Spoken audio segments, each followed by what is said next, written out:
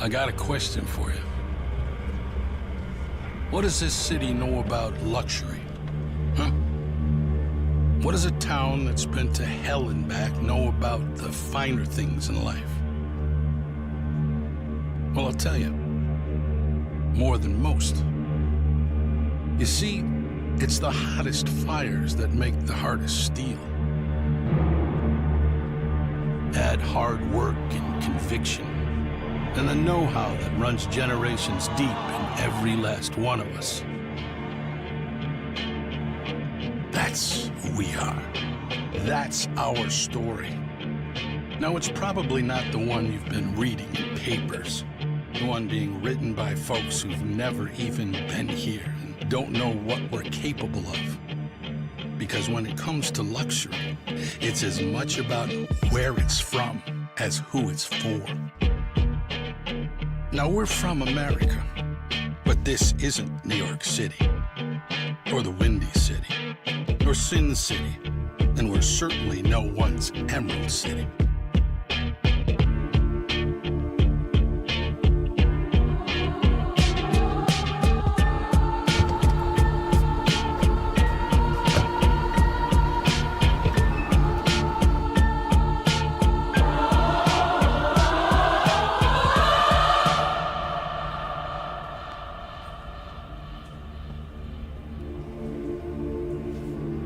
This is the Motor City, and this is what we do.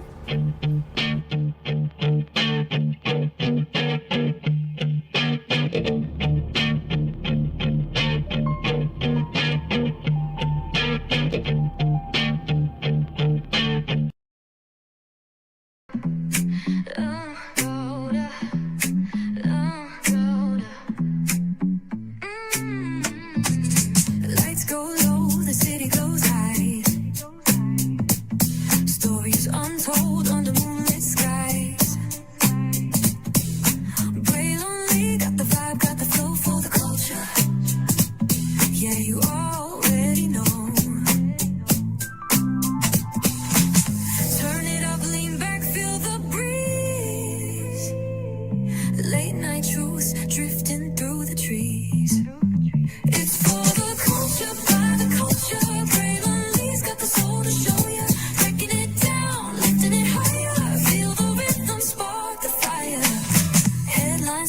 Soulful twist behind the scenes where the magic sits. It's the heartbeat of the now and the then, where the story starts and never ends. Tune in, lean in, feel the groove. Every moment a vibe you can't lose. It's for the culture, by the culture. Braylon got the soul to show you. Breaking it down, lifting it higher. Feel the rhythm, spark the fire.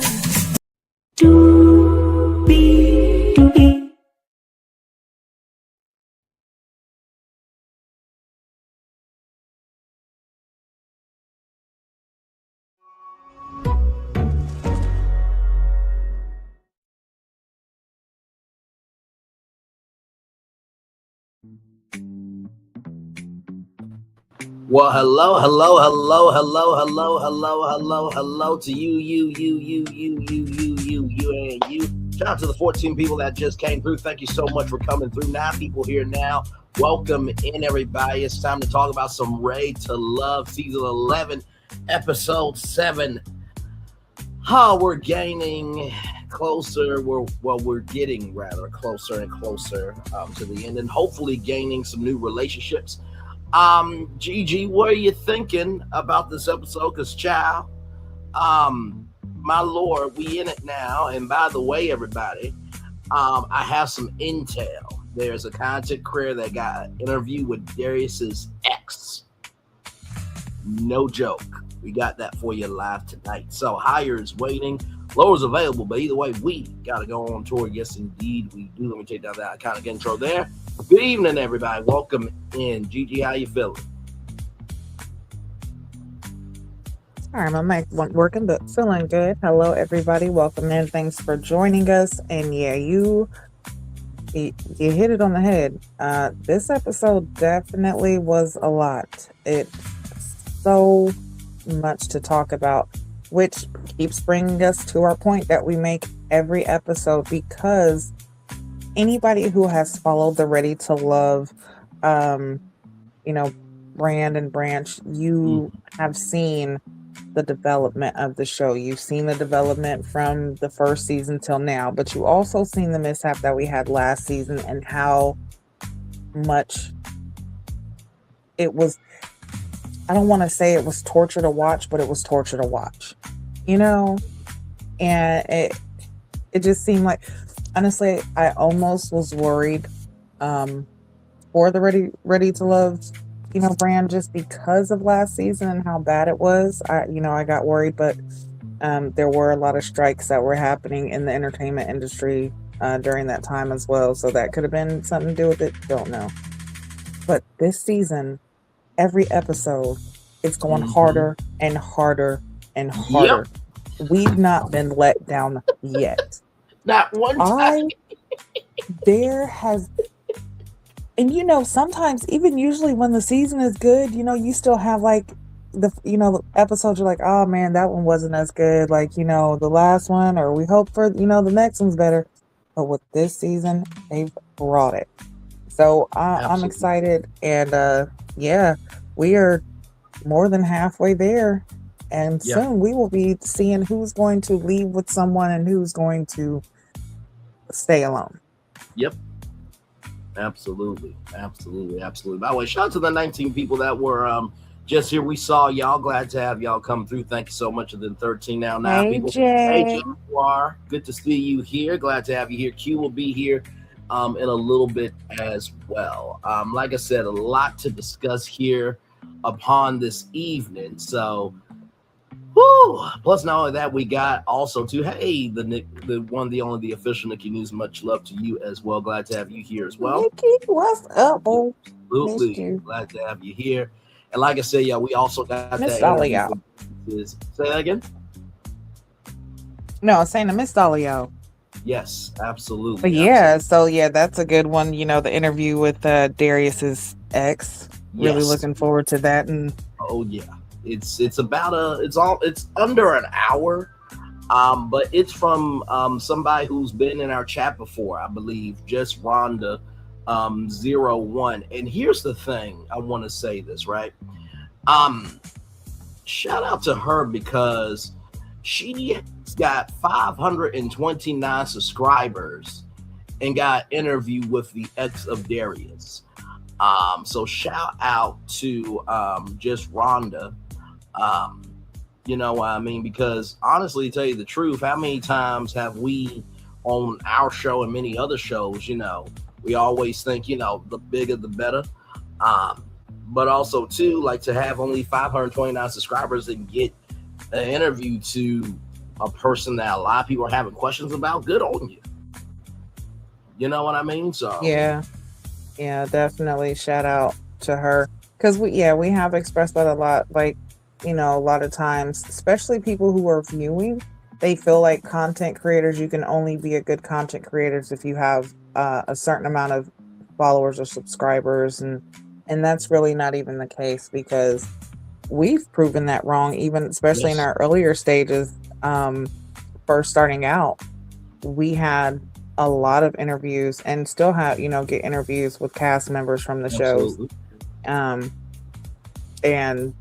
shit, Braylon, I mean, hell, when we first started out, we didn't have, you know, that many subscribers, but we were still getting those interviews, you know what I'm saying? So, you know, it really is all on the person and your talents and how you are able to provide certain information to get that feedback. Absolutely. But yeah, shout out to her. Okay. Because listen, that's what it's about. That's what content creating is about. She created content where there was a need for it.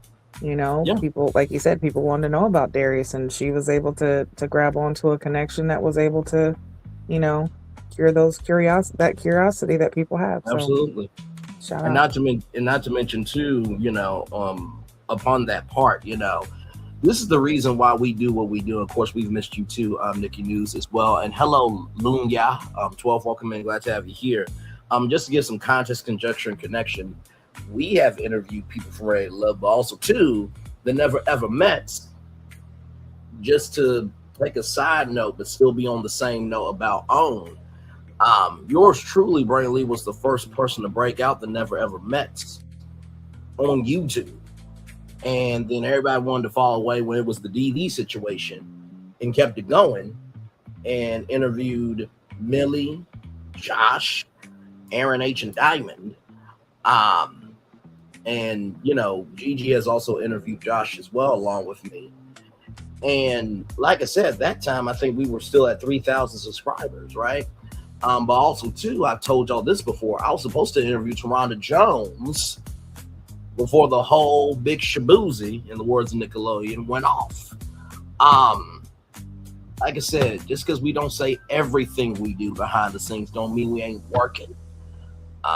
You know what I mean? So, but also, too, you got to be proud of where you are. And Gigi, I wanted to show you this real quick because you've been along for the ride and Nikki News as well.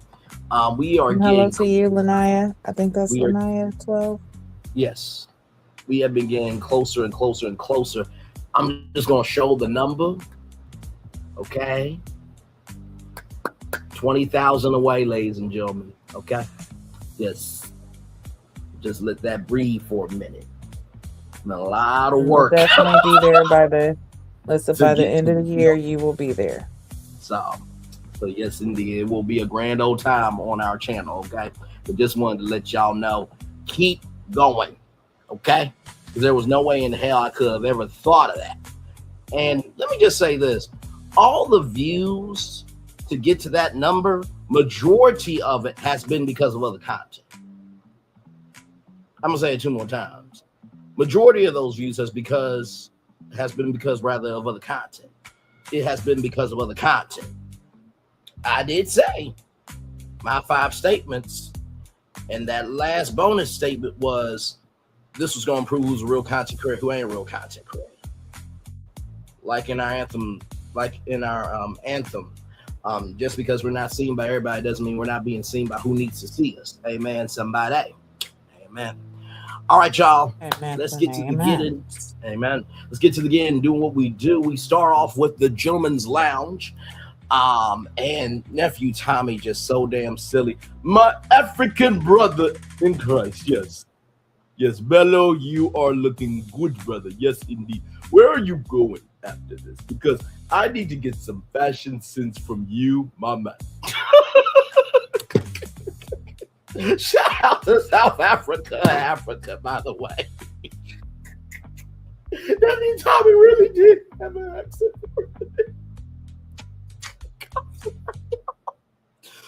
Oh, okay. I got to collect myself. But anyway, so basically, this is the part of the show where we're halfway through. It's time to meet your exes. You got to introduce your past to your potential future, and y'all, they had the get ready, and I'm like, oh, they brought the get ready music. They are throwing down this season. Yes, indeed. So, Gigi, what did you think about this opening of the Gentleman's Lounge and that get ready music? Because that they threw that Pacific music down for sure. And by the way, if you don't know that, get ready. It's been used in many different pieces of media. Yeah, when I heard the intro to it, I was like, okay, this lets me know that we are getting ready for a good start to the show, for one. And yeah, definitely fresh start. Nephew Tommy is a fool, because what did he say? He looked like a Nigerian tangerine? Yes. Listen, that killed me right there. Okay, I was already dead. It just his comment period just it lightened up the energy, but then you could see when he let everybody know, like, hey fellas, it's time that you have to introduce the ladies to your exes. Yes. You can see the air deflate. Mm-hmm. So he set them up to to be happy, to kind of let them down just a little bit. Absolutely. But yeah, great intro. And of course, Nephew Tommy always sets it off in the lounges, so enjoyed that. No, absolutely. And not to mention too, I love how the cast is their own curveball this season. Because Nephew Tommy and Will Packer Lighthearted Entertainment haven't had to add really a lot of curveballs this season. It's been a few, but not really too many. I think we had only two, or maybe only one actually. We had the second chance mixer. I think that was the only curveball of the season so far. Well, if you think about last week, 2 men going home, that was kind of unexpected. And I think there was one more curveball, but I can't think of it just yet. So I think we've had at least two or three so far. Okay, I was thinking it was that type of amount rather, but I love how it hasn't been. Nephew Tommy and Will Packer and Lighthearted Entertainment, by the way, Will Packer Productions and Lighthearted Entertainment are the production companies behind the show tonight, in case you didn't know. They haven't really had to do too much this season. But I think it's because, like you've been saying, like I've been saying, like we've been saying, the quality of this cast and how they have dove into Detroit. I said my description box. This is one of the most premier seasons yet. Like you said at the top of the show, we haven't been disappointed yet. Not one episode. Not one.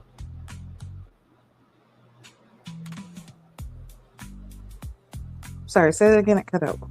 No, I said we haven't been disappointed by any episode. Like you said at the top of the show, they haven't had to really do too much in the way they have dove in Detroit and the way they have allowed this season to breathe emotionally and intellectually. Really is a joy. Yeah, and we say it often that, the cast, like when it comes to the producers and editing, they can only edit what you give them. Yeah. And I feel like this cast this season has given the production team a lot to work with.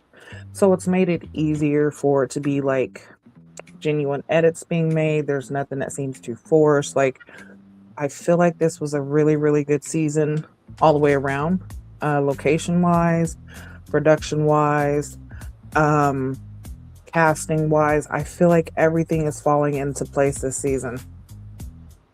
Yeah. No, absolutely. Absolutely. All right, Jaguar, all good, my friend, all good there. So, child, I think Gigi's going to be quite surprised about what I have to say about this person right here. In just a minute, so basically after the get ready music, we meet Carday's ex, whose name is Day. But Day has a night soul, okay? Day has a night soul. Day has a night soul, ladies and gentlemen. So as we can all see here, there is Dominique right here, Cardom right there, Ashanti, and also Channon. And so, not Joy Child. Day, who has a lot of joy about one particular thing that we're about to get to, asked Dominique if she's high maintenance.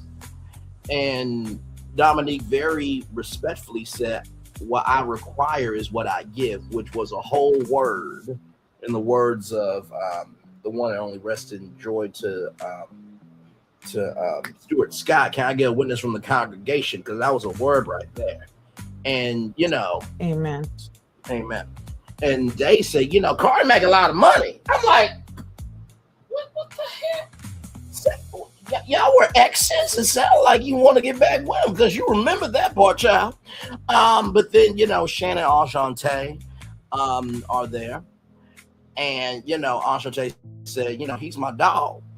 And, they said, well, are you feeling him? Do you have a sexual connection with him? And it was about, let's get it on. And she's a bad mama jamma. And when I need that healing, I want that feeling, rather. I want that sexual healing. Love TKO. I'm coming out, or better yet, they want to know if Carday will come through Ashanti. Yes, all that was said just live, ladies and gentlemen. Let's just roll around along. Ashanti is not here for it. And so afterward, Dominique was number one. Channon was number 2, and Ashanti is number 3. I put in my notes, I see why Day was an X. As a member of the Thickalicious Church of God, Full Gospel Baptist Church, Church of God in Christ Church, Day, you doing too damn much. Like you know, I saw the walk. It was cute, but child, like I like my woman to not only, you know, handle her curves, but handle the curves of her mindset and how she moves, because you just came out like a Cane Corso. You didn't give a fuck about anybody's clothes. You didn't give a fuck about anybody's makeup. You didn't care if anybody was sharp or not. You just lost your rabbit ass mind. And normally I would go for somebody like you. Like, the look was good, the glasses were good, although it kind of, I don't know if this white part looked like the granny glasses where it's like, baby, come over here and tell me what's wrong, because it seems like you ain't all right with yourself. But besides that, if you would just been normal, I might have a little crush on you, but that was a lot. But also too, I gotta recognize, like, you on national TV, and we can tell that you have never been on national TV because you were more extra than necessary. Like, I miss Sahara, and that's a lot for me to say. That's not a win for you, Sahara, but child, you making Sahara look like a saint. Go ahead, GP. Just.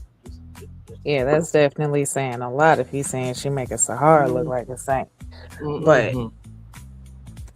But really, so yeah, one, she absolutely was doing too much. Okay, there was a lot that was unnecessary.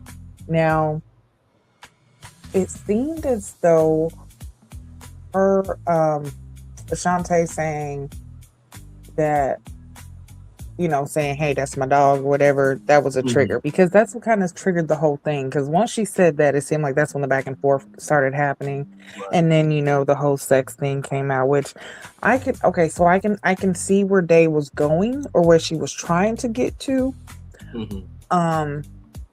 And I can see how it can be uncomfortable. Yeah. But also, let's just be real.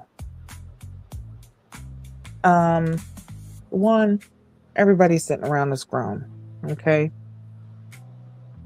You either already have kids or you want kids. Yep. Trust you're old enough to know what sex is. Yep.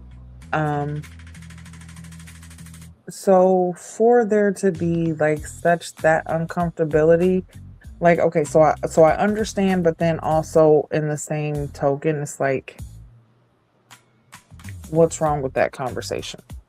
Okay, I understand you might want to do a one-on-one with that person if that's what it's going to be, but I feel like also that's a part of dating, and that's a part of an understanding that should be spoken about, right? Because you want to know, okay, so you can be physically attracted to someone and mentally attracted and things like that, but then if that other attraction's not there, you're wasting time. Right. So a part of getting to know that person is getting to know what they like, or getting to know if you know, you can connect in that sense, you know. So I can see that conversation being important and actually being something that should be talked about. Should it have came up how it did? No. The back and forth, very unnecessary. There was so many other ways that could have came out more respectfully. I mean, love languages is a great opening, you know, to discover things, you know. But yeah, and also, like, that is also another way for the ladies to find out about Corday. You know what I'm saying? Or Cardi, I mean. Like, everybody, I don't know why I keep calling him Corday, but everybody find out about Cardi. You know, like, it's like, okay, well, he's a very sexual man. He likes this, you know, which most men aren't. But as a woman, wouldn't you want to know that? Because if you're not that way, okay, well, I probably shouldn't put myself in a situation to deal with someone like that if you know that that's not how you are. Right. You know, so I could see the conversation being a problem just because of how it was presented. Again, message could have been delivered differently, but the messenger who delivered it is a little bit tacky doing it. You know what I'm saying? So, yeah, I feel like, and then on top of that, they was taking it so, like, I feel like she might still have some interest in him. I don't know. That's But she was taking like things, yeah, she was taking things really, it seemed like a really, really personal, and she was fighting a battle for him that he himself was not even trying to fight. He was like, wait a minute, I did not even know that we was going to war today. right. Why did nobody put this on the agenda? Like, wait a minute. And he's, trying to stand up, trying to say things, trying to, get his words in, and it just was not happening. And I agree with you. I see why she's an ex. Okay, because if this is how it was in the relationship, then yeah. She probably was very overbearing in the relationship. I could see her in a way controlling him to a point to where, like, I don't know, like, he would shut down. You know what I'm saying? It's her way or no way type. I could see it. Yep. But yeah, she definitely turned the situation into something that it shouldn't have been, and did not even need to be, which could have made Cardi look bad. So, her being this ex, like, there's so many different ways that could have went. Yeah, and then with Ashanti, I do kind of get what she meant by what she could have stood up for me a little bit more, but Ashanti, you just saw what we just saw. Like, I'm gonna give Cardi some love, grace, and space up. Like, wait, I just asked you to get to know him. I just, I asked for, just a tennis match back and forth. This is not the U.S. Open. We're just serving back and forth and drinking some cucumber water in between the set, or the sets rather. That's all I wanted. I asked for a casual tennis match, not for fast baseballs at a batting cage. You know what I mean? So I'll just tell you, I give Cardi a little love, great space. Even I'm a talker, but Gigi and Q and Solana, I think everybody else here knows me of. I at least have enough social skills, and I know how to mentally breathe to match the energy of the room. You know what I mean? So I felt for Carla. Yeah, that was definitely troubling. Yeah. Let's say I'm glad that he got out of that situation though, because man. Same. Child, can you imagine if they come back around to Detroit and she a cast member on the next season? No, listen here.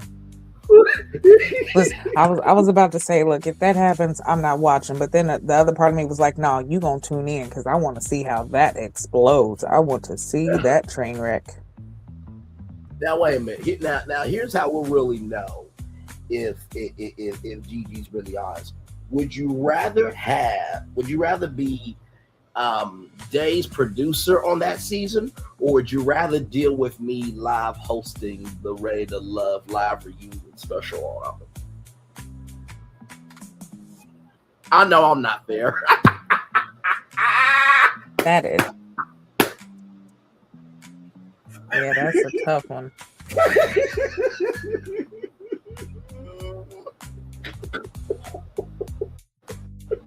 Listen. Listen, okay. You're my brother, okay? Now, but I need my coins. And I would definitely have to produce that season, and I would be there on just early, just looking, just like a fly on the wall, just like this. And then look, and then I'd be calling you up talking about Braylon. No, I know you don't. Shut up. I don't care if you live. Listen, look at this. No, look at this. No, you can't put it on your show right now because we still filming. But look at this. Screen grab it. Screen grab it. No. Just screen grab. Shut up. Just screen grab it. Okay. Jesus. Save it for later on. Okay. Save it for later. And the gag is Just kidding, guys. I wouldn't do that. And listen, the gag is I'm already the reunion host for that season anyway. Right. Oh my god. You know what I love about Gigi? She will keep it honest with you, but she will deliver it with so much love. She's like, listen, I still love you. You know what I mean? And you're gonna be somebody, whether I tell you or not. But I can always come back to you because I actually like you. This person I never got to see again. But I just want to see how deranged this is going to get for my own. Yeah, that because just the energy. Oh my God. The energy that she brought was so over the top, unexpected, and unwarranted that it's like, okay, so listen, I can understand her saying, like, oh, it's like a two-parter. Like, I understand your feelings. Okay, yeah, like that's your dog. Okay, so you friend zoning him. All right, Cardi, you might want to watch out for that. But the back and forth that she was doing was just like, oh my gosh, wait a second. Is this? It is like, what is there something behind this? Like, what are these true feelings? Because the rapid fire was like she was defending. Well, Cardi said that it was his first love, so I don't know if he was her first love, and they still do have some unspoken love or bond there, but yeah, she is. So it puts me in the mindset. She puts me in the mindset of the ex that pretends to still be your friend, Right. but secretly sabotages your relationship because she's still secretly in love with you. So I don't know. Y'all tell me if y'all seen it or not, but that's just what it gives me. Just because, I mean, it was so crazy, just like how it was just like happening. So, you know what I'm saying? The back and forth. Like I said, there are ways that if you wanted that conversation to come out, or if you wanted there to be an understanding of who he was, and you want to get an understanding of the ladies, there's ways to have those conversations maturely.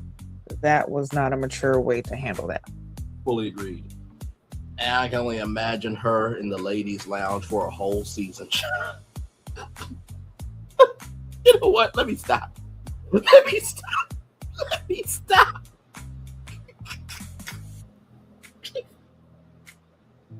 Can you imagine nephew Tommy dealing with Day in the ladies' lounge? Oh my goodness, no. And hold on, let's quick shout out to, was it WSQKH? I didn't know who that was. Yeah, honey. Listen, shout out to you, okay? Shout out to everybody who was in the chat. Shout out to everybody who's here, who was here, who's gone. Shout out to everybody who's in the bushes, who's actually, responding. But we want to know what y'all thought about this. Amen. Cardi X situation. If in a situation like this is what I want to know. In a situation like this, what qualifications do you use to determine which ex you bring? Like, do you is it the last ex you had? Was it the one that you were the most friendliest with? Is it the one that you feel like, is actually going to do justice for you? Like, I really want to know, what do they think when determining which ex to bring? Well, to use the words of a bishop who said, "Close the doors." I want an ex who saw the best in me when everyone else around me can only see the worst in me. And I would hope to think that she could be my witness to understand the totality of who I am, but also saw within the totality that there are moments where I am layered, but I'm also grounded. And that, they could believe that there's an energy of, let me tell you something, this brother is so good. I had an energy of I never would have made it being with him. I'm sorry. It was right. Gigi asked the question, what was I supposed to do? You just thought I was going to give a blasé answer? No, you saw the thumbnail. You know my voice is dim, and you know why you're here. Go ahead, Gigi. See, this is why. This is why, okay? This is why you could only do late night shows, okay? Can't do it during the day when the kids is it. No. Wait, what did I say that was late? Hey, I used two songs of Marvin Sapp and just remixed it in my answer. That's all I did. That could be done in the daytime. It was gospel. It was Christian lyrics, gospel lyrics. And I guess today is the day for it. Yeah, but yeah, some of these exes be having me question, like, why would you bring them? Did you have no other ex? Have you, like, I can understand if you really have been, like, you really don't date much, so you don't have many exes, so that's all you can pick. And I think last season there was a lot of them who was like, I don't even have an ex to bring, so I'm not even bringing an ex, so they didn't even bring me one. Exactly. So that's also something else good, because like I said, last season some of them didn't even follow the assignment. Okay, correct. They are doing their homework this season. They are following the assignment. They are doing it. They are following through with their words. I haven't heard much talk about, I text you, you didn't text me back, and when I did, you just copied and pasted your answer. Like, it seems like these people are actually having real conversations outside of the show. Absolutely. So, yeah, we're already winning. Absolutely. Now, from that scene to this scene here, as it loads up, we have Darius, Nicole, Ashley, and Ashley. No, they're not twin sisters. Okay.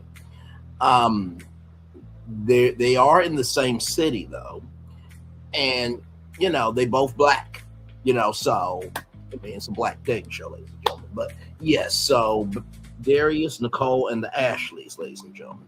So Darius' ex is named Ashley, and so with that being said,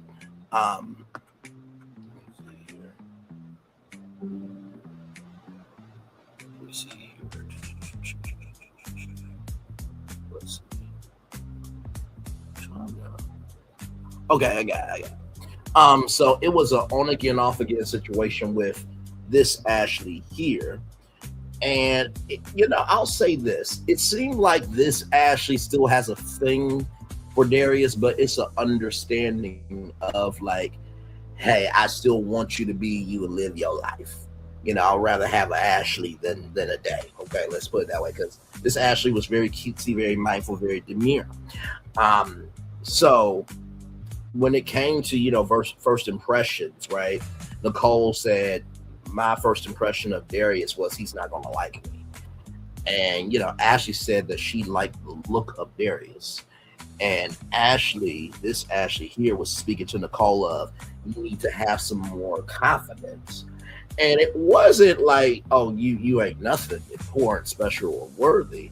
But it was the fact of Ashley could sense that Nicole had some uneasiness to her. And with that being said, as Ashley was leaving out, and this really ought to tell you everything, child, was Ashley got a fox, because during the first mixer, Ashley talked about furs and everything else. And so Ashley, was very surprised by it, but very blessed by it. And there were 2 kisses. And Ashley said that I think Ashley is good personality wise, and with Nicole, I don't know about. So I have to agree. I definitely see more with Ashley and Darius than Nicole and Darius. Not to say that Nicole won't find love, but it just seems like Nicole was great in the beginning, and it's like the process ran her instead of her running the process. What's your take on this? I can agree with that, and I actually think there is a slide of the fox fur that he got for Ashley. Yeah, But right. Yeah, he has definitely shown his like for Ashley from the very beginning. We've seen it from their conversation. They have definitely been locked in. Mm-hmm. So it's not surprising to see them advance and, you know, move forward with getting to know each other. Nicole, on the other hand, seeing her, let me just say, I don't know. Well, no, I'm not going to say I don't know if it's because it was the last, but I was actually surprised to see her go on so many dates as top interest. Right. Like for Darius, I was kind of surprised to see that, and I was surprised to see it for Devon.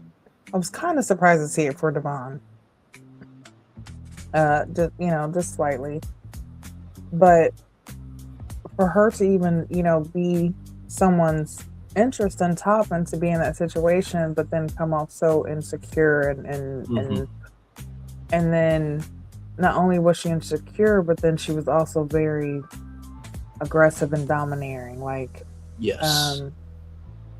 So it was very shocking to see that behavior in her. But again, sometimes a person can either make you feel secure, they can make you feel insecure, regardless of if that's your internal self or not. Once you find that right person, they know how to balance out all of those insecurities and feelings that you have. So I do feel like her person is just not there. But yeah, Darius definitely is showing interest in Ashley. It did kind of seem like there might have been something still with his ex Ashley, and for Nicole to ask like, hey, y'all on and off, can y'all off right now, but are y'all gonna be on again later? It seems like there could be a possibility of that happening. Can't wait to see what this interview happens, so we're gonna try to speed through this, so that we can see this interview. But yeah, I feel like there could still be something possibly with his ex. But at least it was more. But at least it was more in a respectful fashion. Right. Right, and maybe at that point, and like you said, maybe they have gotten to the point to where, hey, they could still have feelings, or one could still have feelings, but understand that this isn't going to work out, and it's not what either of us need. So, it is best that we move on at this point. Yeah. Absolutely. But yeah, I definitely want to still see what happens with Ashley and Darius. Absolutely, for sure. So then we have Belo here. And I have to tell you something.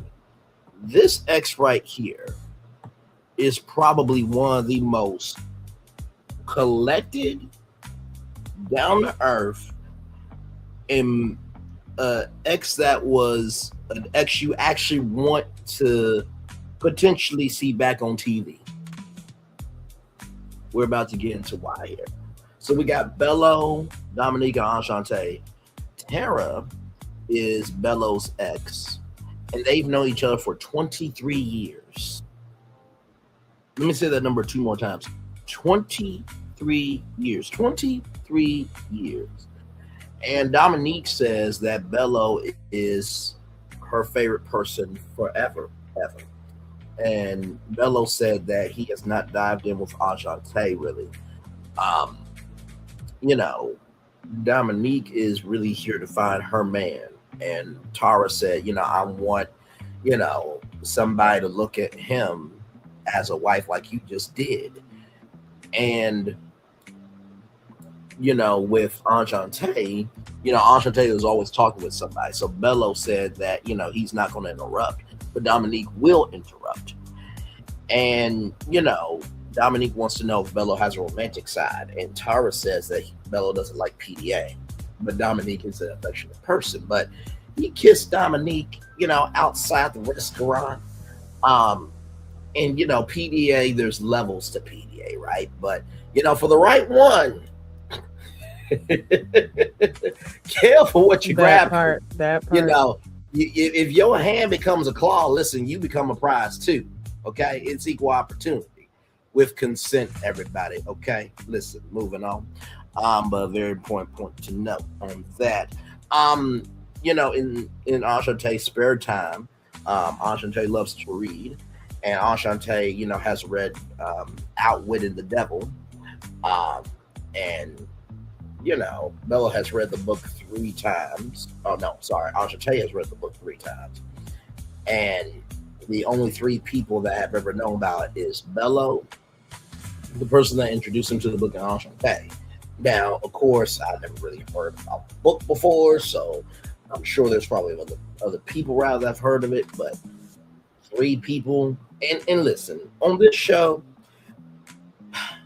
how I always say one of my biggest business principles is take the inch and make it a mile. In order for that inch to be a mile, it has to be rooted in reality. Okay. I believe that on this show, inches need to be on reserve until you see enough inches in terms of agreements and alignments, and then lock in to make that a mile. Tara said that, I like you and Dominique, but Ashante is willing to, grow and, explore that.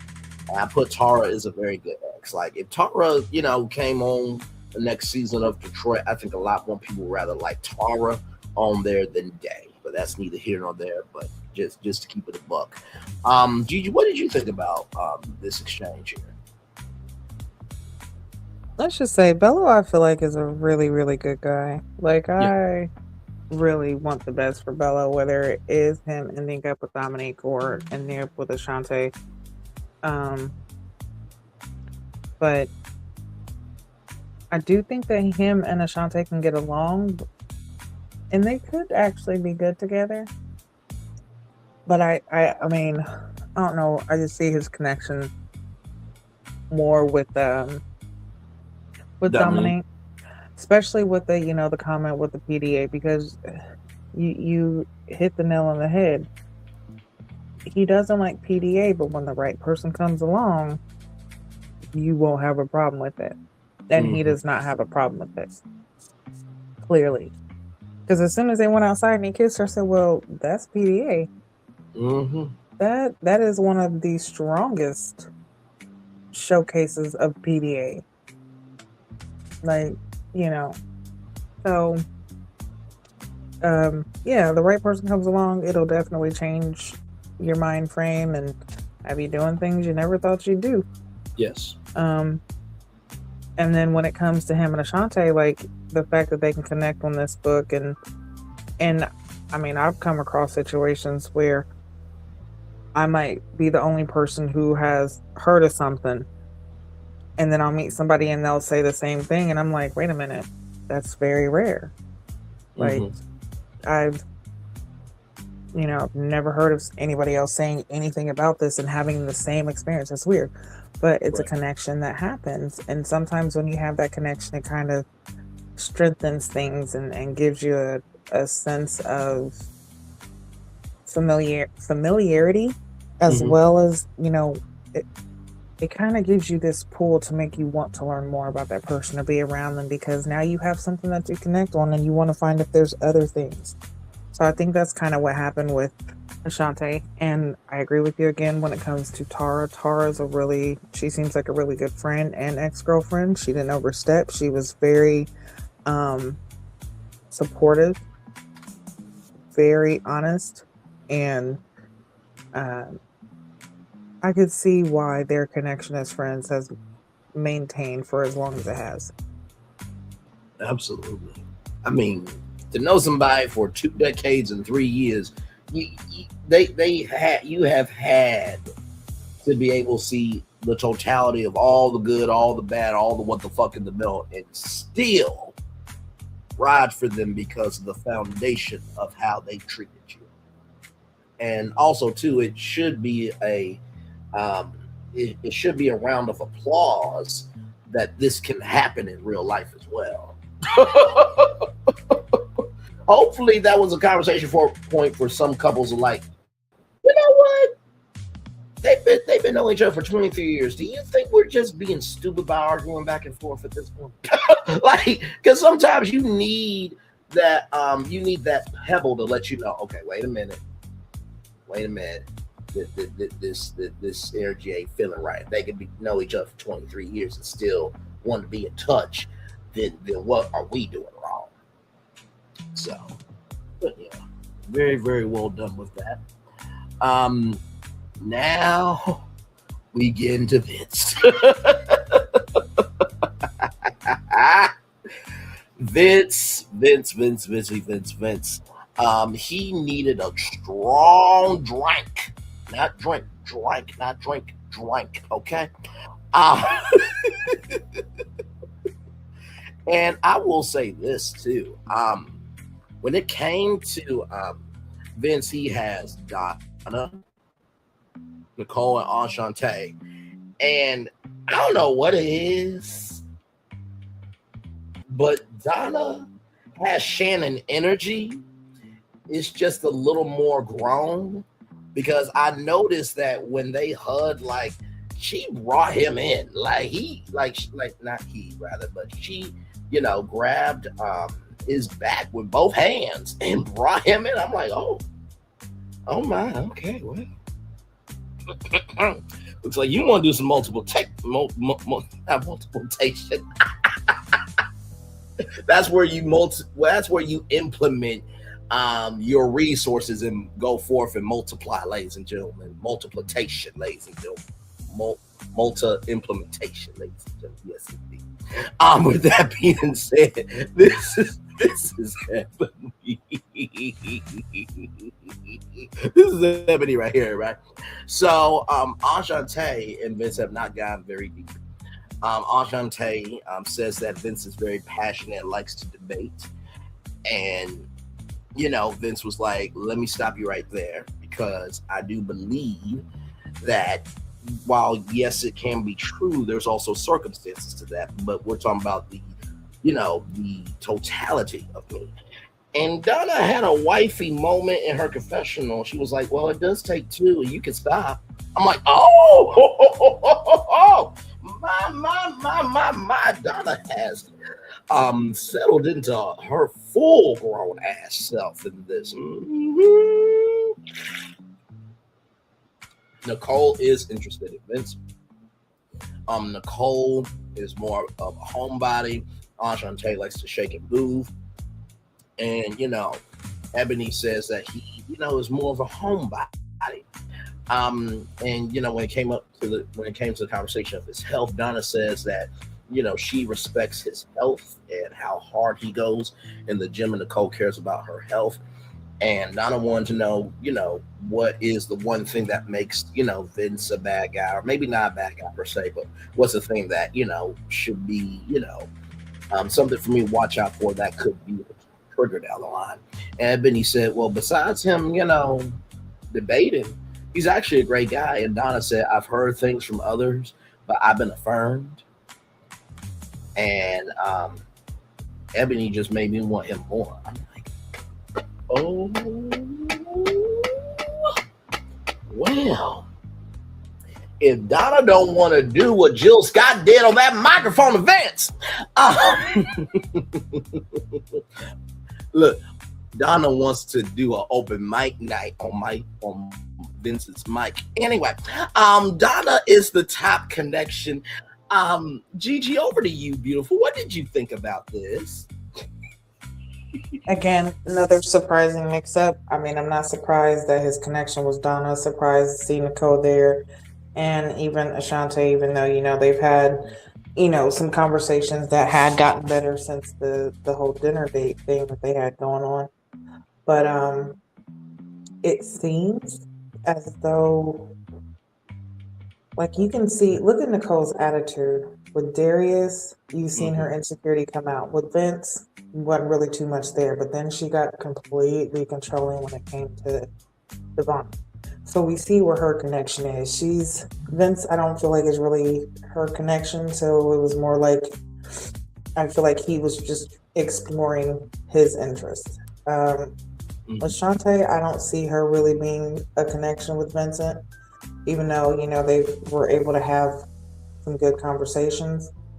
But yeah, Donna speaking up in her confessional, her speaking up even there at the table and expressing her concern for him and it not, being about her. It was more so about him, what she likes about him.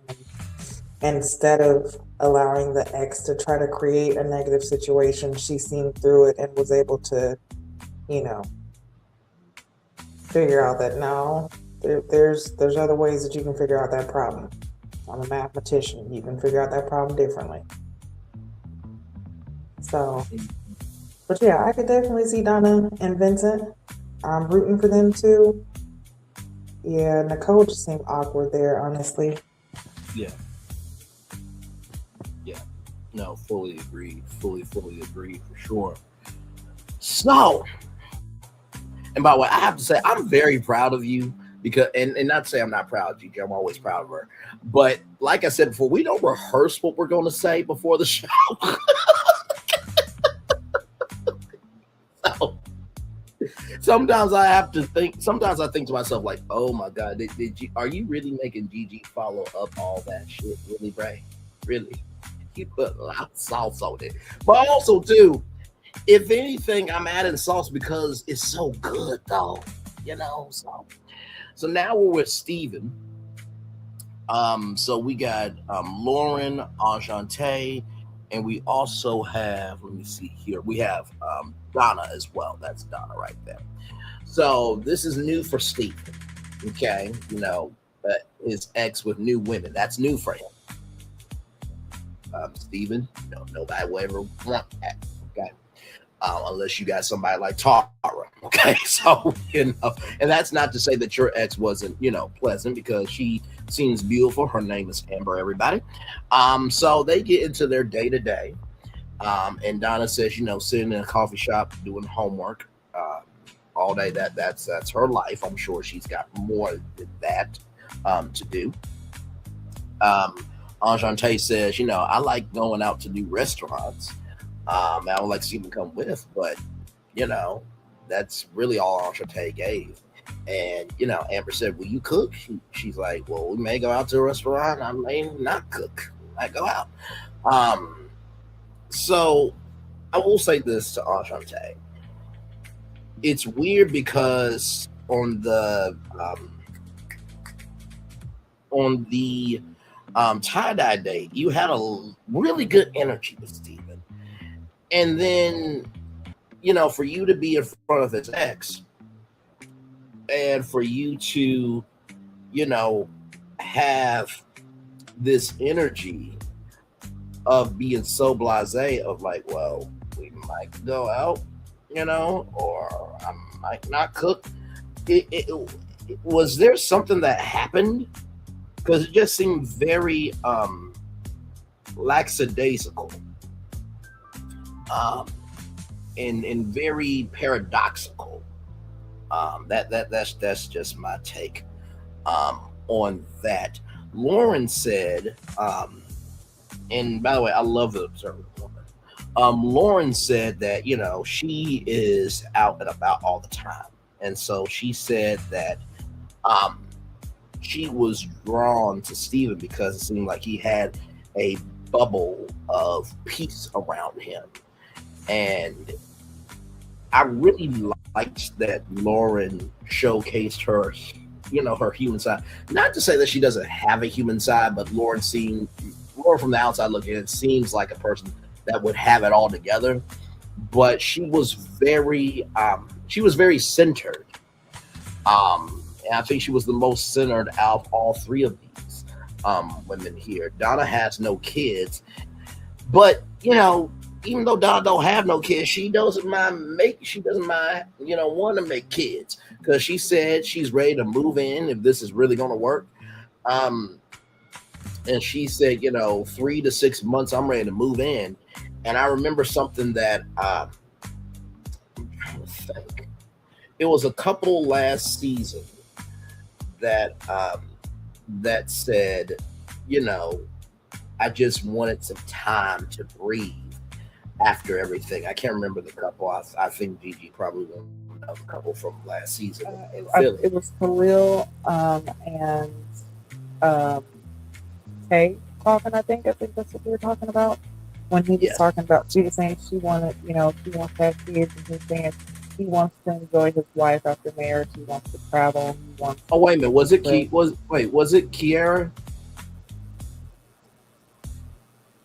I thought it was him and Tay that was talking. Okay.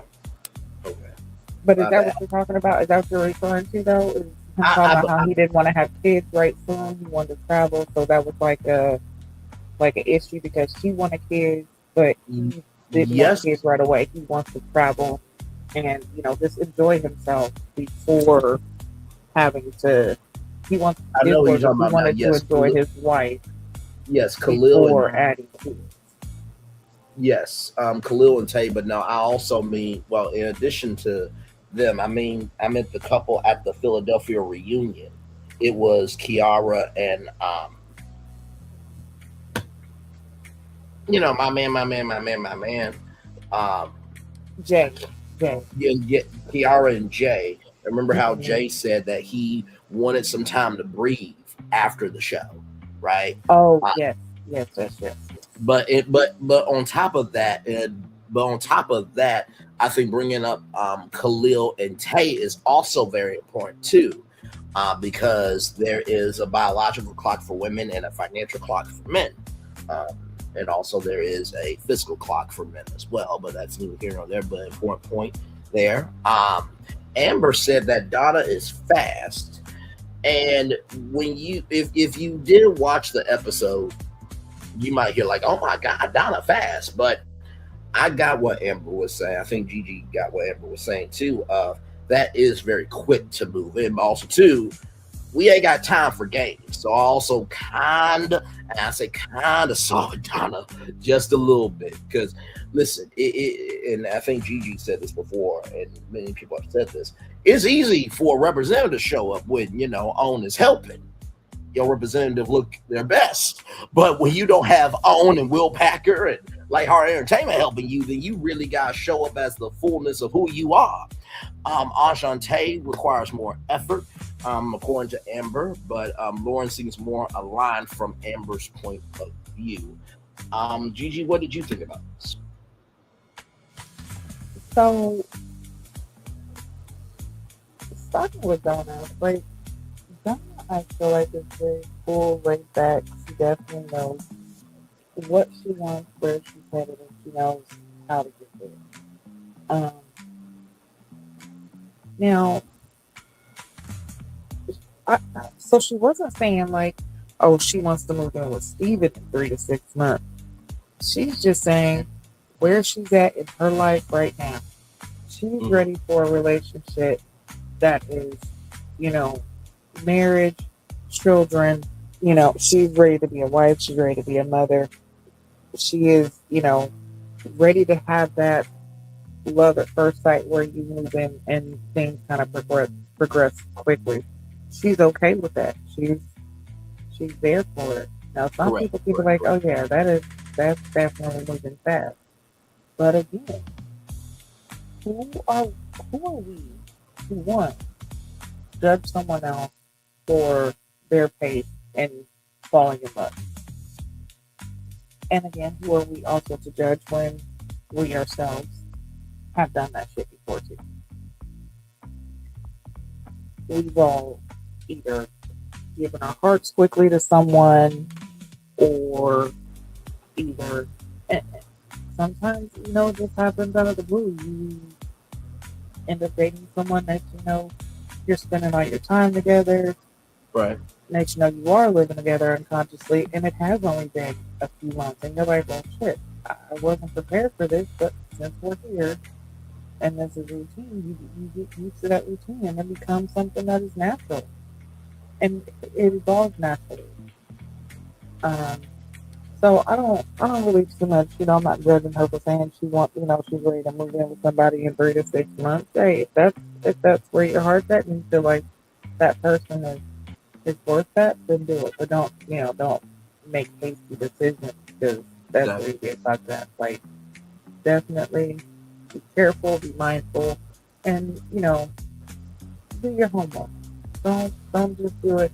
You know, if you're homeless and you need a place to stay, mm, all right, understandable. Okay, but I'm not saying Donna is. Don't think she's one of those people. You know what I'm saying? Like, circumstances call for different things at different times, so we really can't judge it. But I feel like she's more so saying, like you said, especially with women, we have that spot that is just ticking, okay?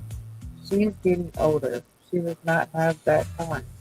So she is ready to move forward with her life where it is going to lead to the future outcome that she's wanting, which is marriage and children. And whatever pace that happens in, she's ready for it. That's all she's saying. I feel like she's ready to move at the pace of love because she is ready for that. Yep. Ashanti is a very cool person. I really love the vibe that her and Susan had on their tie-dye date. It did seem like, they are alive. And I could see them being together. I could actually see them developing something. I could see them going on these little cute little dates together. But I could also see him sitting at home chilling with Lauren. Yeah.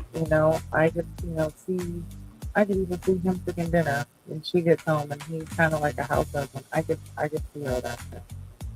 Right. So, yeah, for me, I would definitely say, yeah, Lauren would be 1, Donna 2, and then Ashanti. Yeah. No, fully agreed. Fully agreed. And, what I'm loving about this season is it's such a range to this thing where you really can take away something from everybody.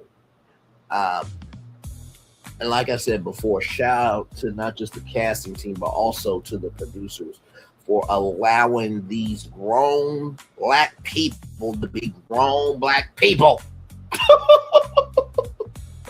Because I think people really don't get how important rhythm and tempo in a reality show is. I remember when Heart and Hustle Houston first got started, and some people really did like the tempo and the rhythm of Heart Hustle Houston because it started out slow.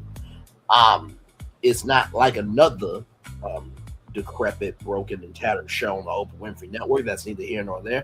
But the point is that show is very fast. But also, too, in the same token that show is fast, it's also disjointed. So I think we have grown up in the world reality TV to have it now here and ready, where we don't know how to take in. Oh wait, that was a real conversation. Oh my God! Whoa, hold on a second. Wait a minute. I'm feeling a way about this, and I don't think we know how to actually chew on what we're asking for. Gigi, what do you think about that?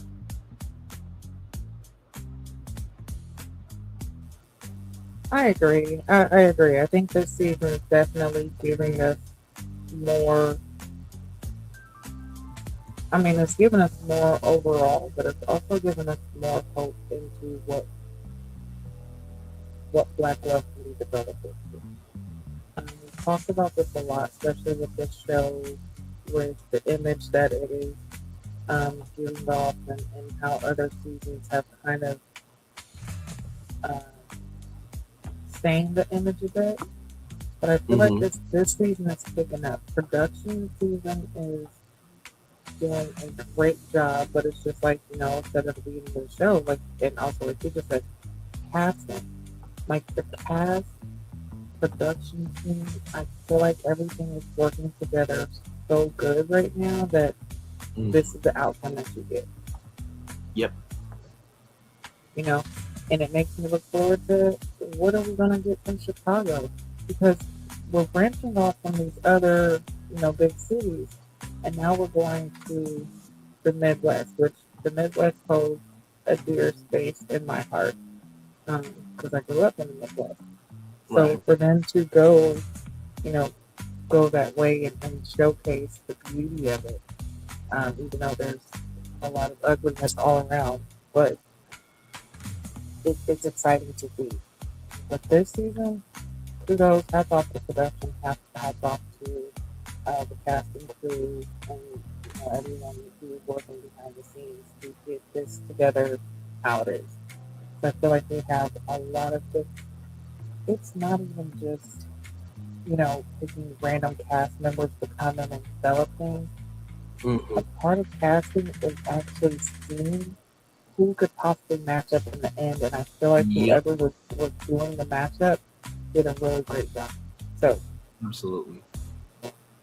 No, absolutely. Whoever is on the team for this season, keep them for the rest of. No, go ahead. Oh, I'm sorry. Just thinking, maybe. Oh no, absolutely. Whoever's on this team, keep them on this team for the rest of the season.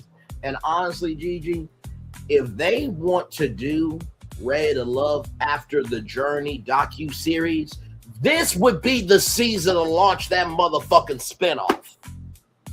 It really would. I would love to follow that series, for real. Yeah, because was it this season or last season that they started doing this diary cam? Because I don't. Maybe they did it in the previous seasons before we started doing the channel, but I can't recall them having diary cam. No, neither can I.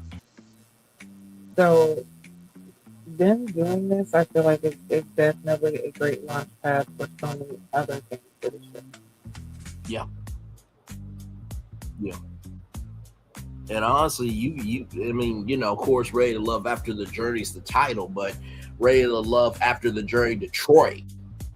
And believe me, I would, and Gigi knows this, when I review a show, I have to find out three things about it. What's the show about? What can I relate to? And finally, what my audience can relate to. And if I feel on any one of those pulses, if I can find the soul of the show, or if I can see what my audience can see what the soul of the show is, and I can hold on to that, invest in that, and stump the yard with that, I'll review it all the way through. So if y'all actually listen, we've been giving a lot of game. Gave y'all a whole Ready to Love plan to child Gigi, I'm gonna leave this. But I was in ChatGPT. I made a Ready to Love con. ChatGPT gave me the whole rundown. Do you hear me? Y'all could really set off this multiverse this season. And if y'all really do Ready to Love After the Journey Detroit with this cast, I will genuinely review it. I know Gigi and I will definitely review it, Q as well, Islam. But if y'all did that spinoff this season, I will review it. We will review it without question. And I'm not just saying this just content on my channel and our channel, because we always do content regardless. But sincerely, this is the cast to do it with. Go ahead, Gigi.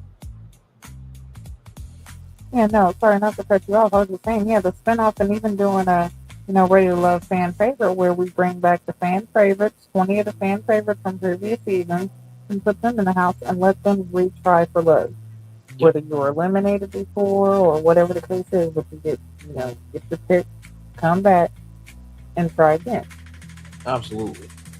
And even doing, and we talked about this, having like a casting special where, the fans get to interview, get to see different casting tapes, and you get to pick on who ends up on the show.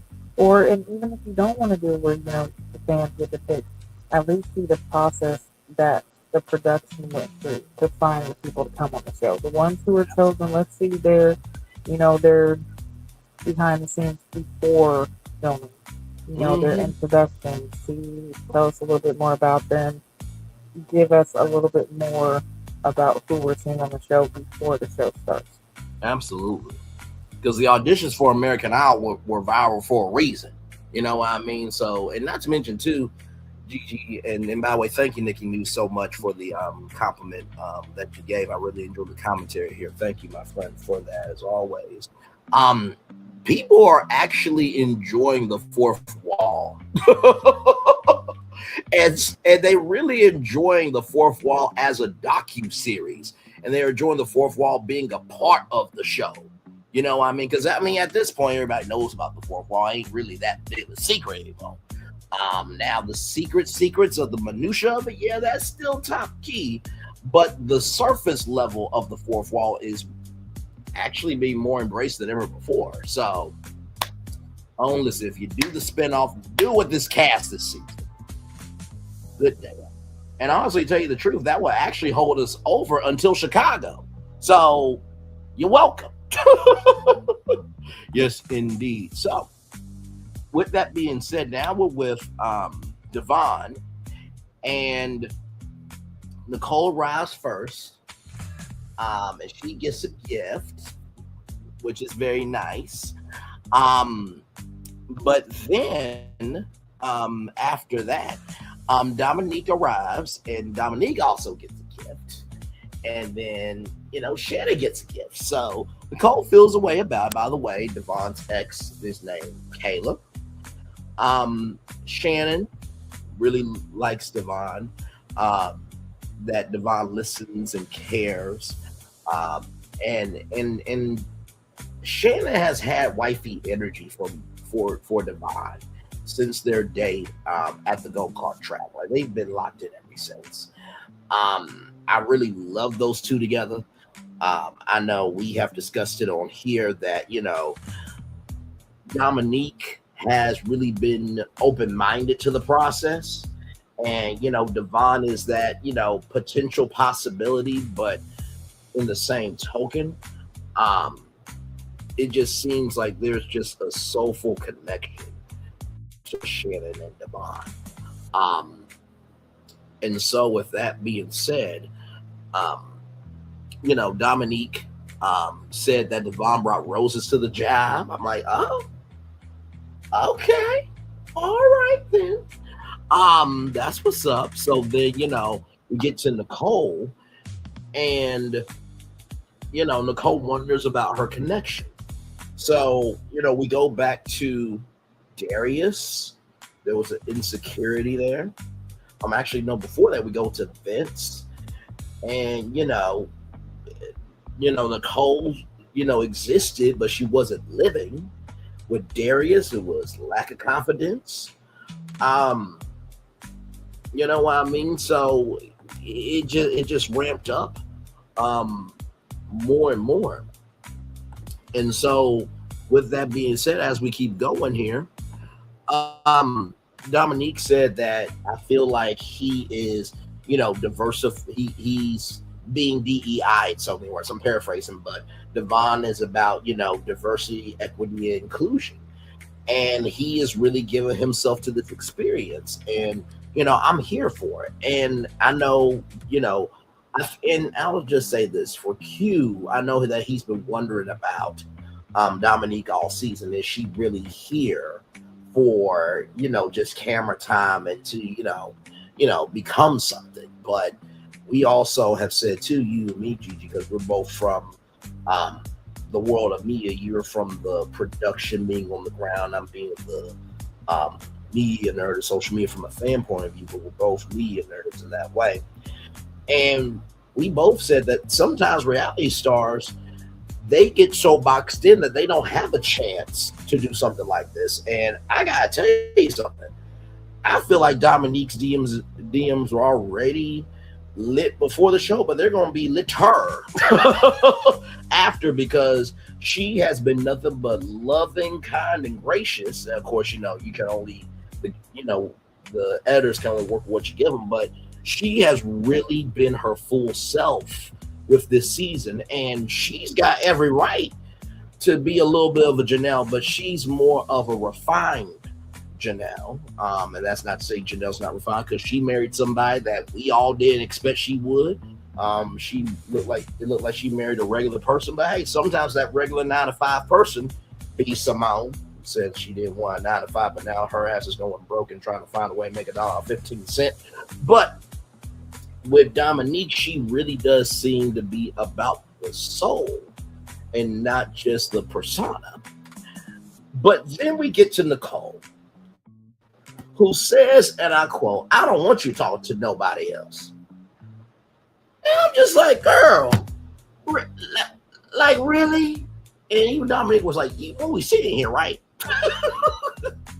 And she had kind of a Jerry voice from Tom and Jerry, but I say that in the most cutest way possible.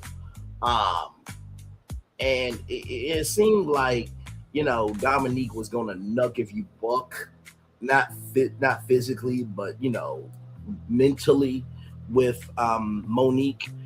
And after all that, Kayla said that Channon is the top of her choice for Kayla. No word on Dominique, but I will say this: I think that Kayla probably had more good things to say about Dominique than Nicole. With all that being said, Gigi, what's your take on this?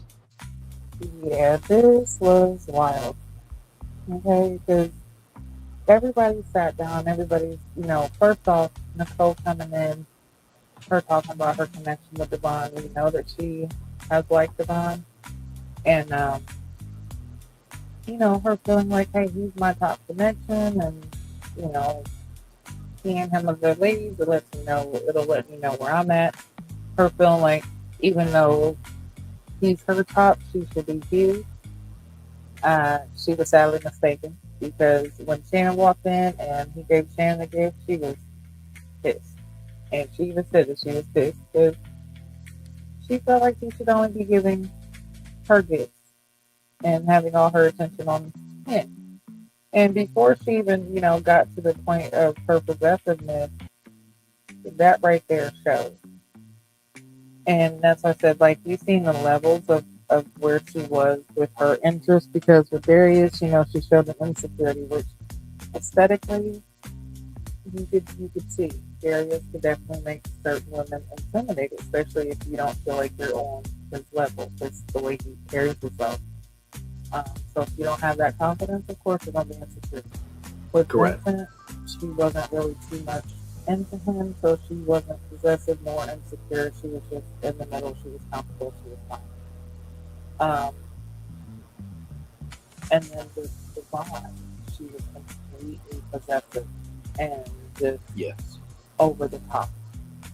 And it was almost scary over the top, just because, when talking and Dominique expressing how Devon sent her pretty flowers because she knows that that's what she really likes, and you seen that jealousy on her face. And then also when Dominique was expressing how she really likes the fact that he is embracing the process and he is making his rounds to other women and trying to, put himself out there. She really accepts that tone shift, and Nicole was doing that. Yeah, I was like, oh. Yeah. She's being so nice and sweet, but then that right there, I hate when she aggressively said, I hate seeing you talk to other women. I was like, oh my. Yeah. Okay. I don't like it. Okay. Yeah. No. She would be the type that would show up at the hospital, because your grandma just, you know what I'm saying? And then she accused you talking about how you got a sugar mama. You're like, no, this is my grandma. Mm-hmm. You know what I'm saying? It's like, oh my God, wait a minute, calm down. But then Channon just sitting there, and Channon was shocked too, but she's sitting there cool, calm, like, because, her connection with Devon is definitely very strong.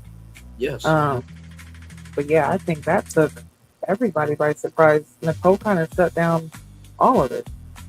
Oh, absolutely. And not to mention too, like you said, with Channon, and this is the thing that I really do love about people who are whole, and that's a statement that I've heard in dating here recently, is I want you to come together whole, right? I love the fact that you beautifully stated this, gorgeous. Channon heard what Dominique said in full and had no response, but respected Dominique. And I feel like Dominique is that homegirl that, Dominique will hang out with Channon and Channon will hang out with Dominique. Oh, yeah, and there would not be any jealousy or animosity. Like, I feel like they could both live in their own selves comfortably and not feel like one has to overshadow the other. But with Nicole, that would not be the case. No, not at all. And not to mention, too, Dominique really seems like she really will love just about anybody as long as you come to her correct. Like, and it's wonderful that we also have, and I know we talked about this in the beginning, or at least I kind of hold it. At the beginning, they were talking about their careers and wanted to get to know the layers of them. But Dominique would hang out with Channon and would be so interested in dilation and, how you go about that. She'll be curious about Darius and be curious about Devon. And she's just open to good people being good people. And to find somebody like that as a friend or a lover is a rarity. Have you seen the world today? We're almost done with 2025, ladies and gentlemen.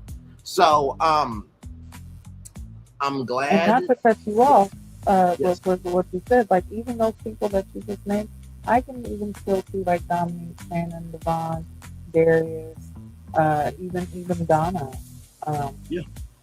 I could see them all being a group of friends and still hanging out, and even Belo. Like, I could still see all of them hanging out, being cool, no jealousy, no animosity, just laughing, just kicking it, not having, like, impure intentions. And you know what? I even just want to say them, all of them. I could see them having, no issues being around each other outside of the camp. Absolutely. But again, Nicole's attitude showcases jealousy. And I feel like she would be the one that would have a problem, because if she is around, if there's a group setting and there's a group of girls and there's a group of guys, and she spots a guy that she likes, but that guy is not giving her attention and he's giving attention to other women, she's going to be jealous. Absolutely. And it's going to cause a problem. Like, I don't see her being able to be in a city where she's comfortable like that. Absolutely. Without question. So we get to the gentleman's lounge here. And with the gentleman's lounge, the positive vibes. For Belo, Dominique is still his top. But Ashanti moved up. Channon is, Devon's top, but then Dominique, and Belo had such a confused look on his face. And I'm like, first of all, bruh, your smoothness and Devon's smoothness, they're on different sides of the coin. But bruh, like, you're not the only one in the room. And I think Gigi, you said this, if I'm not mistaken, correct me if I'm wrong, gorgeous, but you said, although there's an intensity to Belo and Dominique, Devon does seem like kind of a, slow burn, kind of like a home feel. You know what I mean? Yeah. Let me know if I'm off with that, but I just kind of got confused, and when Belo did that, I'm like, it goes into that need and want factor. Belo might be who she wants, but Devon could possibly be who she wants. Absolutely. So I just that just kind of threw me off. I'm like, bro, you're not the But yeah, only that one. face was saying a lot, wasn't it? Yes, yes, it was. I'm like, dude, that's my wife. He didn't say that, but his face looked like, bro, what? Why did you say my wife's name? It's like, bro. But let's be fair, because what was it at the mixer at the '70s mixer when the other guys had mentioned Dominique's name as their top? I think Cardi Mm-hmm. and Devon. He had that same expression.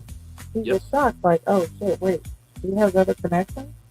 Well, she's my Mm-hmm. only connection. I don't have other connections," and I feel like that kind of triggered him into, okay, let me get to know Ashanti more. And that's Mm-hmm. why he's trying to move forward, because he is also seeing that, hey, Dominique is popular, okay? She has brains, beauty, and personality. You know, you really, you're winning.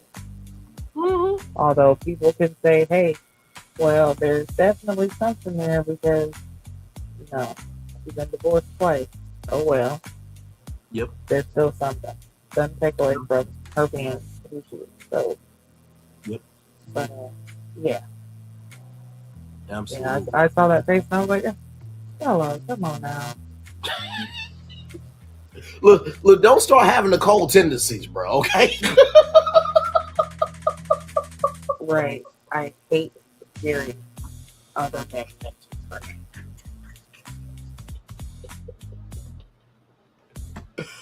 Oh my lord. Yeah, So 'cause then yeah, that go was ahead. the stare I was saying, no, that was the stare he gave. Like, he channeled Nicole's inner possessiveness.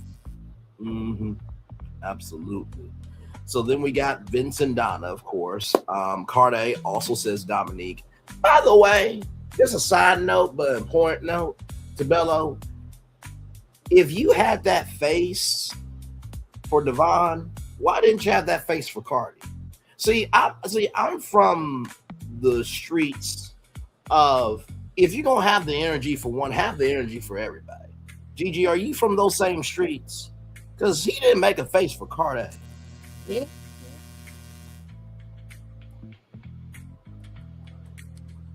Unless we just didn't see that face, but yeah.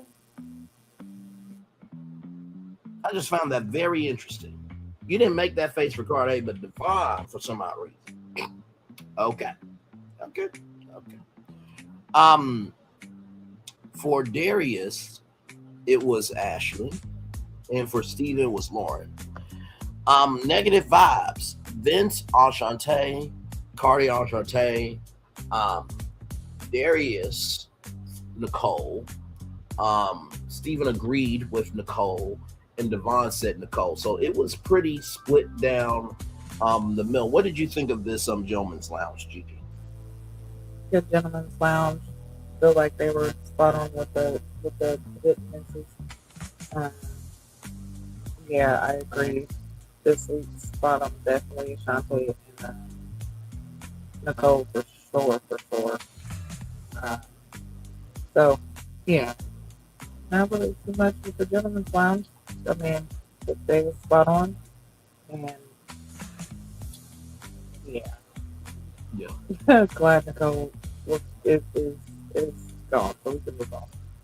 Yes, indeed. So, with that being said, Belo and Ashanti are at this place, and I have seen this system before. It's actually kind of cool. So, if you ever been to Frizzoli's, they give you this little beeper, and I'm sure they have this out basically at every restaurant. Well, not at every restaurant, but most restaurants, usually the sit-down restaurants, you'll get this little buzzer. So you'll put in your order, they'll give you a buzzer with your number on it, and then when it bzzz, that lets you know that your food is coming, right? But this was a little bit different where it was a tap band. So you just go up to the bar and you tap it and you can get a drink. Now, for those of you who are behind the 8 ball, what you're thinking, you can't just tap it and it's just a limited beer. It's not like that, okay? So I'm sorry. I know, based on where we live, we have $1.15 energy where we just do what we can, but no, that's not that. Okay, this is not a 7-Eleven where you just twist the slurp machine and just open up the mouth and it ain't that. Okay. So with that being said, Belo is attentive and got some hot sauce for the tofu. Didn't have a flavor. It pulled up the table, and of course the concerns of you're giving homie vibes and this, that, and the third. And we learned that Ashanti is staying. Belo wants to explore more, and he wants to close the gap in their communication and in the gap in their closeness. They even pulled in Ashanti. Ashanti pulled in as well. What did you think about this? Because I feel like what you said was so on point, gorgeous. Of Belo seems to be interested in Ashanti because now he's like, oh crap, okay. It's almost like after you've drunk that Slurpee that you thought was unlimited, and it gets to your brain. It's like, yeah, okay, maybe I can go lie down for a minute. Because this has got to be. I feel like the Slurpee has gone to Belo, and he's like, you know what? Let me just drink some water. And Ashanti is the water. The Slurpee, and this is a metaphor, everybody, so calm down. So the Slurpee is Dominique of like, she's sweet, she's refreshing, you want more of her. But Ashanti is that like cool, calm water, because the Slurpee is getting too much. And also too, the Slurpee also wants to taste other flavors.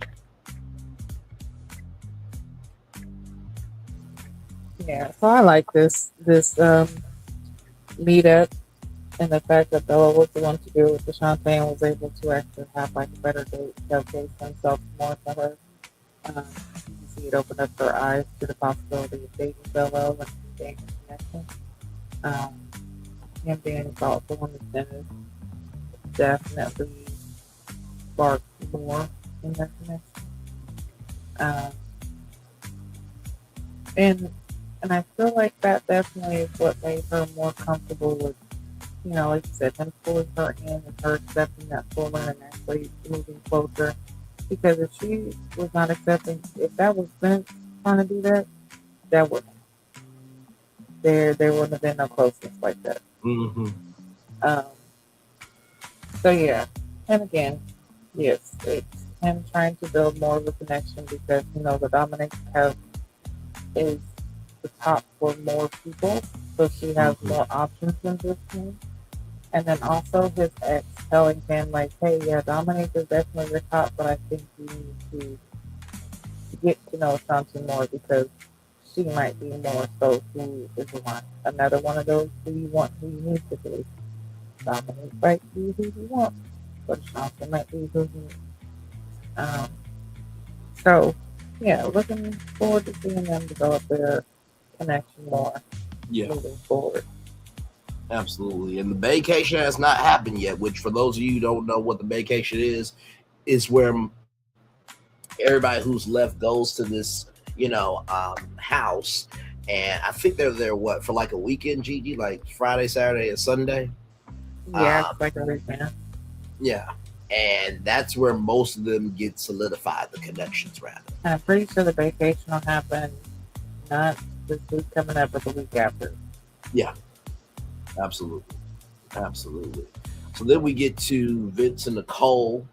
It's good to see each other. Insecurities were brought up. And, Vince was like, that's a huge thing of, if somebody talks to somebody, they feel like they're walking on eggshells. And Nicole said, you can do it, but I don't like it. And Nicole is eliminated.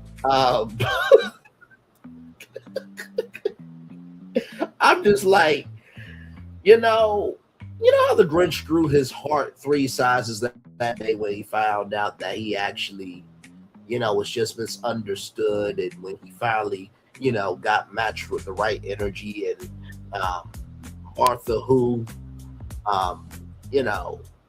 the one that he wanted the whole time. She could see past the Grinch, and he got everything he wanted. We were all happy for him. It seemed like Nicole's heart shrank 3 sizes this episode. I mean, it started off really rough in the beginning. Well, not really, really rough, but it started to be rough. Then the heart shrunk more, and then it just was in a black void at the end of this. Gigi, what did you think of Vince and Nicole's meeting?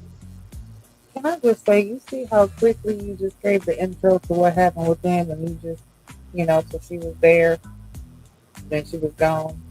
Into that. That's exactly how Vince said when it came to their conversation. He got straight to the point. Yep. He was not there. Listen, I don't even think he ordered food. He had a drink. He was like, look, okay. I don't know what this wine guys, is, but I'm gonna drink it.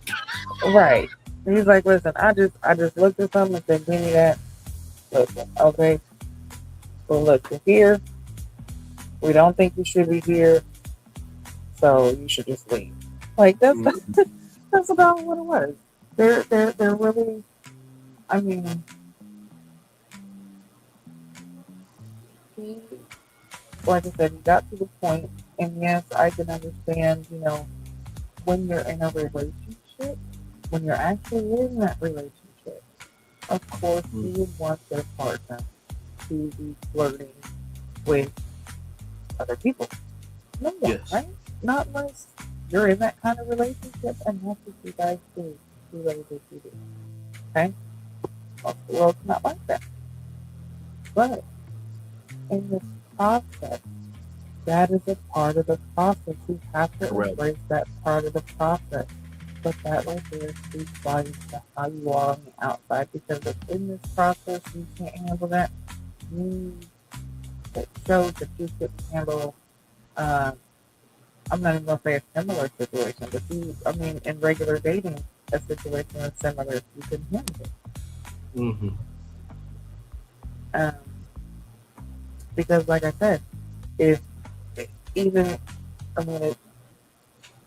from what I gather, it just seems like if she was just in a regular group setting with a group of guys and a group of girls, and the same situation was happening, not even like a dating situation, but just a gathering with a group of people, and she's seen someone she liked, but that person was talking to other women and not really, talking to her or giving her the attention she wanted, I feel like she would have that same attitude. Correct. So, yeah, like I said, understandable in a relationship, you don't want that, but in this process, you have to have that. And so you have to be open and accepting of that, the best thing to do for you to leave this process and work on those insecurities that you have, and being able to find someone who's willing to go through the process of dating with you so that they'll help you work through those insecurities. That's it. So definitely wish her the best. Yeah. I think if she gets those insecurities under control, she's actually a pretty decent person. Yeah, just work on those, and I feel like once you work on those, it'll bring out more in her personality, because I feel like that was an issue too. She did not have that much of a personality, and that could have been because of those insecurities were kind of holding her back from being her full self. So, yeah. Absolutely. Work those out, and I feel like, everyone's person of love is out there. It's just a matter of finding them. You just gotta find them. You gotta find them. When it happens, everything will come into place. Absolutely. Absolutely indeed. So for the preview, the gentlemen have introduced their ladies to their exes, and now it's best friend time. Sometimes best friends are tough. That part. Sometimes best friends are tougher than the family. So we got Ashley and Darius, and then we get to see a Ray to Love alumni, Gigi Mercedes, who's been through the process before, and Devon says that he has 4 connections, and that's 4 out of 6, and Shannon's got a problem with it. We have to see how that plays out, but I have a feeling that Channon is territorial, not like Nicole, but I think she's territorial because of the work that they've done off camera. And it's like, okay, listen, you got 4 connections. Okay, we need to see where we are. And I feel like because Channon and Devon have had that connection, he has the right to be at least a little bit territorial there. And then we're with Vince and Lauren, who the height conversation comes up of, are you actually 6'2", or did the doctor say 5.5 or 5'9.5"? And then we got Devon, Dominique, and Dominique was in her full grown ass energy of like, I need you to show up for me like I want to show up for you. What did you think of that preview? I'm like, child, this is one of the best. Yeah, it's definitely going to be a good one. Can I just say that Channon and Mercedes look like they could be sisters? Sounds like Say that one more time. I said, was it me or did it look like Channon and Mercedes could be sisters? Mm-hmm. It was Channon and Mercedes that are friends, right? Yes. Okay, yeah. They look so much alike. I was like, oh gosh, no wonder why y'all best friends. Mm-hmm. And yeah, I thought it was hilarious. So did the doctor say you were 6'2" and you really about 11? Like, what is that? Like, and it's so funny, and I'm actually going to say it a little bit quieter because me and my husband had this conversation, and it was just so funny how that went. So it's kind of like a little bit of it. So yeah. But yeah, I thought that was hilarious. And then what was the last one? Devon and Dominique. Oh yeah. I can't remember what Ashley and Darius talked about. But it seemed to just pass by, I guess. Yeah, I don't really. We'll just have to wait and see what happened with that. And when it comes to like, Devon and his full connection, it's like, yeah, by now in this process, but again, you would think like, yeah, by now you would dwindle those down, but by now this is a time when you're figuring out who you really have a connection with. Mm-hmm. So I guess at this point, yeah, him having 4 connections is kind of normal. He's figuring things out at this point. But yeah, now this is the time to really start honing in on what's happening and Right. where you want to be in this process. And then, yeah, the rest of, I'm just ready to see what happens. I look forward to the episode. When I see the previews, I just look forward to seeing what happens because I already know it's going to be something good. There's going to be some type of, I feel like there's going to be some type of bomb that drops. But yeah, I'm looking forward to next week. Absolutely. All right, y'all.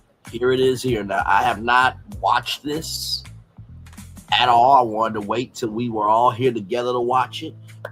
This is Darius's ex. Now, for those of you who don't know, hold up, wait a minute. Is this supposed to be the one that was on, was it Facebook that was sending the messages? Mm-hmm. What's my phone? What? Yeah. Oh, okay, so hold on. Before we say this is Darius's ex, okay, let's say allegedly, because he has said that they did not date, nor did they have any type of sexual contact or relationship like that. So, out of respect, we're going to say his alleged ex-girlfriend. Okay. So yes, go ahead. But yes, this is the alleged ex. As you can see, she's a BBW. You can tell that that's there. Now I don't know if that's a real background or not. It looks like a very nice background. But yeah, so this is just Rhonda, 0-1. We're gonna watch it here. I have not watched it, so this will be the first time that we're all watching it together. So with that, Here we go, everybody. Yes, I haven't watched it in depth, but I've watched episodes. Okay, and well, clearly you have a bit of an attachment to this particular season. For those of you, like I'm just popping in here, so for those of you who don't know who this is, do you want to tell the people who you are, Nicole? Sure. My name is Nicole. I go by Nikki. And Hang on, I got to pause it for 1 minute. Hey, Miss Parker. I'm sorry. I had to. She said she was Nikki. Oh, no, we're not going to do the white version of the Parkers. Okay, we'll just roll on. Connection to the show is that my ex-husband, I believe that he was actually cast while we were still married. I was never told the name of the show, but wait, hold on, stop when I started having some suspicions. Wait a minute. We're not pausing for white Parkers, but we're going to pause for that? Okay, go ahead. Hold on, because I don't know if I heard that right. Did she say that he was her ex-husband? Let's back it up real quick. Can you please back that up a little bit and replay that? Just let me make sure my volume is up, because I need to make sure I heard that correctly. Who this is? Do you want to tell the people who you are, Nicole? Sure. My name is Nicole. I go by Nikki. And my connection to the show is that my ex-husband, I believe that he was actually cast while we were still married. You heard that correct, Mundo. Oh.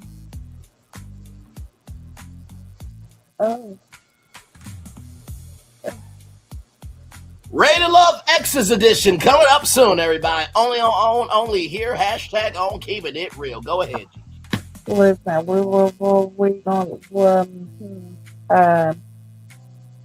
might have to take that alleged out there now. Let's just continue. Okay, so this is Nikki, her ex-husband, who was her husband still at the time. Correct. Was filming the show, but she didn't know what the name of the show was at the time. Continue. Okay. Oh, this is gonna be good already. Okay. I was never told the name of the show, but when I started having some suspicions, I had found it was an STD test, and I asked him why he had got the STD. Rhonda, we both made the same face, child. Wait a minute. Hang on. Let me wait. 49 seconds in, Gigi. Now, 49 seconds in for myself, Q, you, Solana, or 49 seconds in for anybody on social media. That's usually just the beginning, right? Not too crazy. You know, it's kind of the warm up. You're trying to find your mental soul, you know, for the live, right? Or for the content you're about to produce.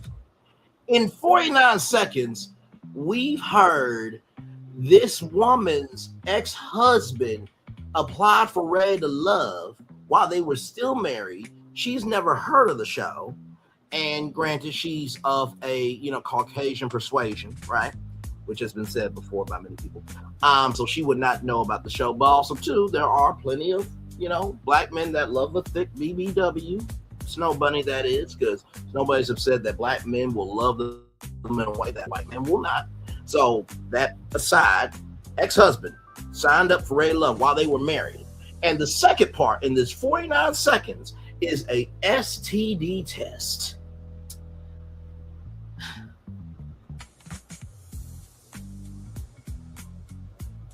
Did I mention I didn't watch this before the show?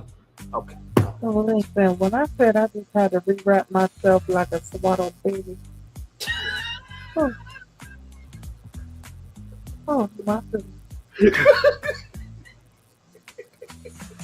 My eyes are so dry because they have maintained being open for so long. I don't know how this has been possible. What? And like you said, 49 seconds in, oh my goodness. Heads up. Oh, you know what? All right, this is what night it's gonna be. Okay. Yep. Can we go ahead and take that back to 45 seconds so we can begin at where she first started when she found the STD test, and we'll proceed further. We'll go If we right. can get any further. All right. Yep, we're gonna go right back right here. And just Rhonda, I know this is your first big interview. By the way, just want to showcase the viewership. 2,500 views. Well done to you, gorgeous. And 101 likes now, 102 right there. Well deserved, by the way, on all that. You made the correct face. Did she not make the correct face, Gigi, when it came to that STT test? Listen, I don't know her face because my face was it's shocked. But I'm pretty sure she made the correct I know it face. did for you, but did she make at least the right face for the moment? Because, child, and me and you have heard some things behind the scenes, and we've broadcasted some things together. But I don't think we've ever made a face like that. That is of that energy. Yeah. Oh my goodness, I am still in shock. I think she had to sip her tea. I mean, yes. I think I would have spit out everything I had that time.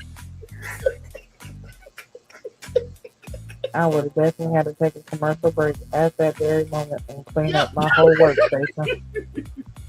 That is something.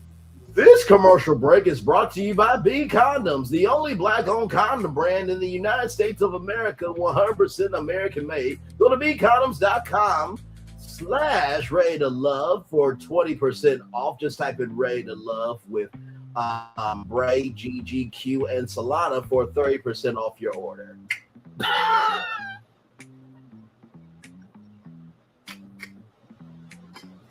All right, let's try to. Did Oh y'all hear the smoothness of how that was a live read without anything in front of me? Because child, I just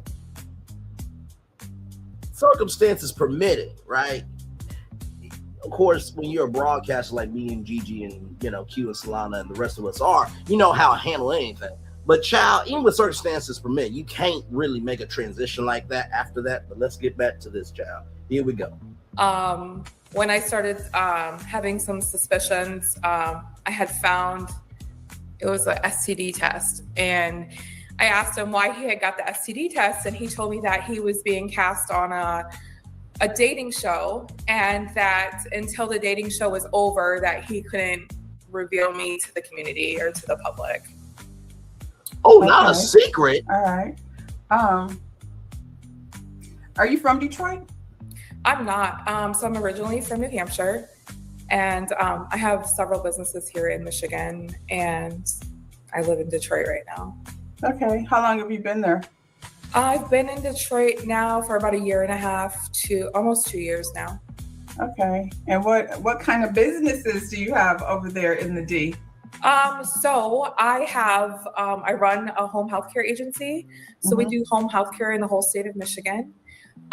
We also do exotic car rentals, and we have a online telehealth, medical weight loss, and peptide business. So wait a minute. Gigi, you heard what I heard. You heard what I heard, and I heard what you heard. So let's see if we heard the same thing. 1, 2, 3. Exotic car company. Is that what you heard? Okay. Does that mean she's part owner with Darius? Or is she the real owner of it? Because, I mean, let's just keep it real. We already know when it comes to credit and loans and names and titles, the majority of the time it comes, in the name of the person that has the same color as the paper. Correct. So, is she really the owner, but she was, he's like co-owner? He's the co-owner? Yep, that's or right. And honestly, and he can have his credit. Not saying he does not. Let's not say, but when it comes to business loans and things like that, it is a little bit harder for black people to get those. But not saying it's not possible that he doesn't have it. But yeah, it does seem like they possibly are co-owners on this. Correct. Okay. 1 minute, 48 seconds into the interview, ladies and gentlemen. Let's keep going. All right. How did you meet Darius? I met Darius. So I actually met him, I want to believe it was like back in 2001. I met him at Grand Valley State University. He said he was on the team. I met him at like a homecoming event. He wasn't actually playing, but I did meet him back then. And I had seen him over the years online. I saw him on a Tubi movie. Wait a minute. Okay. Wait a minute. Y'all know I'm gonna have to do it. Hang on, give me 1 minute. Give me 1 minute.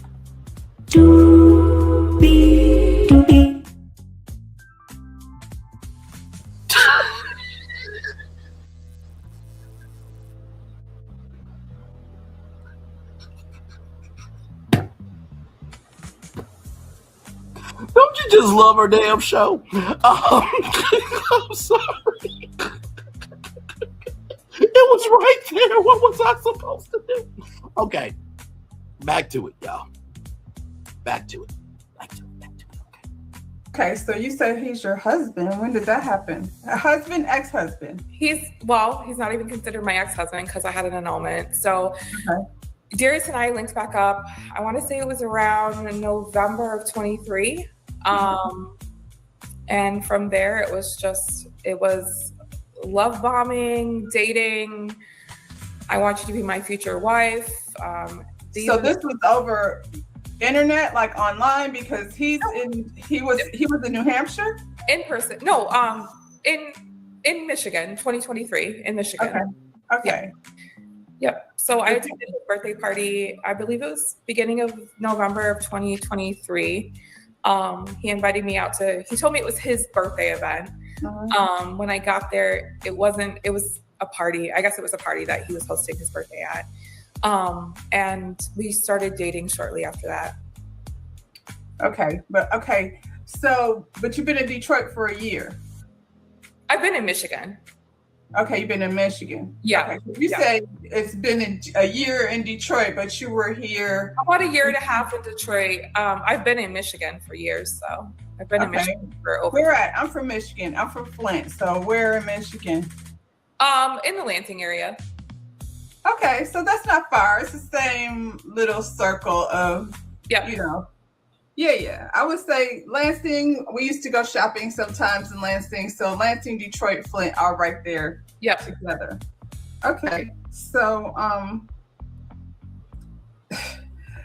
I knew nothing about what was going on over here.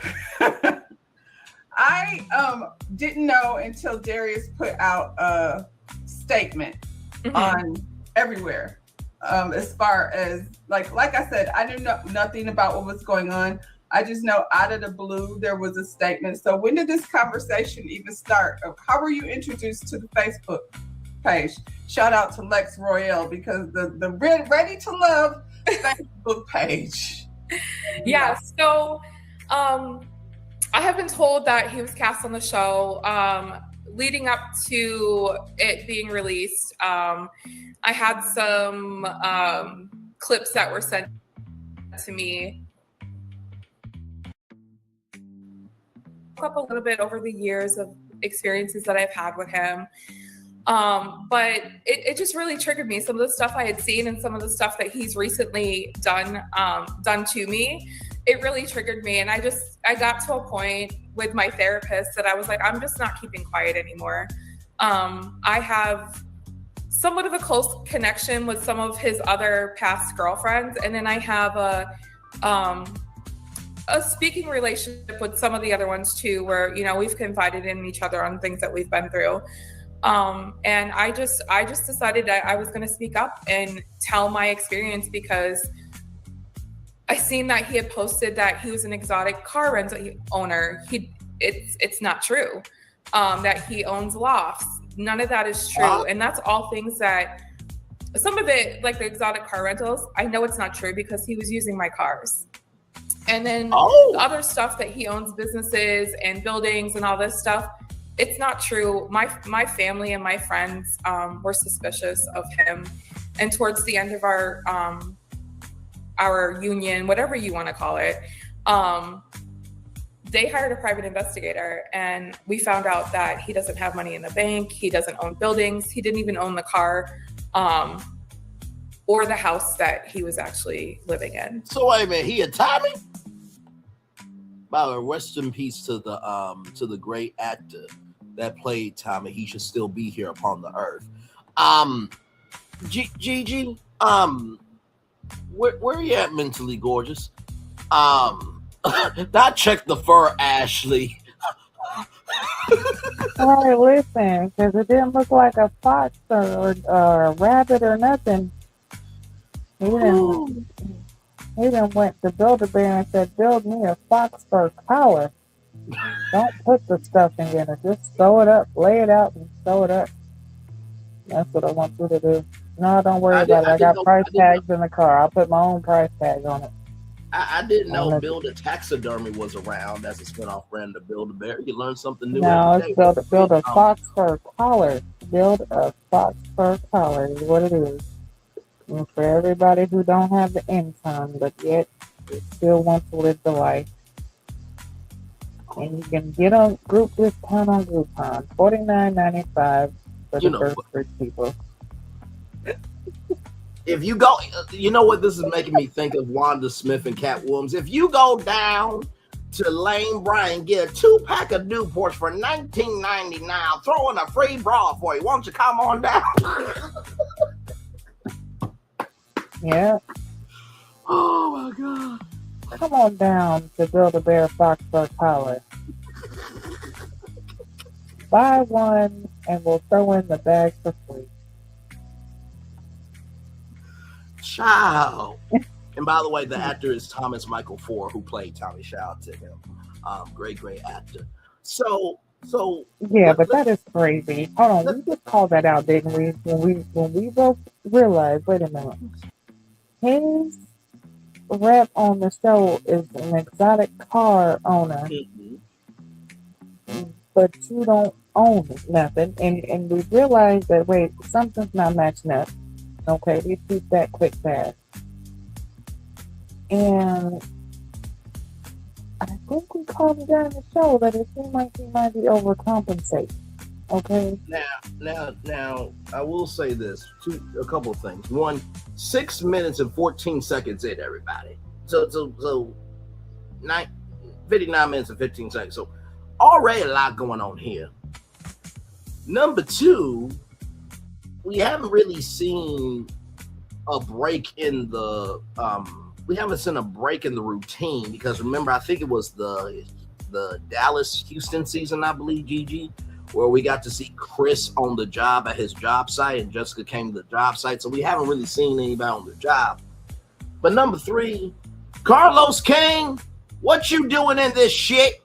Because you know you got Love and Marriage Detroit, okay? Marceau builds stuff, and apparently Marceau Martel owned the building. Was there any cross-contamination, pollination, or cross-fucking going on here? Because he don't own any buildings, Darius, okay? Now, I'm just being facetious when I say all this, ladies and gentlemen. But the point is, what the fuck is going on around here? Gigi, over to you. Listen, fake it to make it, and the name is Darius. Listen, I was not trying to say that he was broke and didn't have no money. She said it, okay? I was just saying that, you know, it seems very odd that she would mention her businesses being this exotic car rental company. And that's what he has put on as his job for the show. Correct. So now this is giving credibility to her statement. Yep. Because now it's like, okay, something there's got to be more to this story. So it seems like what she's saying is more true than anything. And listen, what'd you say? We got an hour and something on this, and we only 6 minutes in, and we didn't got this. Listen, I'm about to stop talking because I want to hear more. Because it's making sense. Like things are adding up. And And by the way, y'all, me and Gigi have not seen this before the show, nor Q or Slime. They were here, and even Gigi said last week that she needed to hear some more. Here it is. Let's keep going. So you said you have a car rental business? I do. I have an actual registered limo company. It's a limo company. So you're the one that does the exotic cars. Limo company. Yes. So we also have someone that in St. Clair Shores that we had met together. And he rents out cars as well. So we were sending people to him, or he was sending people to us. So he would call and say, hey, I have this prom rental. Can you guys do this prom rental on this day and do this transport? So yeah, it was all done through me. I have seen that he posts pictures of my car stating that they're for rent. I've had people message me stating that he's collecting deposits for these cars and not following through. So to me, that's triggering. Like, that's underneath my name. That could negatively affect my company. Yep. How long did you date before you got married? Let's see, November, December, about 4 months. What? Well, that's fast. Clearly, you don't get to know a person very well within 4 months' time. You know what? So it was very fast. My relationship with him was fast and intense in the beginning. And looking back at it, I was at a vulnerable point in my life. I was more overweight than I am today. I had been through some really traumatic stuff in my past. And here comes Prince Charming, telling me what I want to hear, telling me great stuff about myself, love bombing me. And the only person I blame at this point, everyone's like, you didn't see the red flags? I didn't. I was blinded. And I blame myself. And that's she was also drinking that hot cocoa down her throat too, but that's neither here nor there. But listen, okay? She was the marshmallows and he was the cocoa, okay? I will say this, right? I do believe that in every person's life, not everything that glitters is gold, and that's not just material things, but not everything in life is going to be golden at a certain point in time. And body dysmorphia is a real thing. Anorexia, body image. It's been more in recent years that society has finally recognized that healthy weight, happy weight, weight that actually is supposed to be, purposefully there is a good thing. It's okay to be a size 20 and have a good workout regimen, a good, and a good flow to what you want to do. Is accepted in society. So that's an important point. But yeah. Gigi, you got anything, or you want me to keep playing? I had a little mishap, so I kind of actually missed part of it. I heard some of it, but yeah, I heard her talk about the love bombing and, not seeing the red flags at first, which, especially being heavier set and, white woman. I'm not even gonna say white woman, just anybody. You have certain insecurities when you're a certain weight. But yeah, I also feel like some people might get mad about this, but y'all know I gotta stick the truth. A lot of times, these white girls be going for these black dudes all for the name of having a black dude, not caring if he's broke down or nothing, and they want to fix them because they feel like they can. And the moment some shit goes wrong, that's oh, I should have seen it, I should have known, I should have. Well, you did, girl, but you wanted to be fixer upper, and you thought that something was going to change. It did. Sorry. Okay. And it's just like girls. Women in general will do it. Guys will do that too. But a lot of times, in a lot of these cases, when it comes to situations like this, and she said they met like in the early 2000s, especially when you're younger like that. Oh my God, the mistakes we make and the shit we see but we don't want to see, all in the name of love. or all in the name of some good sex, or all in the name of some money, all in the, you know what I'm saying? We will be blinded to a lot of stuff, all in the name of the shit that's not right. Okay, so mistakes happen, but yeah, I want to see what else happens. Is there any way you could take it back just a few seconds? Yeah, absolutely. So, welcome in, hello, or hell, welcome in. Glad to have you here. This woman here, Nikki, and Darius used to be married. Just in the first 49 seconds, we find out that they used to be married. She found out that he took a STD test for Ray Love.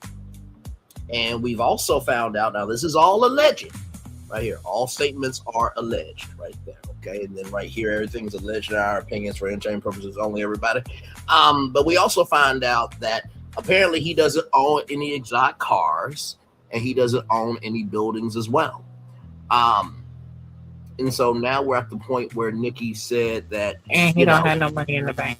He has no money in the bank. That's also very important. Thank you, Gorgeous, for adding that detail. Very important that he doesn't have any money in the bank. And so now we're at the point where Nikki felt that, she was at a deep point in her life, being heavier set than she is, and she was in a dark place in her life, and here comes Prison Trauma. So that's where we are. Okay, here we go, everybody. Some, work that I had to do within myself to never have myself in a position like that before. I mean, ever again.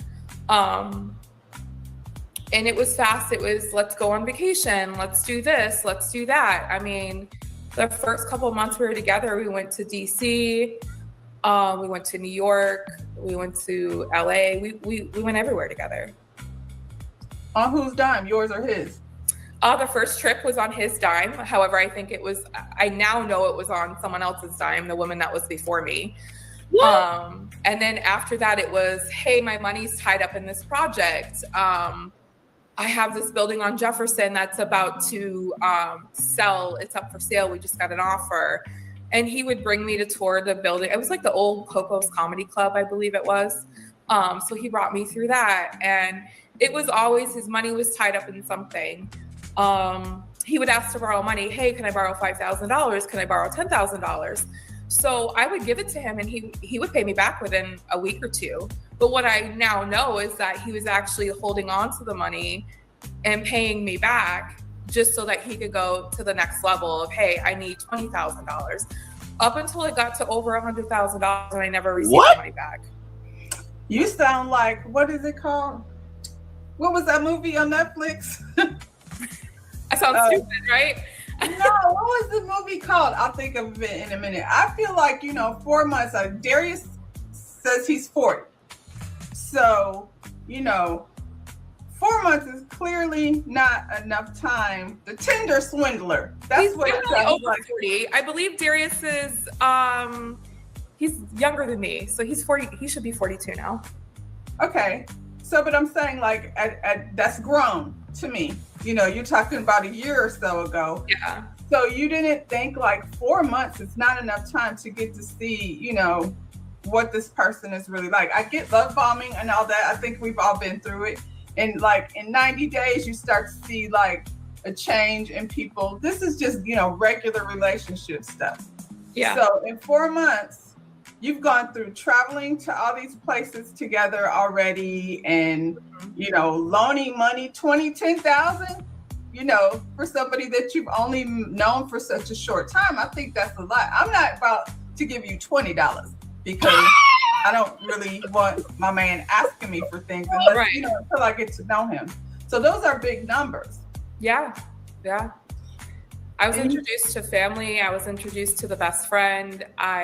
Like I said, looking back, the only person I have to blame for that is myself. I guess I was so focused on, seeking a connection, and I loved the way he treated me. And I was just like, is this too good to be true? Where did this guy come from?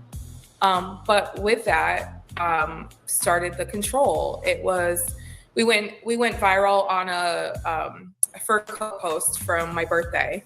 We went to New York and we purchased fur coats, and the guy at Leather Closet asked if we would do a video. So we were standing in front of my G-Wagon, and Darius did this whole, hey, we're here from New York, we're looking fly. And the post went viral, and they went in on me. They were calling him a pimp. They were calling me a sugar mama. They just went in on me. But he used that interaction with people online to say, hey, guess what? I love you. I don't want to ever see anybody talk about like you talk about you like this. I don't like the reaction that I got, so I need to polish you. We need to do your hair. We need to work on you losing weight. Those are all things you want to do for yourself, correct? I mean, and they were, but he just really pushed it. And then he used that as an excuse as to why he didn't go public with our relationship. And he continuously used it. And then he just, he began to degrade me. Your hair's not perfect. This isn't perfect. This is all before or after you got married?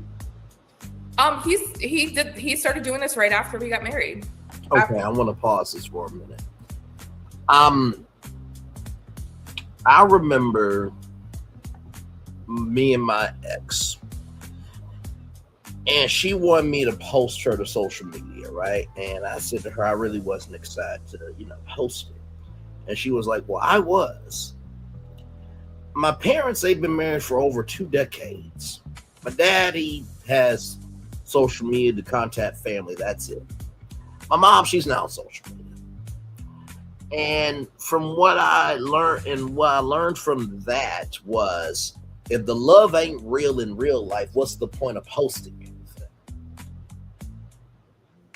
And at the end of our relationship, we had a mutual understanding. It wasn't that we weren't bad people as individuals, and it's not like we could have been good together, but it was just circumstances that created the energy that was. But there's no love lost between us. I've wished her well. I hope that she wishes me well. And I've said this before too. One of my friends have said to me, if I got a skinny chick, I would make her thick. And I said to my friend, why would I try to change a blessing that I was attracted to from God? Why?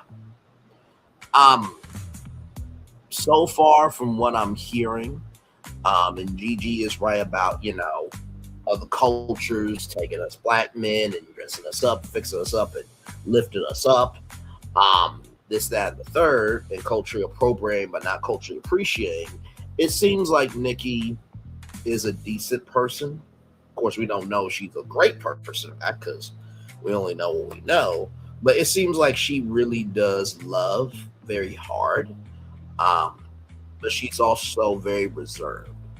And I don't think that somebody like Nikki could come on and just fake it, because me and Gigi have broken some stories together here where there was not a fifth quarter or a half of the energy that Nikki was giving.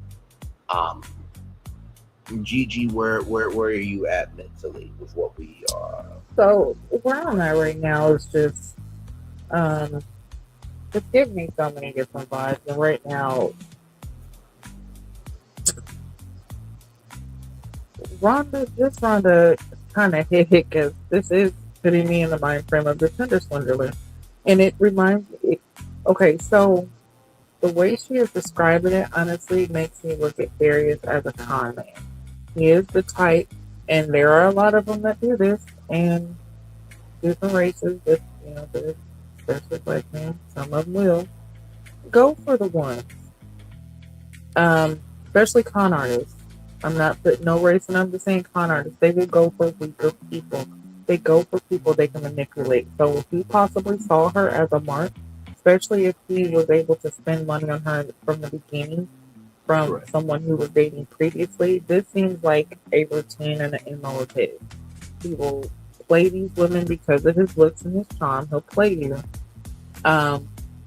give you, love bomb you, control you, get your money, and then cheat you out of your stuff, move on.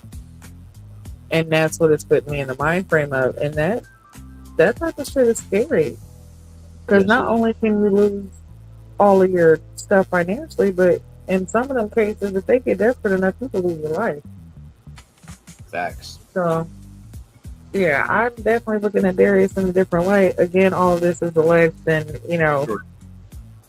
we don't have full information, but she's actually putting out and saying things that can be verified, just like she's giving different moments of videos that could possibly be sought out and verified Correct. if they had a viral moment. So, it could be verified that, hey, they were seen together and this is what was said in the comments. So, yeah, this is some shocking stuff. I definitely want to, listen on and I really want to just listen and hear what she has to say, because this is getting really, really deep. I was not expecting it. Same. And like I said, at the beginning when I started, I was like, hey, this is alleged because Darius said he doesn't know her, but she's coming with some verifiable, some stuff that can be verified. So Absolutely. I don't know. I want to hear what she's got to say. Yeah. And by the way, just 12 minutes and 26 seconds in, I feel like just Rhonda is doing a great job of being great job. comforting, but also keeping it real with love. And we always talk about uncles and aunties and some nieces and nephews and just family members and friends that are family, because sometimes for some people friends are more family than your own family, but there's always one, much the damn DEA or Uncle Joe, that just says that thing that you're like, did you really just say that out your mouth? But when you chew on, it's like, oh, you did need to say that.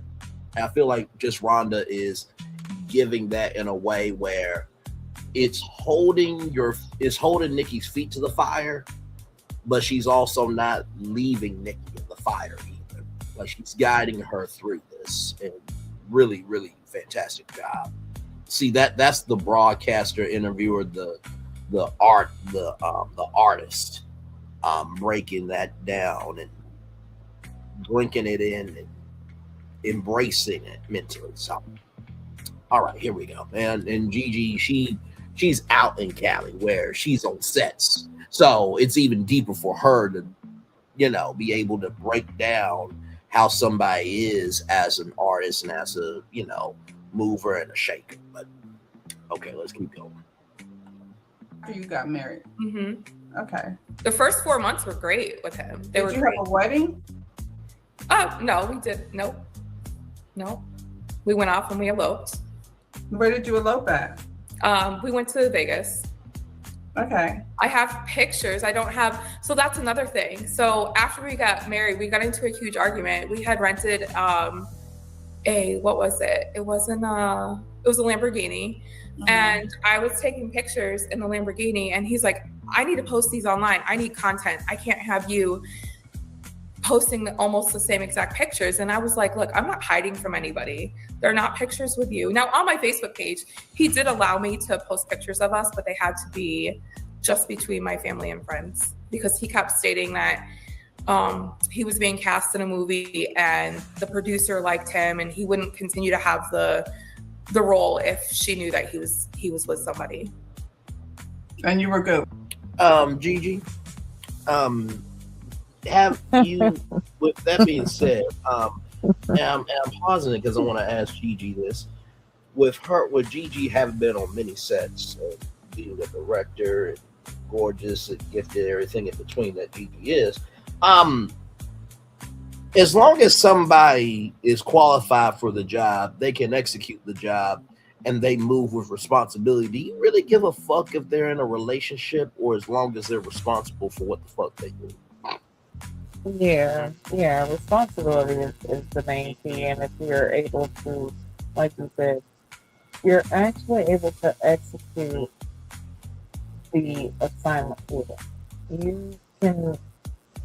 I can give you lines, and you can hit the mark every time. You can bring the sorry, can you guys hear me? You can bring out you know, what I'm trying to portray in this character. You can bring out maybe emotions that might not have been put in the script, but because you were able to channel this, like you were able to execute that. So that is more pressing than if you're single, married, like your status, honestly. And I'm gonna tell you, during the casting situation, they don't put if they're married or single a lot of the time.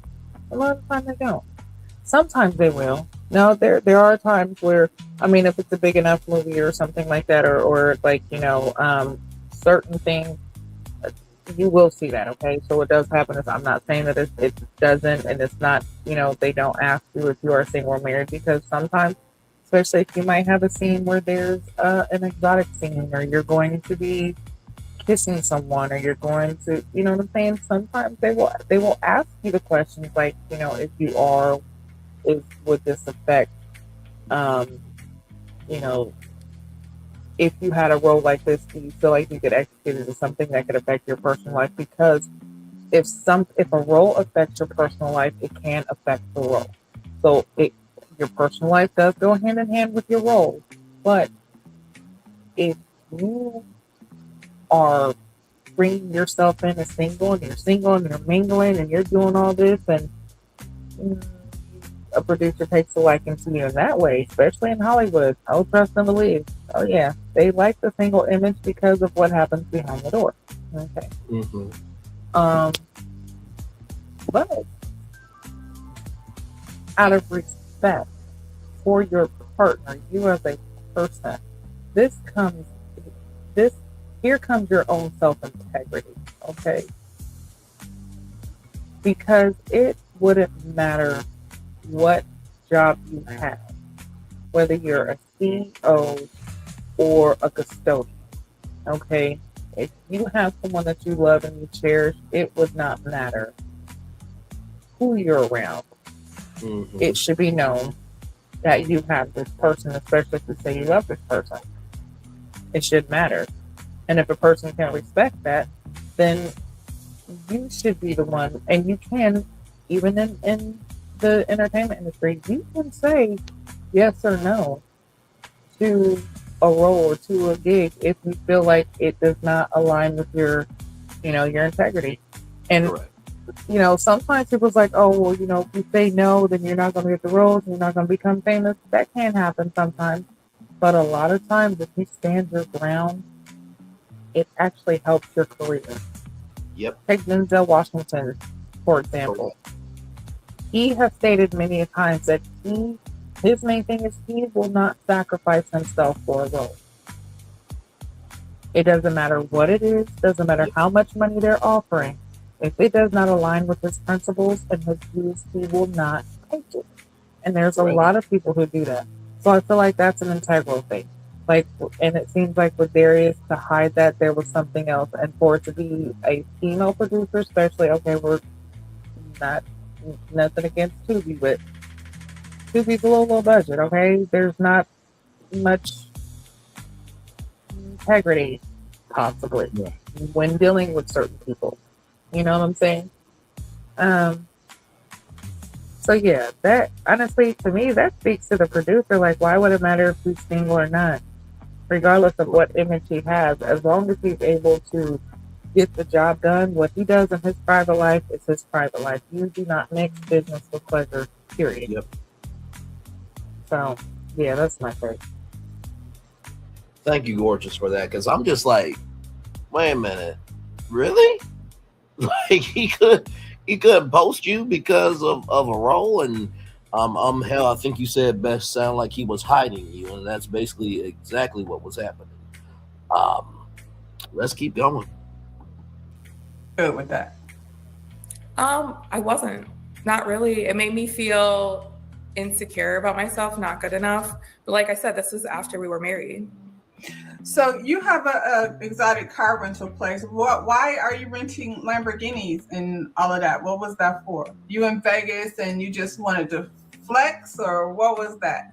It was his idea. He wanted to rent a car when we were in Vegas. So I mean, I'm not mad at it. I feel like if I'm in a Lamborghini, it's gonna be a rented car somewhere where I'm on vacation. I don't, own luxury cars. Yeah. So what made you get into that business? Okay, That's so really different from healthcare and, you know. yeah, so how I got into it was we started doing non-medical transport for our You clients. say we, that's you and your family, or you and My company. your company? Yeah, my company started doing non-medical transport. And to do non-medical transport in the state of Michigan, you have to actually own a limo license. Mm-hmm. So I got the limo license, and then I'm like, well, I like nice cars. How can it was just another business idea. Okay. Yep. So you get the limo license, you're like transporting people like who are elderly or some type of medical needy, and you use like the vans or whatever to transport them to like doctor's appointments and things like that. Correct. Yeah. Okay. And then like for your luxury business, how did you just start? You just started purchasing luxury cars? Yep, I just started purchasing luxury cars. I saw that there were a couple of people doing it. I have some connections within the Lansing community, and they were like, this is something that's not around here. This is something, you can have a luxury car and offset the cost of that with having this company. So that's kind of how I looked at it at that point. Yeah. How many cars are like in your fleet? So right now, I've actually started to downsize. Right now we have 3. The Rolls Royce goes out the most. We have the Mercedes S580, it's the Maybach edition. And then we have Dodge Challenger. It's a Hellcat. Okay. Which, like proms and all of those things, I feel like there's always things like a Rolls Royce. A lot of weddings with the Mercedes and with the Rolls Royce, prom, photo shoots, music videos. We do a lot of that kind of stuff. So you should be pretty busy, like it's holiday time with people like, dressed up in prom season. Prom season's our busiest season. Wedding season was a really busy season for us. So I'm gonna go ahead and read this statement that Darius put out. Because this is where I entered the conversation. Darius says, I'm aware of the false accusations and defamatory statements being posted about me online. These claims are entirely untrue and are being spread by an individual who has repeatedly engaged in harassment and stalking behavior. To be absolutely clear, I've never been married before, nor have I had an intimate or romantic relationship. I have no communication or relationship with this person. Any posts, messages, or narratives involving my name are fabrications meant to damage my character. I am documenting every instance of harassment, defamation, and online impersonations. Appropriate actions are being taken, including reporting this behavior to the proper authorities and digital platforms. I will not be engaging publicly beyond this statement. Any accurate or official information about me will only come directly from me. This serves as a formal notice that I do not authorize anyone to speak for me, use my name, or spread false statements about me in any capacity. I found this on a public platform, so that's how I feel about that. Now, I do want to pause it here for a minute. Even though content creators are in their own lane, some more than others, some can never have a lane because they don't know who the hell they are their damn self. That's neither here nor there, but a very important point to note. There's a difference between defamatory statements and somebody having the right to have a voice. Darius had the right to say that statement, just like Nikki has the right to say her piece, and just Rhonda so far has been very actual, factual, smactual. She's been understanding, and she has been of a grown energy of understanding the magnitude of this, but also carrying this weight accordingly. So to Darius, you have every right to say that, but also too, you did go on national television, brother. And so you should not go after just Rhonda. 01 or Nikki, myself, Gigi, or anybody else was talking about this, because this is public. And if you have done what you have done, right, if you really are about being the fullness of who you are, then there's nothing to worry about. But I just wanted to pause it here to give just Rhonda 01 some love, grace, space, understanding, and care from myself. And I know Gigi will agree because she's a content creator as well. Gigi, over to you. I just felt like I had to pause it just for Yeah. block. Yeah. This is so much, and you're right. Like, he has the right to come out and say, like, hey, these statements aren't true and they're false, just like she has the right to say that they are. But the fact is who has the proof? Because if she has proof and pictures and videos and stuff, then Darius, you're lying. And I mean, we all kind of seen that there was something going on with him from the beginning. You know, there was something that we all just couldn't quite put our finger on, and now we know what it is. So, yeah. This is crazy. And I'm so upset right now because I'm gonna have to head out of here. And I wanted to see the rest of this, but I'm definitely going to catch our own replay because I do that quite often. Replay it afterwards. But yeah, this is interesting. This is very interesting. And we have said, like, normally around episode 4 or 5, that's when stuff starts coming out on social media about the cast members and what's really going on behind the scenes. And this is about time. So yeah. But sorry y'all, I gotta get out of here. Oh no, you're good. I will I'll finish it out, and I'll give you a good one. Yeah, like I already know this. Oh my gosh, this is so much. Yeah. Matter of fact, we might have to do a replay because I'm pretty sure that there'll be more to say about it next week. Yeah. But yeah, good night everybody. Much love. I will see everybody next week. Make sure you guys continue to watch, like, share, comment, subscribe. And y'all enjoy the rest of the show because I know it's going to be good. Braylon's going to hold it down and do what he do best. Okay? And yes, you are right, Angel. Bring the receipts. Maybe we need them. But all right, y'all. I'm out of here. I'll see you next time. Later. All right. Love you. We'll talk soon. All right. Much love. Later. Bye. All right. Bye. All right, y'all. We're going to keep it going here. I'm trying too hard from the start. Are you saying are you saying Darius was trying too hard from the start? Or Nikki, if you can get some context, conjecture, and connection. We're going to keep it going here, like Gigi said, because I'm curious to see how the rest of this turns out. So here we go. I think where did this conversation start? Because by the time I found out about it, it was his, official statement. I think the most important thing that I can say that you can take out of that, and then I'll rewind a little bit, is one of his very last statements is that he does not, I can't remember exactly what you just said, but he doesn't authorize anybody to speak on his behalf. But he got a lot of people speaking on his behalf. And that's the thing. So here's the thing. I know this man like the back of my hand. That's his manipulation tactic. That's his way of trying to control the narrative and control the conversation.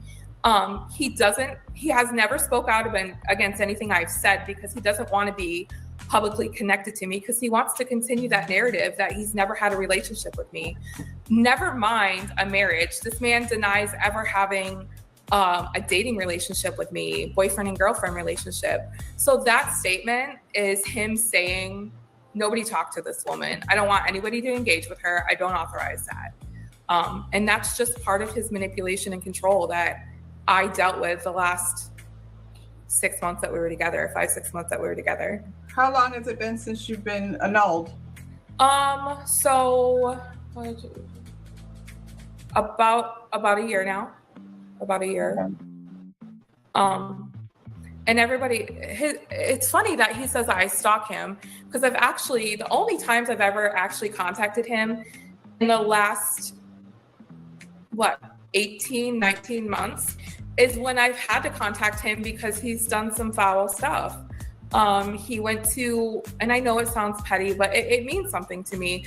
I left this man. When I found out what he was doing, I left this man immediately. When I left him, I had went out of town. I had dropped my car off at the Rolls-Royce dealership, and he was still on there as my husband, an authorized person to do work on the car. He found out the car was there. He actually went and picked the car up. For a couple of days, I seen that I have like a tracking system or a. This happened after you guys got a divorce? No, this happened after I left him. I left him at the end of July.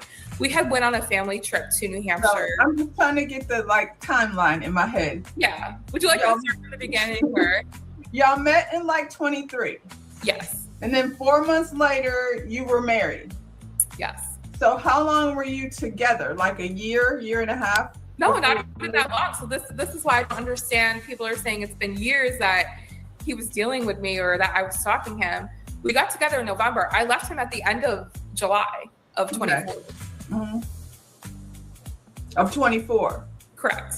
I mean, but that's just over a year. Yeah, that you've been. It wasn't even. We weren't together a year. No. No, I mean that's been just over a year that y'all have been separated. Yes. For this to now be a thing, but you said you've reached out before and tried to speak out before. Where did you try to speak out about it? So I'm sorry. You're saying good night to Gigi, and then you're saying Darius described to her. Okay, I got you now. Okay. As I had gone to our wine club that I had, it was my subscription. And I went to pick up my wine and they said, you have no wine to pick up. And I was like, well, that's not possible. And so they ended up getting video footage of where it was picked up from. And he had went to Troy. It was in Troy, Michigan. He went to the wine club and he picked up the wine and he was with a date that night.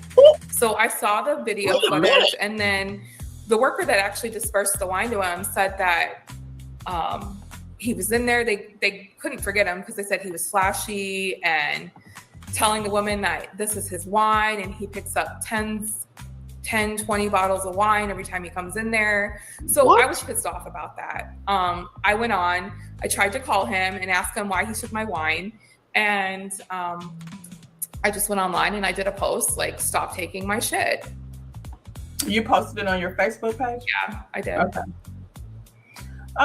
So then what's the protocol for that? That's like, this person is not authorized to get anything from here anymore. It's a civil issue. It was a civil issue. I contacted the police department. They said it was a civil issue. I could civilly sue him. Sue him, but I'm saying with your wine club, you just remove him so he can't do that anymore. Correct. I removed him from the. Okay. So then went to the country club not too long ago, and he was on my membership for the country club. Mm-hmm. And so I can't do anything about that either. Everything's a civil issue because of the fact that we were together. And they said there's nothing they could do. He charged over $2,000 worth of meals to my account, bringing women on dates. Wow. So when I'm speaking out, it's not people are saying I'm bitter. People are saying I'm jealous. I'm mad that he didn't choose me. I didn't choose him. I left him.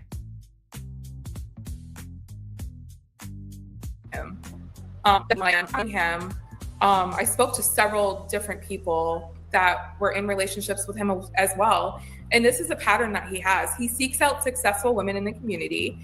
He love bombs them. He uses them for their resources, and then he's out, or they leave him. How did you come in contact with people that he dated in the past? Just from your post?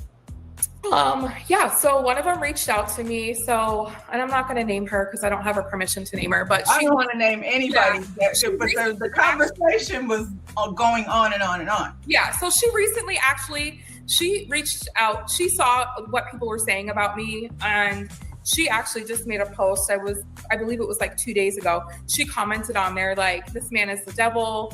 Some of us went through exactly what you went through, but we chose to stay silent. I commend you for you speaking out, and he's a demon. Wow. And this was on the Facebook post that the group. Okay, so where did the conversation start though? Because like I said, I didn't know anything about it until the statement that he put out. So clearly there had been conversation happening before that. Oh yeah, so that actually stemmed from the whole wine incident. You posted about the wine there on the Facebook page. Okay. Yeah. The wine incident, and when I found out that he took my car and he would not get my Rolls Royce from the dealership, when I flew back in from New York, I posted it on, I think it was called Stolen Cars Detroit. And within like 10 minutes, people told me where my car was at. He was made aware that I had posted it on there, and he dumped the car at a gas station in Warren. Told me the car was there. I had my friend bring me there to get the car. Whose car is this? The Mercedes? No, this was the Rolls Royce that he had taken to the dealership. You took the Rolls Royce, but you got the Rolls Royce back. I did get the Rolls Royce back, yes. Okay. So people had seen me posting about that, and I believe that's when that particular ex had reached out to me, and she told me a lot of stuff that she had been through. I told her what I had gone through first, and she said, "I believe you. I went through the same exact thing. Wow. And don't let anybody tell you any different about your journey. People are going to doubt you." A big thing is you're a white woman trying to bring down a Black king. That has definitely never been my motive for anything. And she said, people are not going to believe you simply because of that. And I think, I think that's why she spoke out. I can't really speak for her, but it's not just white women that he's done this to. He's done it to successful Black women in the community as well. And let me pause this here for a minute. I don't think Nikki is bitter. I'm gonna repeat that 2 more times. I don't think Nikki is bitter. I don't think Nikki is bitter at all. I think what is going on here is that she has a pressure point. She has a button that can be pressed, and she has a limit. And if everybody remembers the movie Inside Out, every emotion was a fan favorite, right? She's actually, to me, from what we've seen so far, she seems very respectful, very to the point, and she has not backtracked on anything. There's not a nervousness to her. There is not a doubting energy. There's not a uneasiness to Nikki from what I'm hearing. So she doesn't sound bitter to me, because honestly,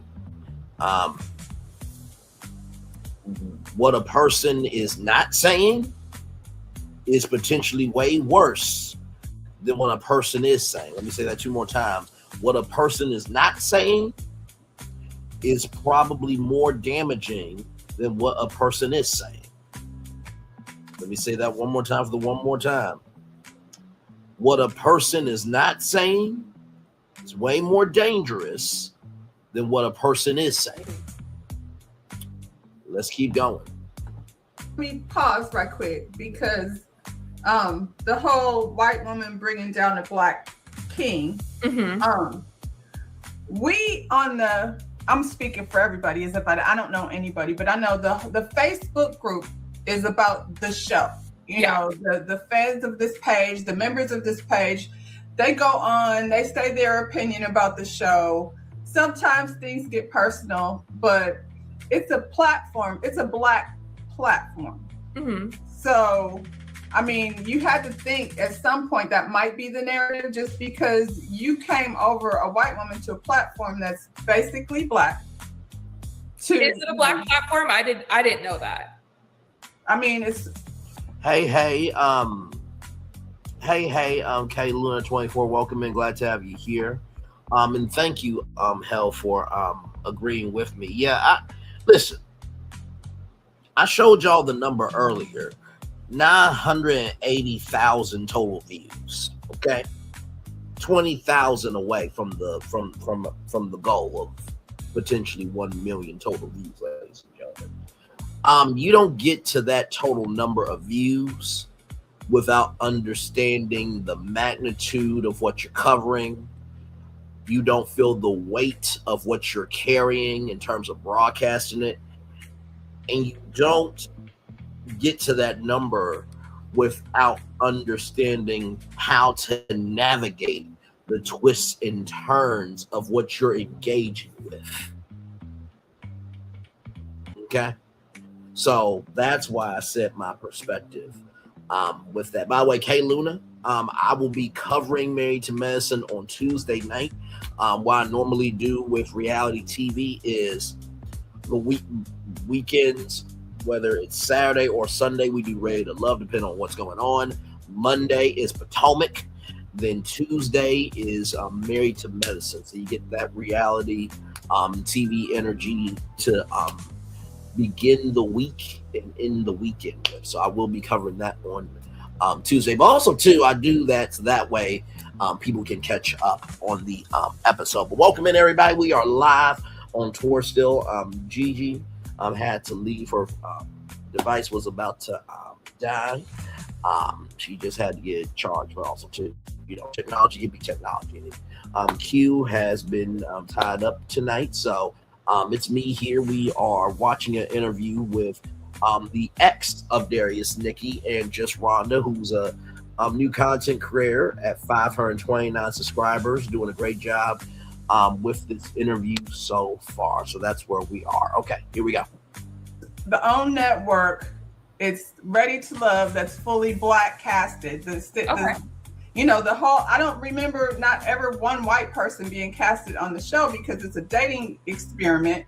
Mm-hmm. You said you've watched seasons before. I have. I haven't watched them in depth, but I have. But so I understand what you're saying. Yeah. So the platform is the Ready to Love platform. This right here is something that we don't normally, I guess there has been times when exes and girlfriends and different people, you though have not been on the show or a subject on the show. A lot of times on the show, people have been brought up and then they'll speak up, to say, hey, that's not what happened really. But we didn't know, about you until you came here to this platform. I didn't know anything about what was going on until, he said that. I don't know Darius. I've never spoken to Darius. I'm not here on behalf of anyone. I'm just like a viewer that watched the show.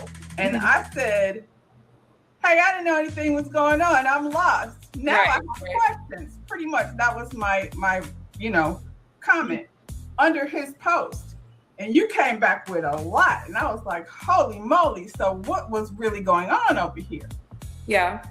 So, and my point is it's not so much about a white woman bringing down a black man. It's that you came over here, you weren't on the show, we didn't know nothing about it, and you volunteered this information. Mm-hmm.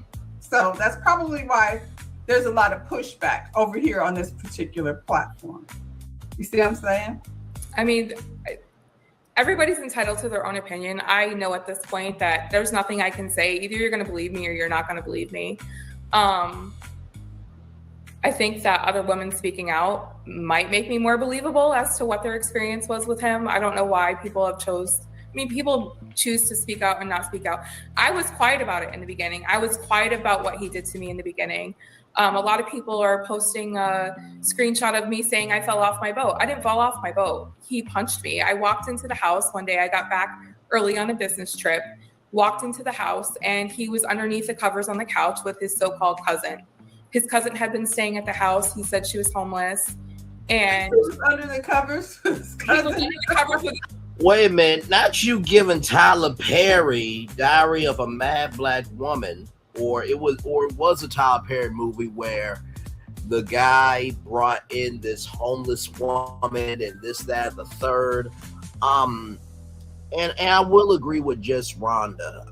We've really never seen a white ex on Ready to Love.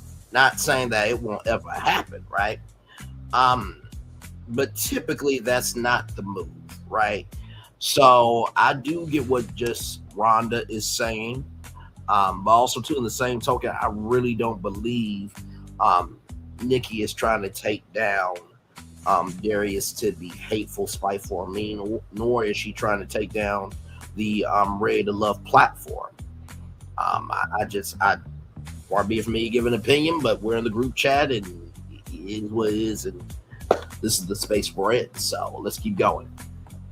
Cousin, and I came in the house and my child was with me, And I came into the house and I slammed my hand on the table and I'm like, I'm done.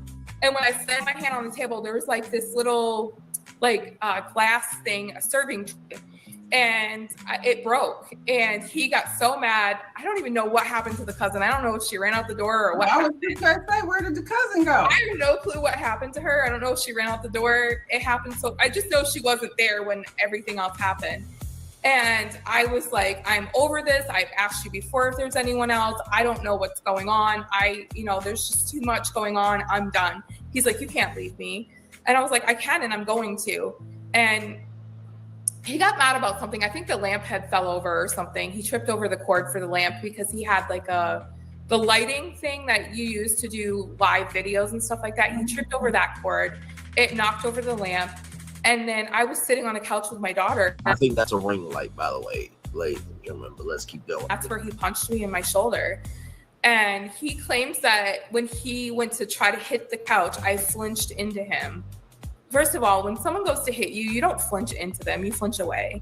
And he purposely hit me. My shoulder was in so much pain for months.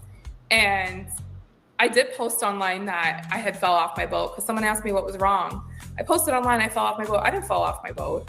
Somebody asked you what was wrong. Why? Because you couldn't move your arm, or? Yeah. Okay. Yeah. And I knew that some people would see through what he did. And I posted it online. Wait, somebody asked you. What was that? What was wrong? Somebody online asked you what was wrong, or somebody? No, I wasn't really dealing with this whole online thing at that point. Yeah. Okay. It was my close friends. Some of my closest friends. They asked what was wrong, and you said you fell off your boat. Mm-hmm. Yeah. And you posted that. I posted it online, yeah. That you fell off your boat? Correct. Why? Just to get people to not pay attention to what you I knew it would piss him off too, because I knew that it would piss him off, and he was like, you need to remove that. And I'm not removing it. My friend seen through it. My friend, one of my best friends, my mentor, she's a medical doctor over a whole women's health program. Mm-hmm. My attorneys, they're like family to me. My business attorneys, their whole family is like family to me. And at a certain point, they started seeing through what his lies were and his fabrications were. And they contacted an attorney. And a private investigator. So your daughter was there? My daughter was there, yes. How old is your daughter? She's 9 years old now. She's almost 10. Oh, wow. Okay, so was old enough to know what was going on. Correct. And how long after that incident did you leave? I want to say about 2 months after that. I should have left that day. I believe I didn't talk to him for a couple weeks after that. And then he was like, apologizing. I didn't mean to do it. I meant to hit the couch. You flinched into me. And I still didn't leave at that point. It took me about 2 months after that to leave. Looking back, do you feel like it was maybe not smart to bring someone that you don't know into the life of your daughter? Now she's witnessing, this type of thing. 100%. Yeah, 100%. I don't know. I feel like, and I'm not blaming you at all. I just feel like 4 months is clearly not long enough. You know what I mean? Yeah. To get to know a person. If that's the story, anything we can learn from this is you could be with somebody for a year and still not really know them. So marriage, and I know you say you haven't seen my channel, but this is about dating. This show is about dating. A lot of things I cover on my channel is about dating. And marriage is something that people step into for different reasons, I feel like, without understanding what the consequences are going to be. You have this man that you just met and his name is on all your stuff. And then, the consequence was you had to get all your stuff back. Said, and then, clearly a toxic situation if you guys were going through that type of thing. Very true. You mentioned that you said he has your Mercedes and you want it back. That's what you put in the comment. Oh yeah, the Mercedes. So, we had went to Chicago. He had this idea of, hey, let's, buy a car and put it on Toro. My friend from Lansing, one of my really good friends from Lansing, his mom was actually best friends with Darius's mom. And he was telling me how he rents his cars on Toro. He was showing us the numbers that he was making. And he said, you need to get a car and put it on Toro. So no problem. I ended up finding a Mercedes. I believe it was like, I don't know, like $12,000. I think we paid for it. We found it Darius found it on Facebook. We drove to Chicago. I bought the car. I paid the guy the money. It was very hot that day. I gave the guy the check. It was a cashier's check from my bank. And Darius said, oh, babe, go sit in the car. I'll handle this. I'll take care of it. So as my husband, I believed he was taking care of it. He ended up, I think my name was on it. I'm not sure. I'm dealing with the police with it right now and with the Secretary of State because I have the bill of sale. Bill of sale is in my name. How my name didn't end up on the title, I'm not sure. Like I said, we're dealing with it with the authorities right now. But yeah, he took the car and he never gave it back to me. So the car is not in your name? The bill of sale is in my name. The title is not in my name. So far, he owes you for the Mercedes? Correct. And the wine? The wine. The money I gave him that he never paid me back, it was a little over $100,000. I gave him that. He never paid it back. You're not going to be able to get that in small claims court. You're going to have to go. That's a lot of money. Correct. And the problem is that this man's not collectible. He's not collectible. No offense to anybody on food stamps, but he has a food stamp card. He has a Medicaid card, and he has no formal. Allegedly. No, it's not allegedly. He has it. He has it. Because not only that, but they've contacted me because I don't know who said something to them. Nikki, just Rhonda is saying allegedly to cover her behind, so that's why she said allegedly. Oh, I'm loving the energy though. Let's keep going, everybody.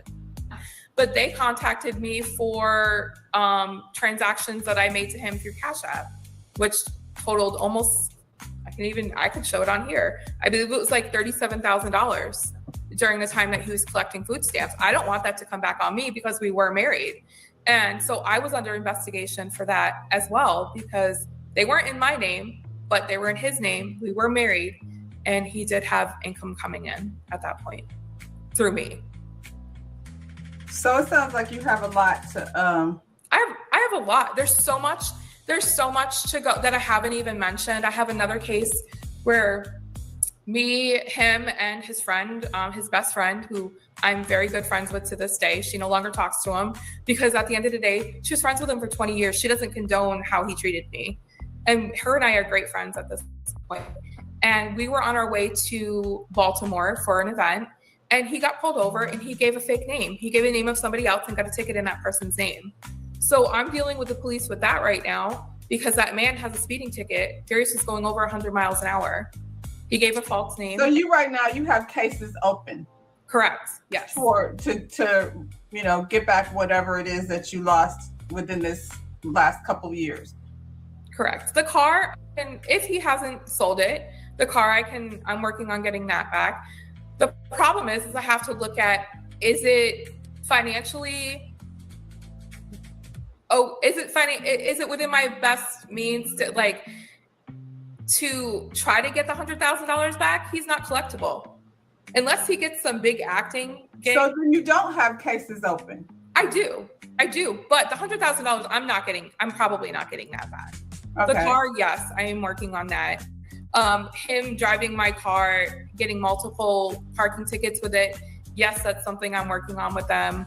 Him using my car and lying to a police officer. Yes, there's a case open for that. Would you say something you're working on, providing receipts?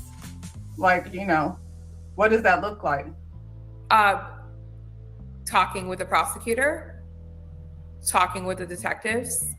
Okay. Just to let them know, like I'm saying, pretty much everything you said that you've experienced with him, you got receipts where you put your name on it and there's money transferred. You know what I'm saying? Correct. So, but that's just for the car. The ticket that he got in a car, it was in the Mercedes. And it was in my G-Wagon, yes.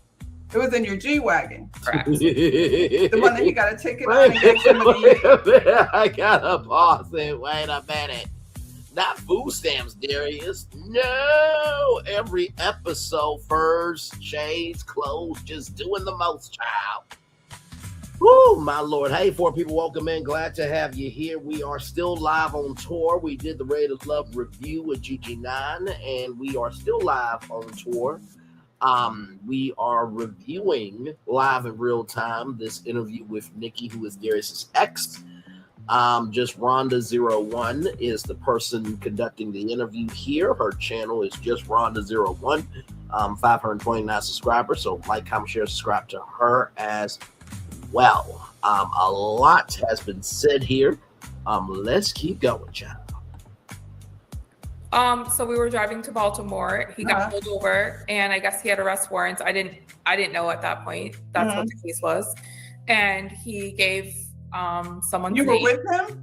I was with him. Yes. Okay. Yep, I was with him, and he gave somebody else's name. And we kept telling him, me and his friend were like, just tell them who you are. You know, if you only have a warrant for an unpaid ticket or your license is suspended for an unpaid ticket, the worst they're going to do is give you a ticket. They're not going to take you in. And nope, he continued to give that person's name. Now, he said he cleared it up. He said it was his cousin's husband or boyfriend and that he took care of it with that person. That's not true, because years later, only a couple months ago, the police department reached out to me to find out who was driving my vehicle. And you gave his name? I did, yes. So, but then that's all there is to it with you as far as that's concerned. No, when it does go to court, I'll be called as a witness, and so won't his ex-best friend that was in the car with us. Well, it seems like you got a lot of going on. More than we realized, I guess. What outcome, do you want to have happen after all of this? Honestly, I'm successful. I'm educated. When I left him, I left him.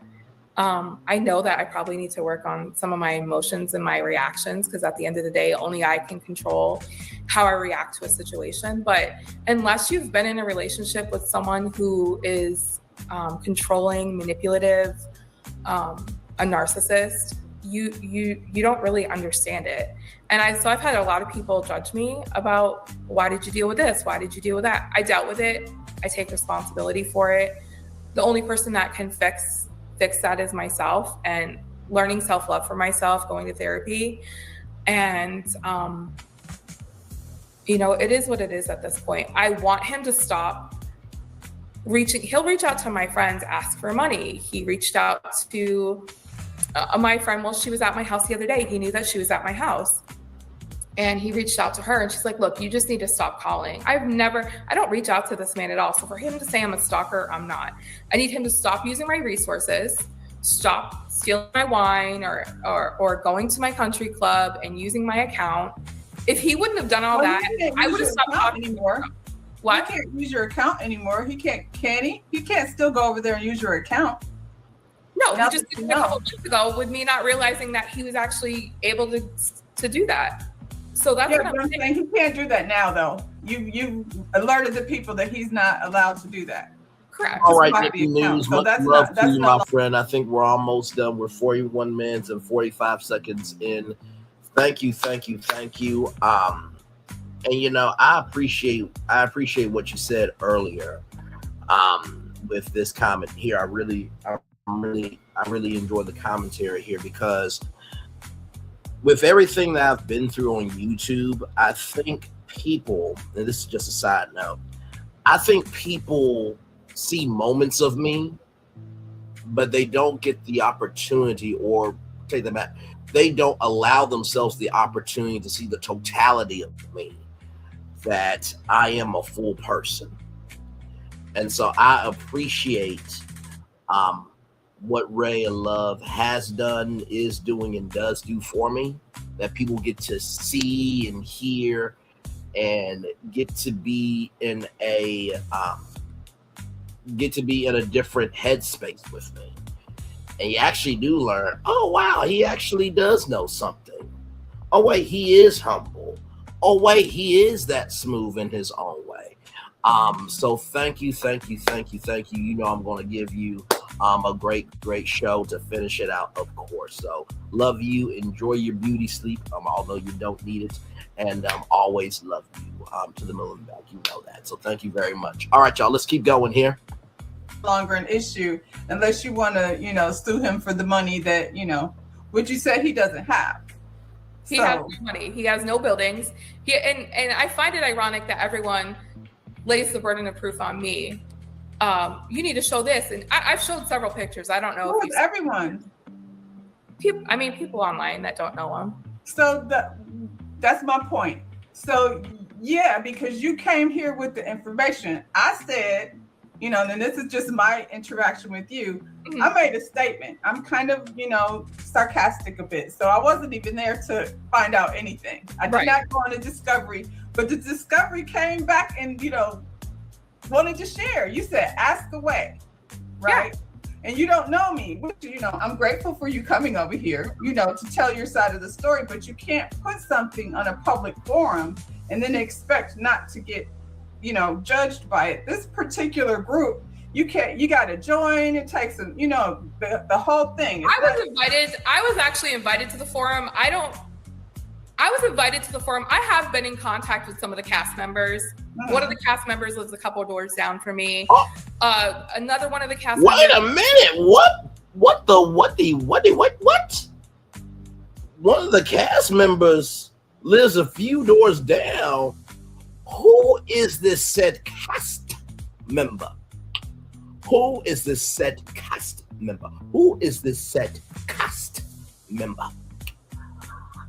Listen to that cast member or any of the cast. If you want to come on with myself and EG and Q and Solana, feel free to DM me. I'll show that. I'll show my IG right now. Here's the IG. Braylon _ 25. Listen, I think you will be able to tell from this review and from the reviews we have done in the past on this channel with Ray of Love. We are very open, we are very considerate, and we give a frequency of we gonna hold you to account, but we will also go through all of the accounts. So just DM me there, and we'll go from there. Let's keep going. Oh, Lord. My personal assistant, they were best friends growing up. Wait, hang on. Go. The cast got to join. It takes some, the whole thing. I was actually invited to the forum. I was invited to the forum. I have been in contact with some of the cast members. Mm-hmm. One of the cast members lives a couple of doors down from me. Another one of the cast members, my personal assistant, they were best friends growing up. The cast. Well, wait a minute. So your personal assistant was best friends or is best friends with somebody that they've been best friends for years. Once again, anybody on the cast, DM me right there. Braylon _ 25. DM me, please, and thank you. Okay, let's get back to it. Oh, my Lord. Some of them that don't want me to even speak that I know them, or that I've been made aware by some of the cast members that for me. Another one of the cast members, my personal assistant, they were best friends growing up. The cast, there's some of them that don't want me to even speak that I know them. Whoa. Or that, I've been made aware by some of the cast members that they didn't even know what was going on before, but they're well aware of what he's done because other people have reached out to them and told them about me or told them about the other ex. She's a very successful business owner here in Detroit. Wow. I was invited to this platform by actually one of the cast members. Oh, wait a minute. Wait. There's too many ties here. Who invited her to the group? Who invited her to the group? Oh, my Lord.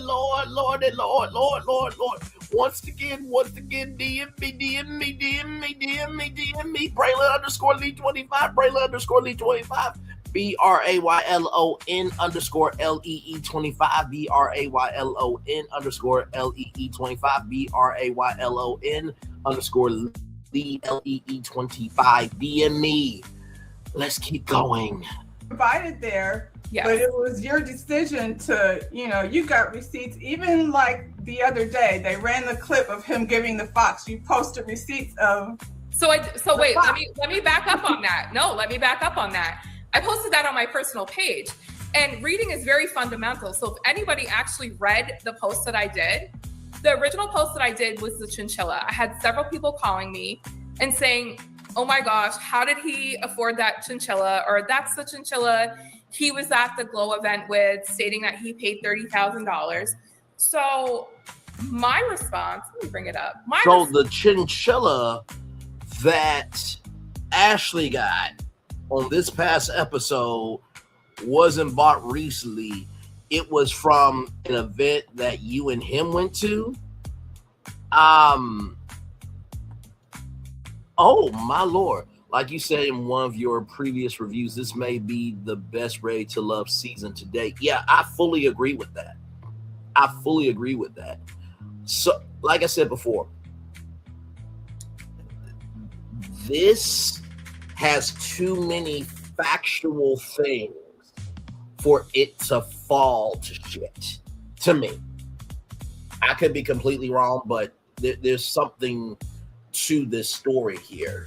And the fox was purchased at an event that you two went to together. The fox was purchased at an event that y'all two went together. Okay, let's keep going.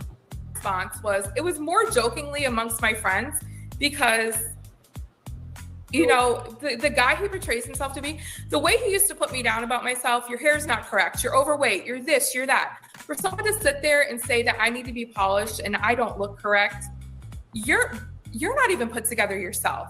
If you want to break it down, you are not put together yourself. You spray your hair on, your hair stands up this big in the back, you comb it forward, you spray hair fibers on. So you want to sit there and come for me and my looks, and because I'm overweight, and you don't take the time to look at yourself. So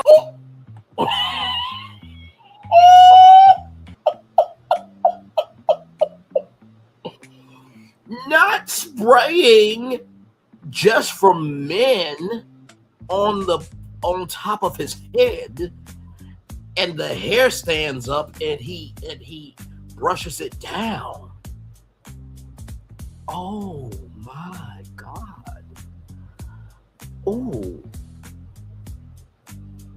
Ooh, I need some cinnamon chamomile tea right now. I need some cinnamon chamomile lavender tea. I need some cinnamon chamomile lavender honey tea right now, because all this is piping hot. Let's keep going.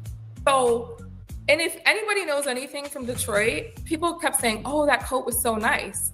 You don't wear fake shit in Detroit. That's just something you don't do. Most people in Detroit would never be caught dead wearing a fake chinchilla rabbit coat. If you want to wear it, go ahead and wear it. But I'm not from Detroit. People have to understand the dynamic. I'm not from Detroit. I'm from Flint. It is just as cold in both places. I personally, I'm not mad at a fake fur. So I guess that just depends on where. Ask some actual Detroit people if they would be caught down wearing that. I'm familiar with Detroit. I guess my point is like the going back and forth, the coat and all of that. It was posted on my page, and the way it was posted was, I never thought what I said was, everyone's asking me about the chinchilla coat. How did he get it? Guess what? It's not chinchilla, it's rabbit. And here's the link, or here's where I bought it from. Somebody cherry picked that off my page and put it onto you guys' platform, right along with the mink thing, or whatever it was, the fox that I had bought. You put it on your page, but I mean, at this point, the conversation is going. So are you done with it or not done with it? Is he done messing around with me? Is he done contacting me? I have nothing to lose from this. I'm successful, like I said. he's the one that I'm talking about you though. Like, you've been through this situation, this toxic relationship with this person who, you know, unfortunately, according to you, went through all your money, hundreds of thousands of dollars, stole cars from you, was abusive towards you. And it's kind of like, just from the perception that I'm getting, it's like the ball keeps rolling because you posting and posting. If you want to be done with it, you are in another relationship. Yeah. Oh, I am, and guess what? He fully supports me.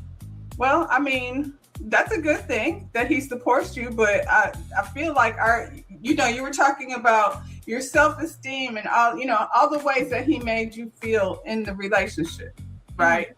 It just seems to me like if you can't get nothing out of it aside from what you got going on with the police department and getting your personal stuff handled, why keep the ball rolling over here on a public platform when you can just put it behind you? Or why not speak? So I agree and disagree with just Donna. Like I said, she has done a fabulous job with this interview so far. But I will say this, right?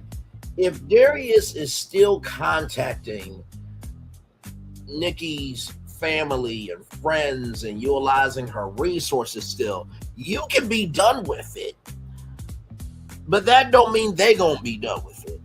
You can be done with it, but that don't mean they're gonna be done with it. You can be done with it, but that don't mean they are going to be done with it. So I'm gonna push back just a little bit, not too much, but just a little bit on that. Let's keep going. Speak out against my abuse when this man is put on a show and the show failed to vet him correctly with domestic violence charges, PPOs against him. Why not speak out? I've been contacted. I have no regrets on speaking out. I guess that's my statement. Okay. I have no regrets on speaking out because why not say something? Why not have a voice in what he did to me? He wants to keep on saying this and that and doing this and that. If me speaking out prevents one person from having to go through the shit that I went through with this man, then I have no regrets. If he wants to continue to fuck with me, if he wants to continue to use my resources or do backhanded shit to me, I have no problem speaking out. Well, when you say use your resources, that's up to them at this point, right? Whether or not they want to be involved with him. I'm surely you've told them your story. I guess no one can silence me. That's what I have to say. I'm not saying you should be silent by any means. I'm just saying, like, where does the Darius chapter end? Like I said, if Darius would have never gone and like charged stuff to my account a couple months ago, I never would have said anything. If he wouldn't have recently reached out to some of my friends and family, I would have never even said anything. Darius does stuff and then he sits back and keeps quiet and lets his minions talk for him. And I have no problem with what I have done, with how I've spoken out. A lot of people defending him, I should say, are not even from Detroit. They're not from Michigan. If you go on some actual, probably, I want to say about 4 months ago when I had posted about the wine, it was posted in a group, Sis, Are We Dating the Same Men? Or it was something called that. And not one person had anything nice to say about him on there. It was the same thing. He's manipulative. He uses women for money. He is abusive. He's controlling. So when you go, because that's another, I don't know about the wine website or Who Are We Dating website. So you go on Are We Dating the Same Man website and you get all this validation in terms of don't do it. I know he's this guy. I know he's that guy. What does that make you feel like? I know that I'm not the only one. I'm not the only one that's dealt with what he's dealt with.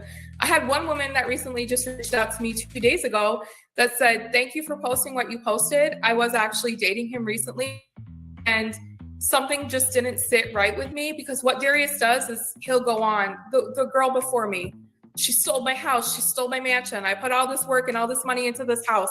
None of it was true. So he creates the story that the woman he was with before, or this person's stalking him. And so he creates these stories to try to get people to feel bad for him. So the woman had reached out to me and she said, don't listen to what anybody's saying. I was personally dating him. And thank you for speaking out, because it didn't sit right with me what he had been saying about you. And I did some research myself. He doesn't own what he says he owns. And she said, I don't talk to him anymore. I feel like anybody dating anyone should be doing that type of research. I feel like when you meet someone and they claim to have all these things, it's your job to find out if it's legit or not. That takes time. So these are not things that you can just see like in a day. A person has to show you who they are. Correct. But I feel like Darius is still very much like you've moved on. You've got another man, and you've got your daughter that you're raising over there. It seems to me like you let Darius and what happened to you take up a lot of your energy. And I'm not talking about handling the business. I'm talking about posting here and posting there. Are you going to spend, how long are you going to spend trying to warn everyone that Darius is not a good guy? It was a rainy day that day when I started commenting. I was triggered. I'm human. Mm-hmm. I had people saying that my husband should leave me now. I am remarried now. That my husband should leave me now. And you're remarried? We are. Yeah, I am. Okay. So how long did you know him before you married him? I've known him for 20 years. Okay. So he's somebody that's been in your life, and he's somebody that's been in my life. We were friends for years, and what was his take on Darius when you were married to Darius? What was that? I said, what was his take on Darius? Did he know Darius? Did he know? He actually did know Darius. And as a friend, he just said, be careful in the beginning. And, I feel like he took on a project with me that he didn't have to take on. But he loves me for who I am. He supports me in everything that I do. We've grown together. We've done a lot of things together. He's super supportive of me. So I do have moments where, he's seen what I had posted. His sister's on my post on the post on my Facebook, and everybody's supportive of me. They know what I've been through. I'm on my journey of healing. I'm not perfect. I have moments where, I probably do the most and do more than I should.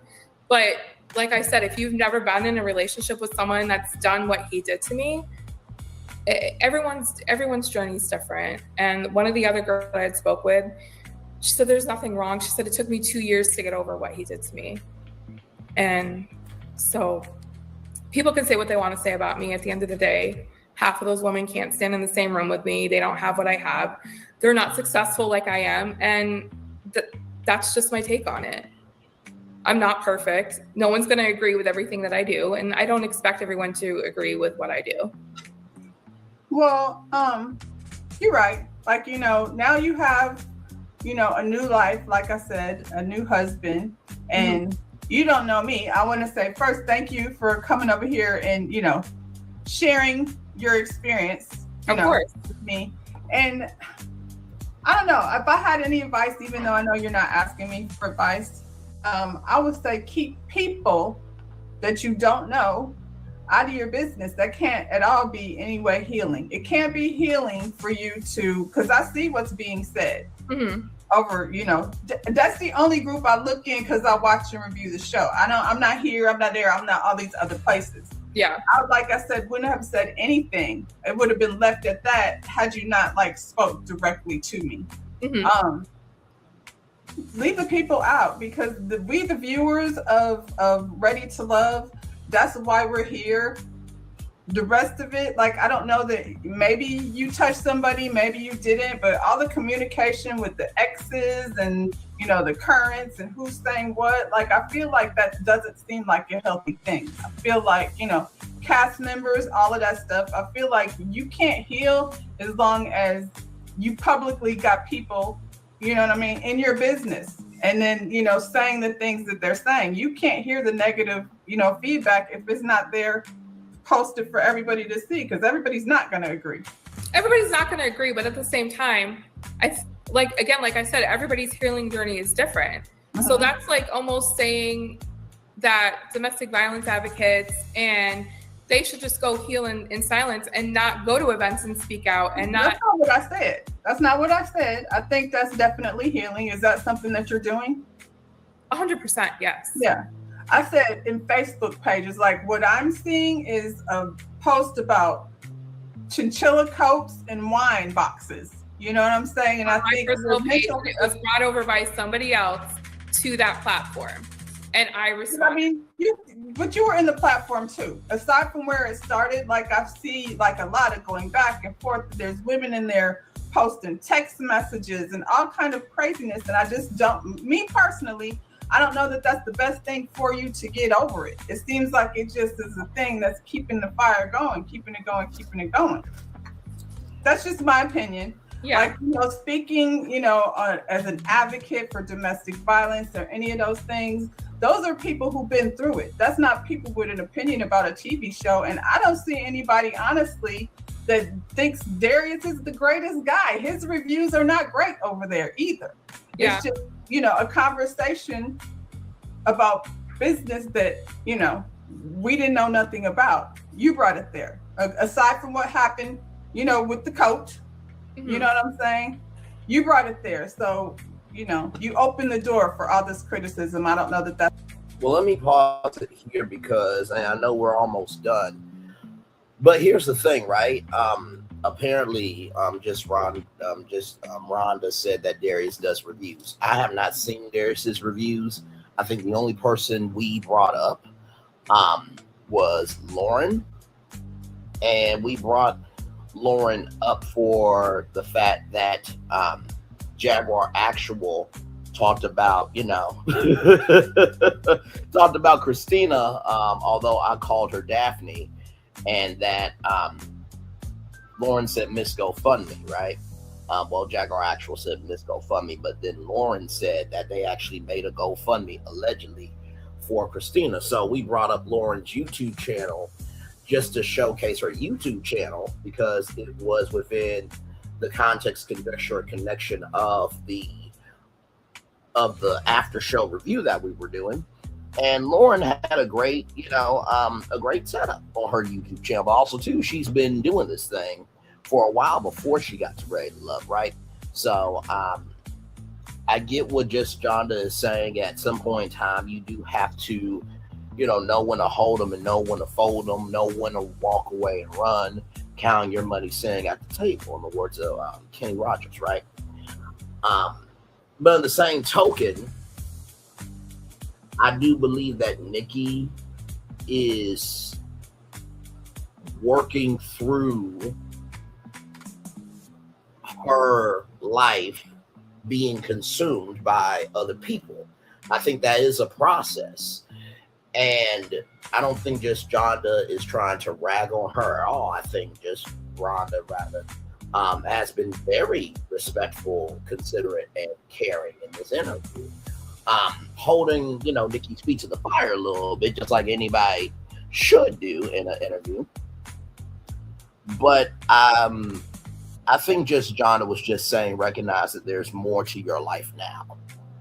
And don't hold on to this after you let it go. I think that was her overall message there. Let's finish it out here.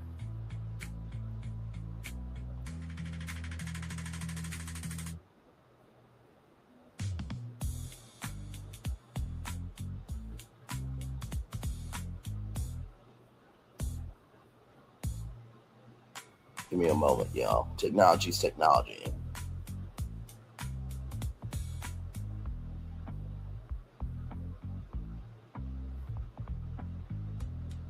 Come on. Okay, there we go. Okay, let's finish it out. That's the best thing. Oh, I'm 100% aware of that, but I mean, there's more stuff I could say, but I won't. But it's not like I haven't. Yeah. It's not like I haven't been in contact with people from production. It's not like I haven't been in contact with leaders of that page that have told me to speak and say something. I think there's a lot more that goes into it. Now, like I said, I'm not perfect. Should I have said half of the stuff I said? No, I was pissed off. I was pissed off because of other stuff that had happened.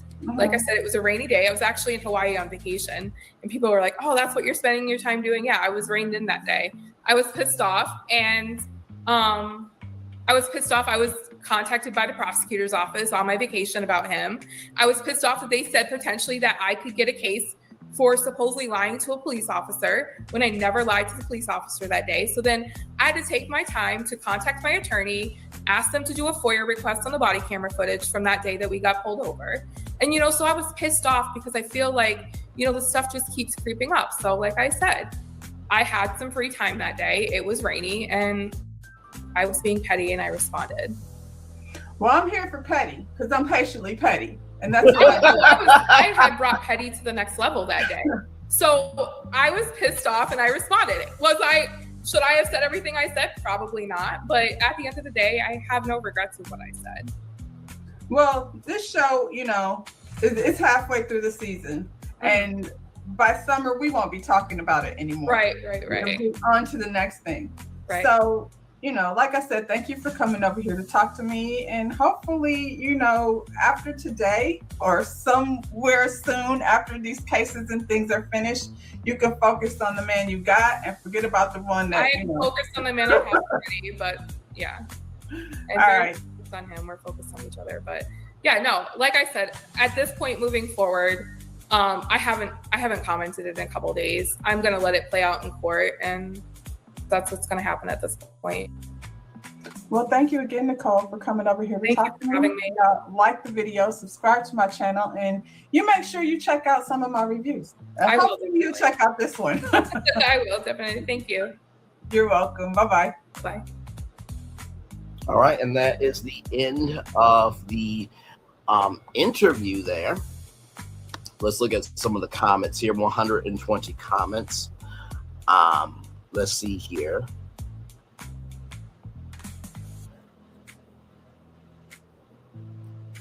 Wow. Okay, then.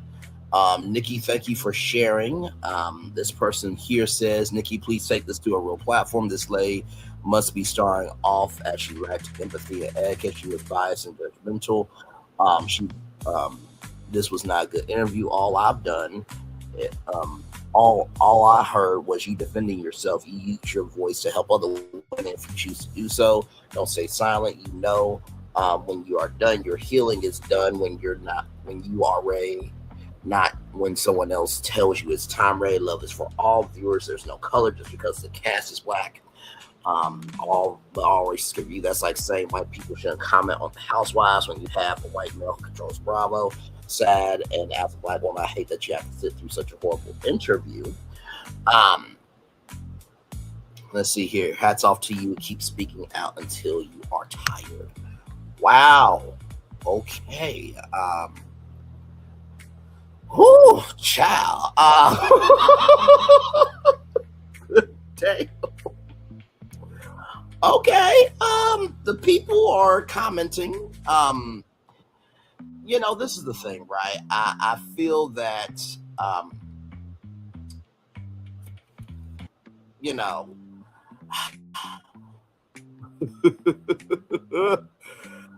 whoo, child. I get where that person's coming from with that comment, right? I do get where that person's coming from. In the same token, though, I don't think that the interview was not going to happen without some tension. You know what I mean? I sincerely believe that there should be a little bit of tension compared to some other people. Okay. I think just Rhonda did what she could.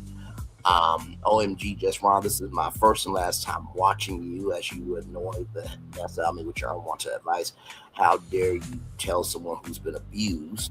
Pound the heel, shout to Nikki for coming forward, because if all women did this to men, if all women did this men with it twice before playing our fest, I have mad respect for them that warn other women. I'm sorry you have to experience Rhonda's rude behavior.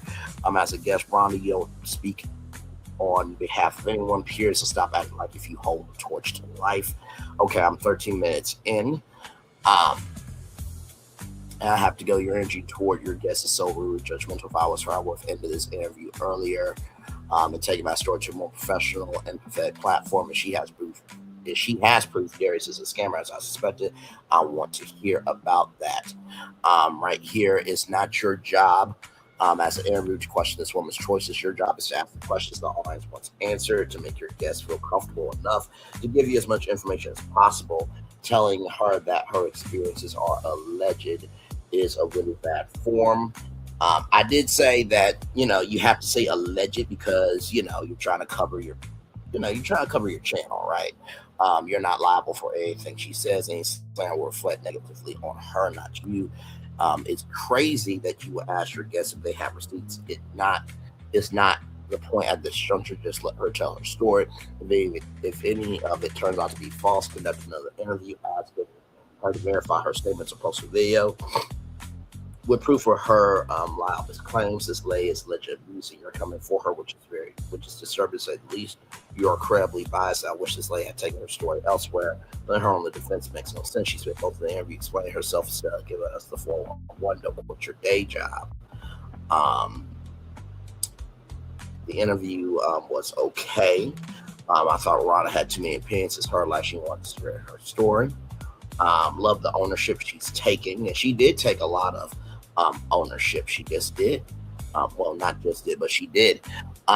Your interview style is very judgmental. Viewers don't need to hear about what you would or wouldn't do for a man, etc. This is about you. Your superlicious, your superiorist approach is indicative of your lack of journalistic skill, because your type of questioning will cause most interviews to become uncomfortable or shut down. No one wants to confide in someone who looks down on them.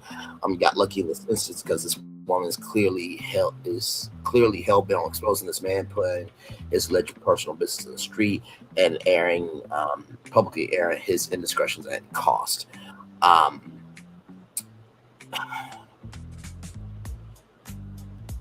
Well, I don't think that Nikki is personally hell-bent on exposing Darius. When she said what she said about, a cast member, lives down the street from her, and, her personal assistant, Nikki's personal assistant, is friends with somebody for years, and that some of the cast, has asked her not to speak out, this, that, and the third. There's something there, you know what I mean? And for those people who, see that Rhonda's a bad, interviewer, journalist, what have you, that's their opinion. They have the right to that. But I do think that there was something out of this interview that was very poignant, very purposeful, very there was a propensity of energy that needed to be heard. You know what I mean? So yes, indeed. So yeah.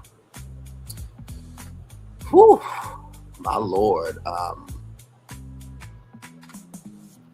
Wow, you need growth in whatever child you're aspiring to be. You handle this all wrong.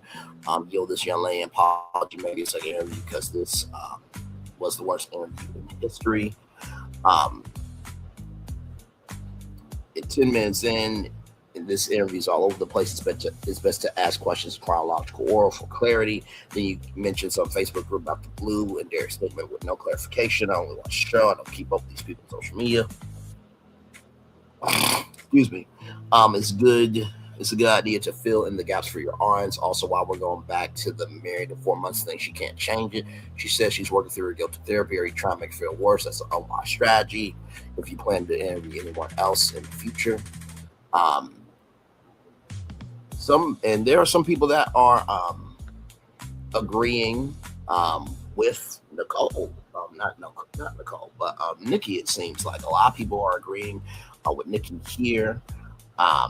Some people are saying that Darius is giving some fake energy. I don't understand the interviewer's attitude. Also bothers me when people don't understand abuse. The interviews abuse people. It's disgusting because it doesn't take too much to understand how abusers manipulate. It also doesn't take too much to have compassion, but shit, maybe it does. That's why people don't speak up. I hope Nikki goes to a larger, more experienced platform. This is judgment from the host is crazy.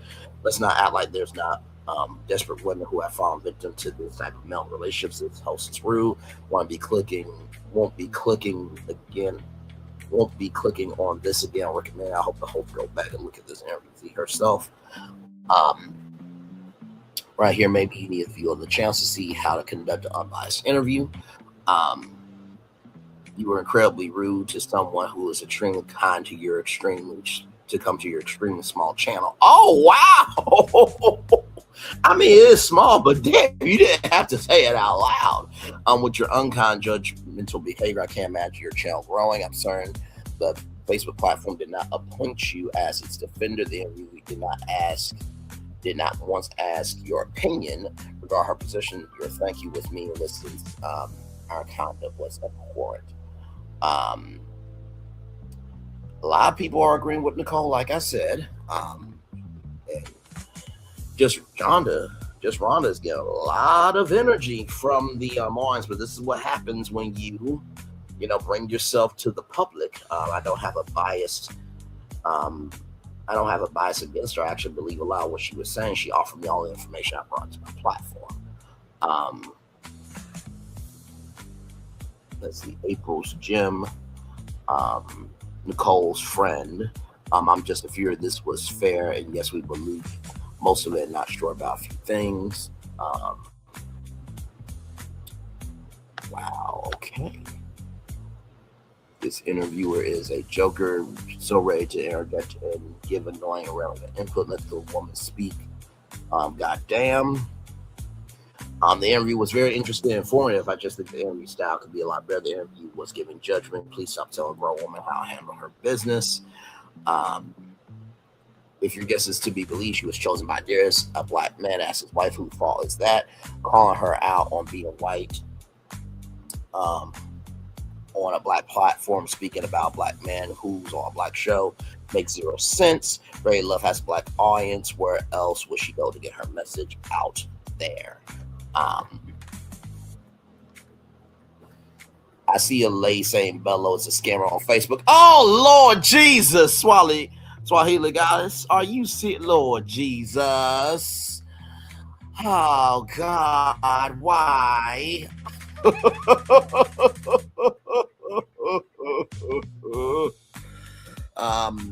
Just Rhonda, everyone makes a mistake. Just doesn't mean you forget what happened. She should let people know and share her story. As a woman, you should support. I'm sure you haven't been perfect in your dang selection. This day, they really are going in. This show isn't just for African American people. White people watch black shows and should be able to comment.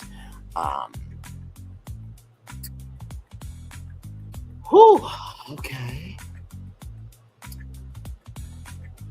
So there you go.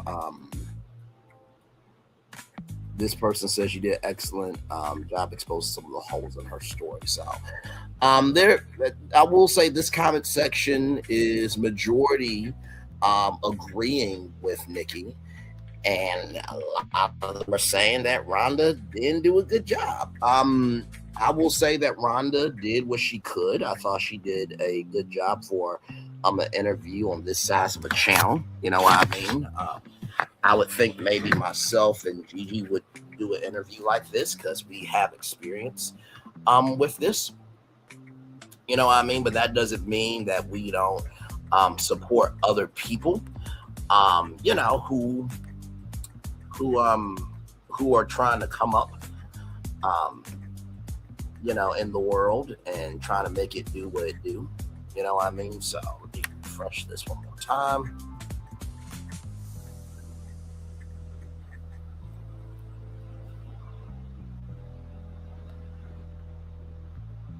Let's see.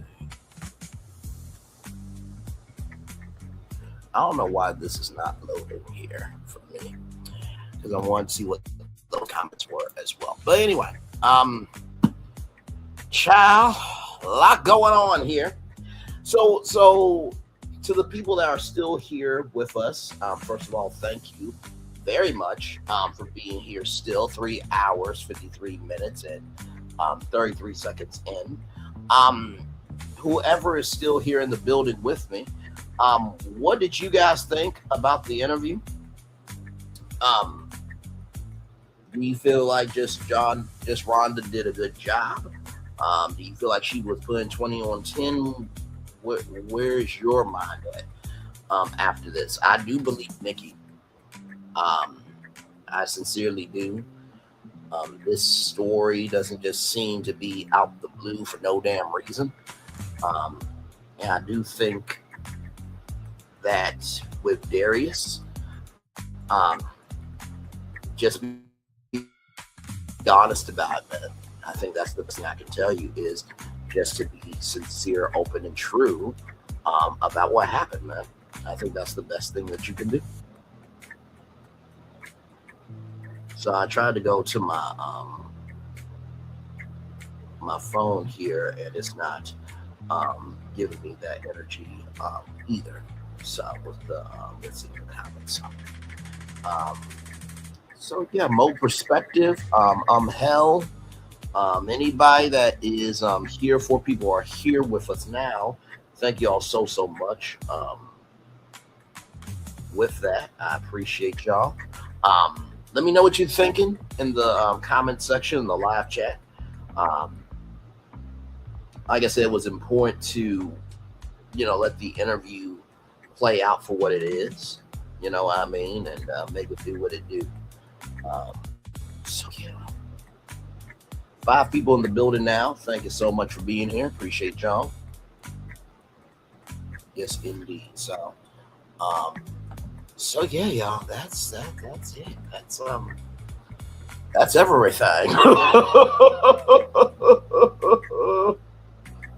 That is everything, child. Man, that was quite a lot.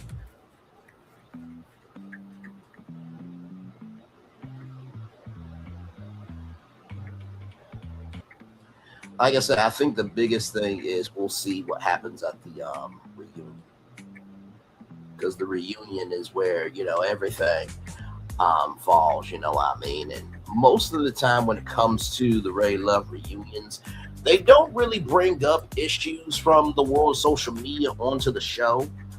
I understand why, and Gigi understands why that doesn't happen, because the show is the show. But I do think because of the DV allegations and the alleged, mental abuse of it all, I think that potentially this could be on the reunion. So we just will have to, wait and see. Either way, it is hot on these streets for sure, y'all. So yeah. Yeah. That's it. So.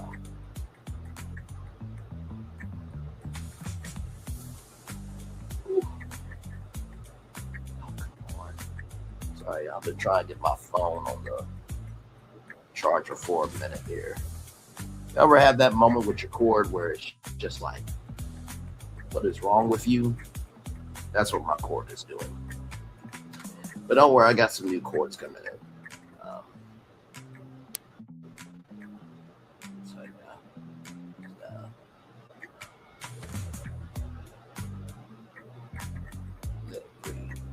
But anyway, so yeah, we'll take it up to the 4-hour mark, since we're almost there anyway.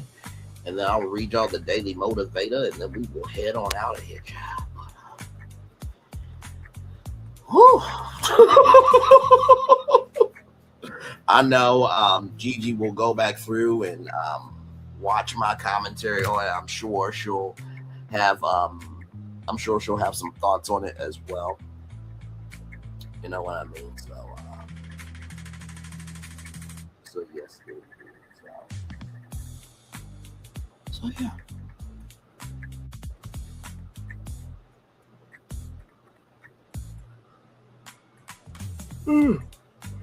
Good Lord Jesus. By the way, thank you to everybody for being here. Mo Perspective, thank you for being here. Hell, thank you for being here. Nikki News, the official Nikki News. I always want to say Nikki News or narcissism, because that was her original name there. K Luna 24, thank you so much for being here as well. Lunya 12 Jaguar Actual, of course. The person that asked for the shout earlier, thank you for coming through. But yeah, child, that was oh, praise be unto God. Okay, finally got the chord together now. And since we're still here, I just saw something from the Oprah Winfrey Network YouTube page. Apparently, Darius and Dominique went out on a date. Yes, they did. They went out on a little datey date. So I am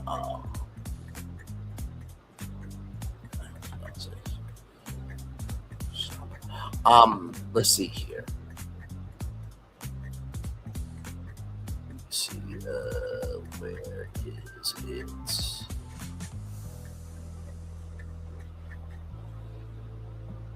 Okay, so this was a digital exclusive. I don't know if I'll be able to play the clip because y'all know how OWN is.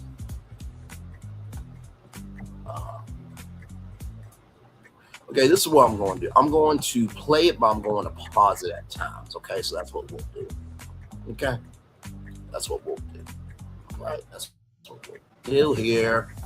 OWN, don't at me. Okay, listen. Reviewing content. Okay, it's a digital exclusive. Here we go. This week, the women are in power, and I've decided to invite Darius out for a date. What's up? Hey, how you doing?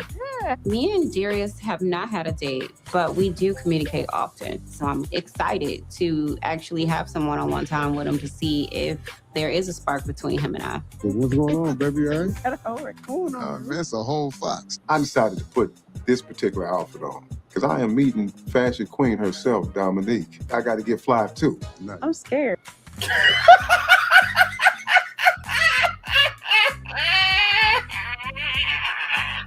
She said, first of all, she said she's scared, but she still got a smile on her face. Stunning smile, Dominique.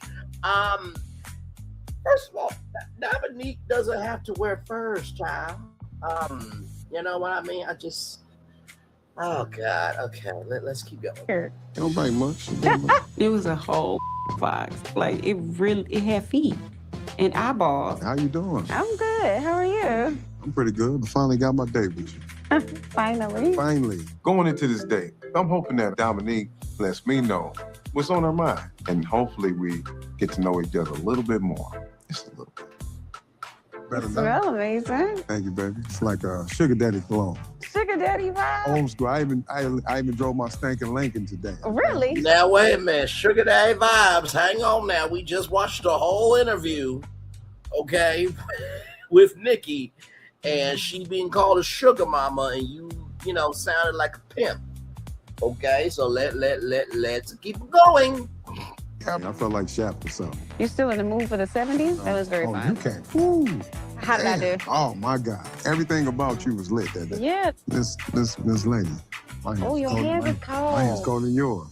It's cold outside. No, I had some questions for you. What's the questions you got for me? You've been in love before.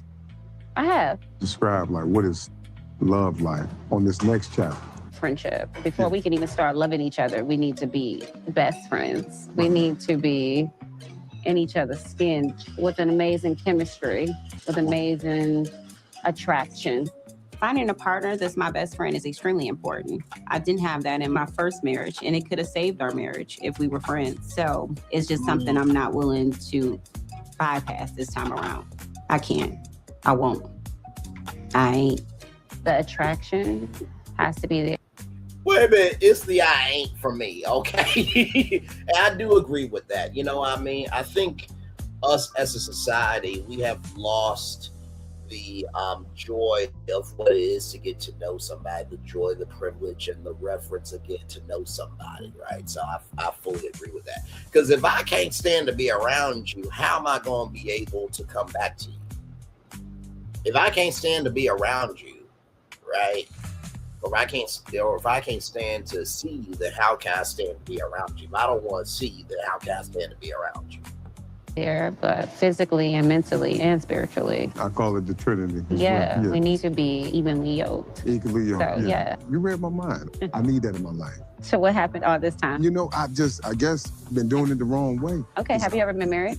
Never been married. Some things in my past just didn't work out. We wasn't equally yoked. Okay. So we started out, we hit the ground running. Yeah. Man, and when you do that, you fumble. We don't have to have the same views, but they need to coincide. Spiritually, mentally, physically, emotionally, I want everything to be aligned. Okay. You want to have that yokage. When you're in sync with your partner, man, what they have on the inside, their purity in their heart, oh man, you can't beat that. So we got God in common, we got fashion in common, and we got futuristic goals and common things that we discussed. Mm-hmm. So the alignment is definitely there. So I mean, it showed me that you are very aware. Yeah. And I like that. I appreciate that. Yeah. This is one of those things where you know what you know. If you know, you know. If it's real, it's real. Vibing with Dominique. She was... Okay, I'm going to be real with you. I really didn't sense a vibe here. I'm just going to be real with you, Darius. I think I would be a better choice for Dominique than your existence, brother. First of all, with Dominique, and we talked about this during the after show review. This is the chill out part of the show now, everybody. We talked about this, about how Dominique just seems to really just love people. And like, you know, you didn't really have to have the fox. You don't really have to have furs. I think everyone has a mental security blanket. Like it's that one thing that they have to hold on to feel like they're okay. And I feel like maybe the furs and the fashion, now we know that you care about your mom very much, and, you know, fashion came from your mom and stuff.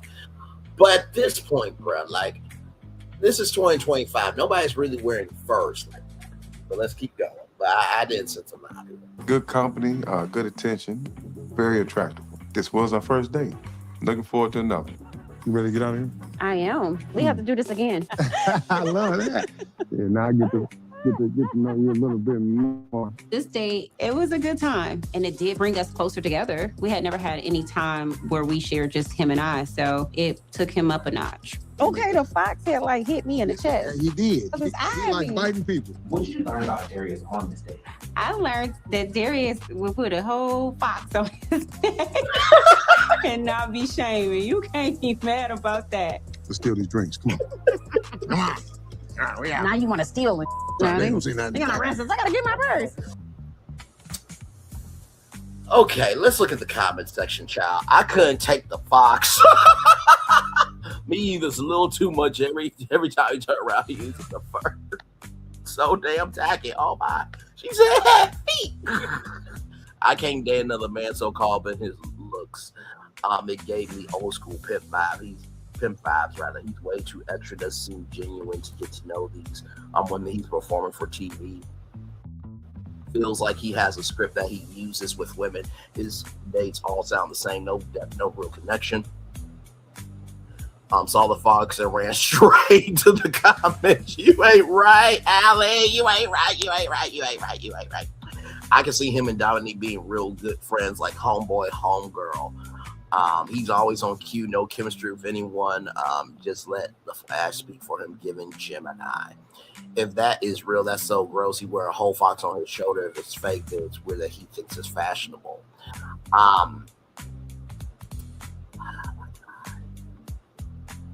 Let me see here. Why does this man insist on wearing dead animals around his neck? He's such a nerd. He missed his era of the 70s. Even then, he would not have fit in UGG. Let's see here. I'm sure Darius is prejudged often, however, when he's interacting with others, it doesn't seem Darius in the prejudge becomes as an observation. I know he's limited. It's a show, hoping he's able to be vulnerable in his pursuit of real connections outside the show. So the Fox made that for people wore them as a status symbol for back in the day.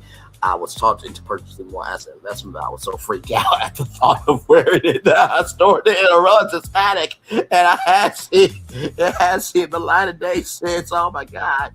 I knew her face looked familiar. I remember her from Basketball Wives a few years ago. She was friends with Jennifer when Evelyn got her face about Jennifer. She told Evelyn keep the same energy you got with Jen with her. Even Evelyn was gagged. Shawnee and Malaysia had to get in between because they knew that she would beat Evelyn up real bad. She definitely stood on business with that colorist. I loved that. Shout out to her. I was wondering what happened with her. Yes, indeed. I'm calling Peter, not Peter. Make it last forever and ever. It seems like they're well matching their substance under the furs and words. You know what? HU to the corner with you. To the fucking corner, not words and furs. I cannot.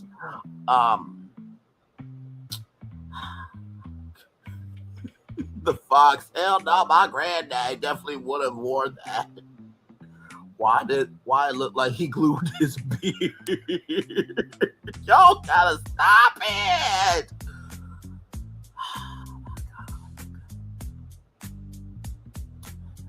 Oh my God, I see nothing wrong with Darius. If that's his style, that's his damn style, that's his business. I love Dominique. She seems much older. Nothing wrong with that. Last question: how do you marry a man that isn't your best friend? Do women just say yes, get the ring, expect friendship to come later? Maybe. Fair point.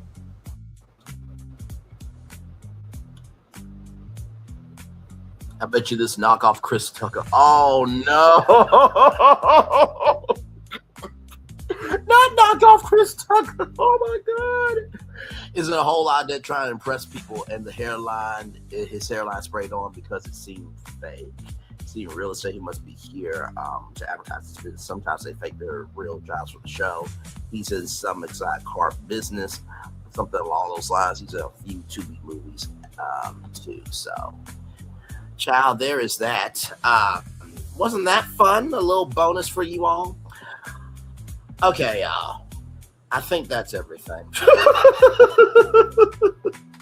Listen, I hope you guys had a wonderful time. Sincerely.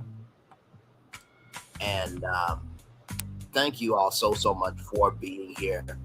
I sincerely love this show. I love, what we're able to do together with the show. And of course, I love Gigi and Q and Solana. Those are my people. And like I said, you do get to hear another side of Braylon. You do get to sense another energy with me. And most of all, you really do get to be in a different headspace with me. And I really enjoy it. I really do. All right, y'all, let me get the Daily Motivator up for you all, and then we will head on out of here. Yes, indeed, we will. Daily Motivator time.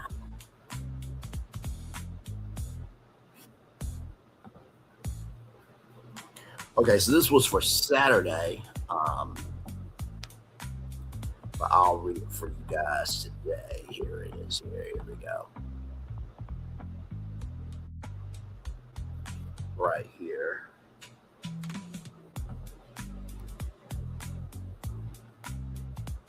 Not all of us have to possess earth-shaking talent. Just common sense and love will do Myrtle Oval.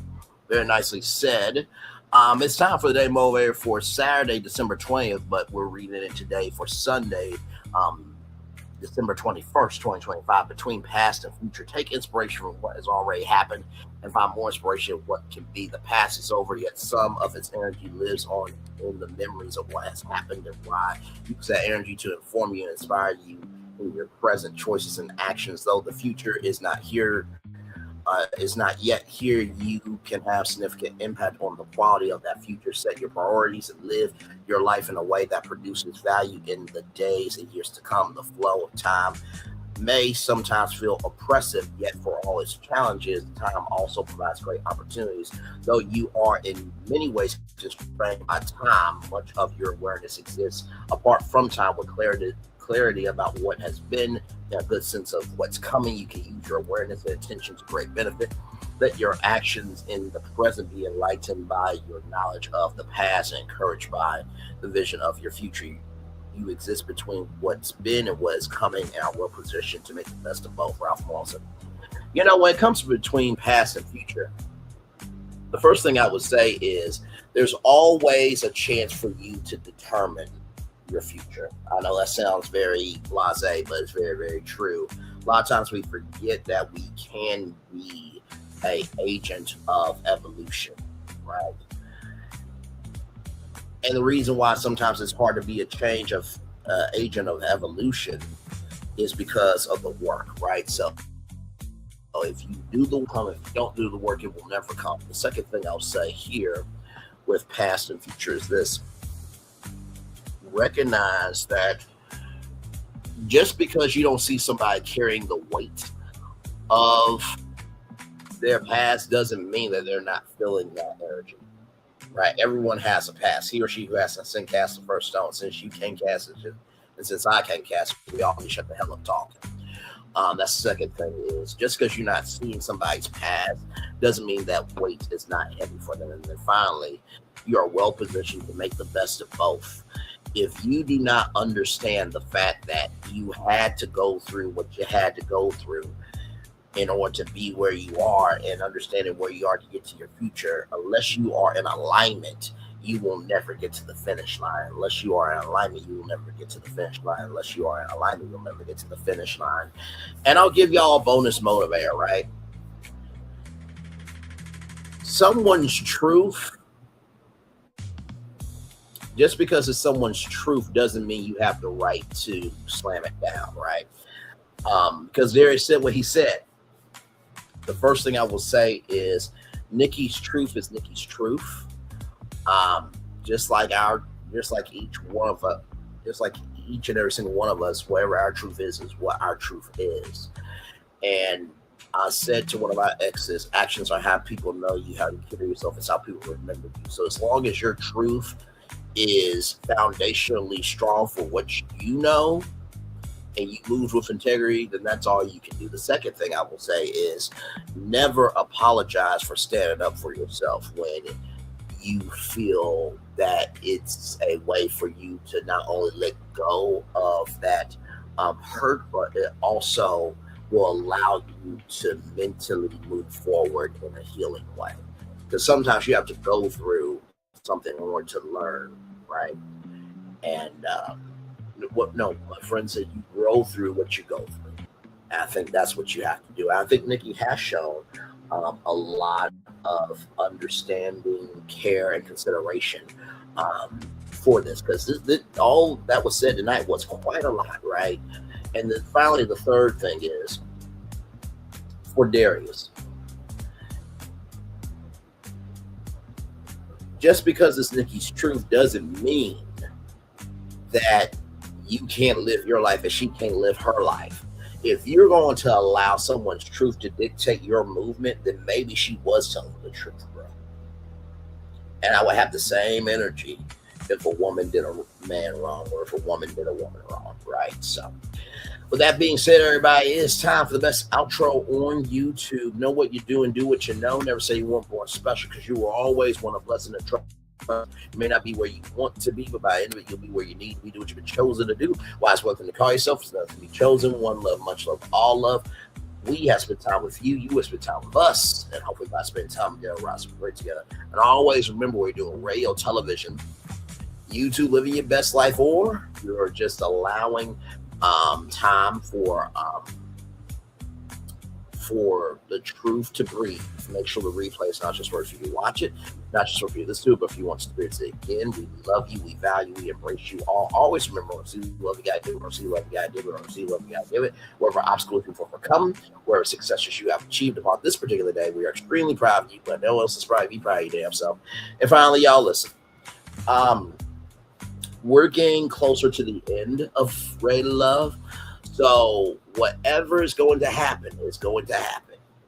You cannot change what is coming, but what you can change is how you respond to it. I feel like we've heard that a time or two. By the way, in case you guys need to know what's going on over here, tomorrow morning, right here, Stars and FYI, please be here from the top of the show. We are going to break down how Stars acquiring the FYI network could really make Stars that network.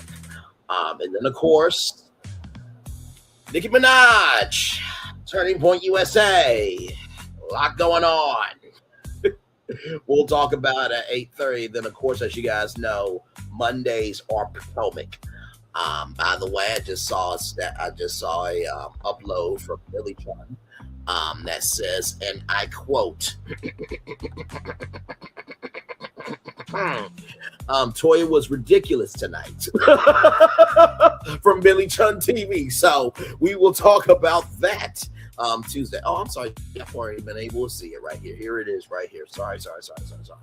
So right here, like I said, Stars and FYI Network right here. Be here tomorrow morning at 11 a.m. for that live. And then, of course, like I said, so was Amber Rose not available to do Erica's job? We'll get into that too. And then, of course, Potomac.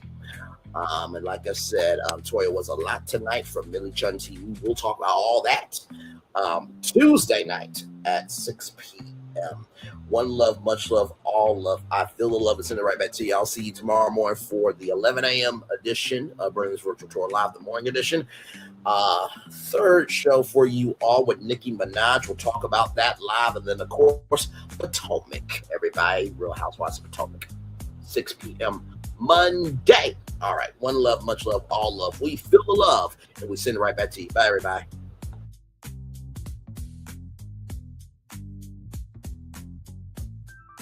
I thought I should tell you, they've been talking about you. Yeah, they've been talking about you.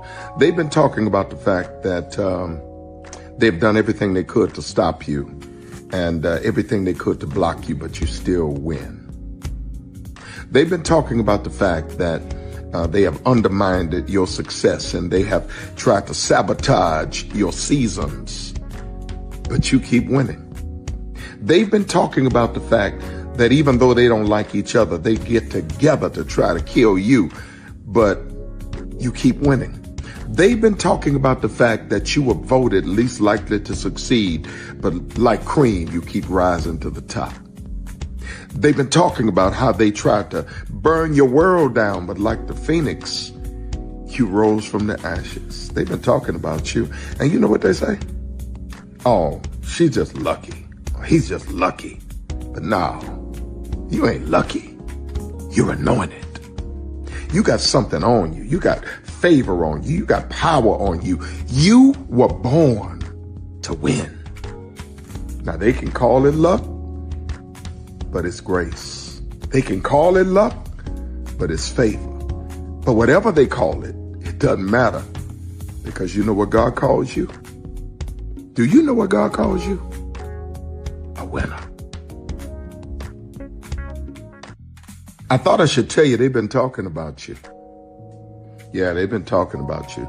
They've been talking about the fact that they've done everything they could to stop you and everything they could to block you, but you still win.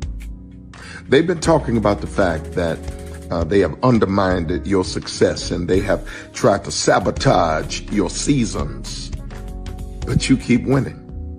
They've been talking about the fact that even though they don't like each other, they get together to try to kill you, but you keep winning. They've been talking about the fact that you were voted least likely to succeed, but like cream, you keep rising to the top. They've been talking about how they tried to burn your world down, but like the phoenix, you rose from the ashes. They've been talking about you. And you know what they say? Oh, she's just lucky. He's just lucky. But no, you ain't lucky. You're anointed.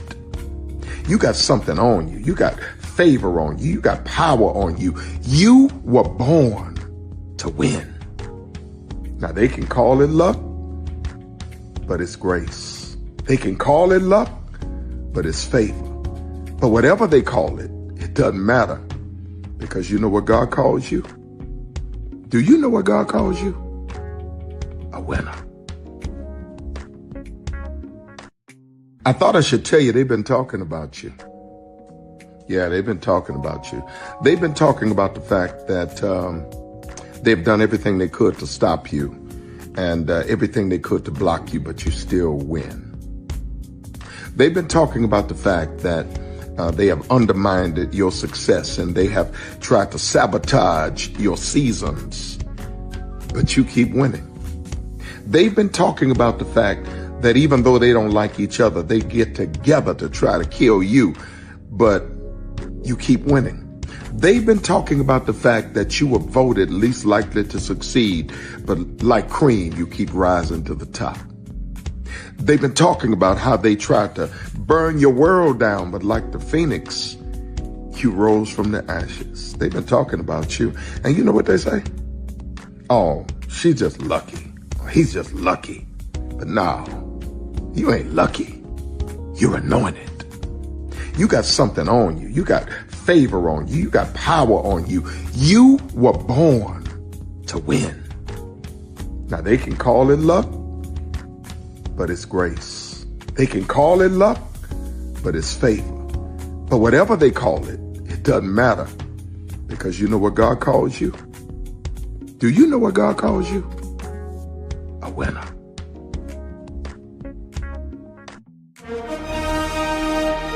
Prepare for a journey beyond imagination, beyond belief, beyond anything you've experienced before. Universal Epic Universe, a new theme park where you'll step through extraordinary portals to 5 immersive worlds. Prepare for a cosmic voyage of discovery, an isle of fire-breathing excitement, a shadowy world of monsters and mystery, new wonders in the wizarding world, and a new way to play. Plus the splendor of a magnificent resort hotel overlooking the park. It's all new excitement at Universal Orlando Resort. A week's worth of vacation thrills with 4 amazing theme parks, a variety of spectacular themed hotels, and incredible dining and entertainment.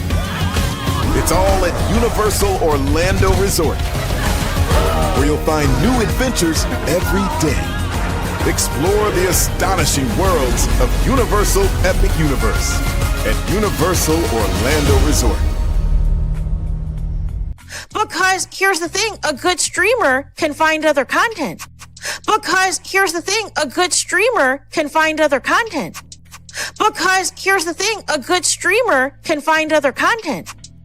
Because here's the thing, a good streamer can find other content. Because here's the thing, a good streamer can find other content. Because here's the thing, a good streamer can find other content. Because here's the thing, a good streamer can find other content. Because here's the thing, a good streamer can find other content. Because here's the thing, a good streamer can find other content. Because here's the thing, a good streamer can find other content. Child, Braylon been over there doing his thing, minding his GD business, staying out of trouble, trying to get the folks some positive stuff to talk about, besides lying all the damn time. Child, Braylon been over there doing his thing, minding his GD business, staying out of trouble, trying to get the folks some positive stuff to talk about, besides lying all the damn time. Child, Braylon been over there doing his thing, minding his GD business, staying out of trouble, trying to get the folks some positive stuff to talk about, besides lying all the damn time. Child, Braylon been over there doing his thing, minding his GD business, staying out of trouble, trying to get the folks some positive stuff to talk about, besides lying all the damn time. Child, Braylon been over there doing his thing, minding his GD business, staying out of trouble, trying to get the folks some positive stuff to talk about, besides lying all the damn time. Child, Braylon been over there doing his thing, minding his GD business, staying out of trouble, trying to get the folks some positive stuff to talk about, Besides lying all the damn time.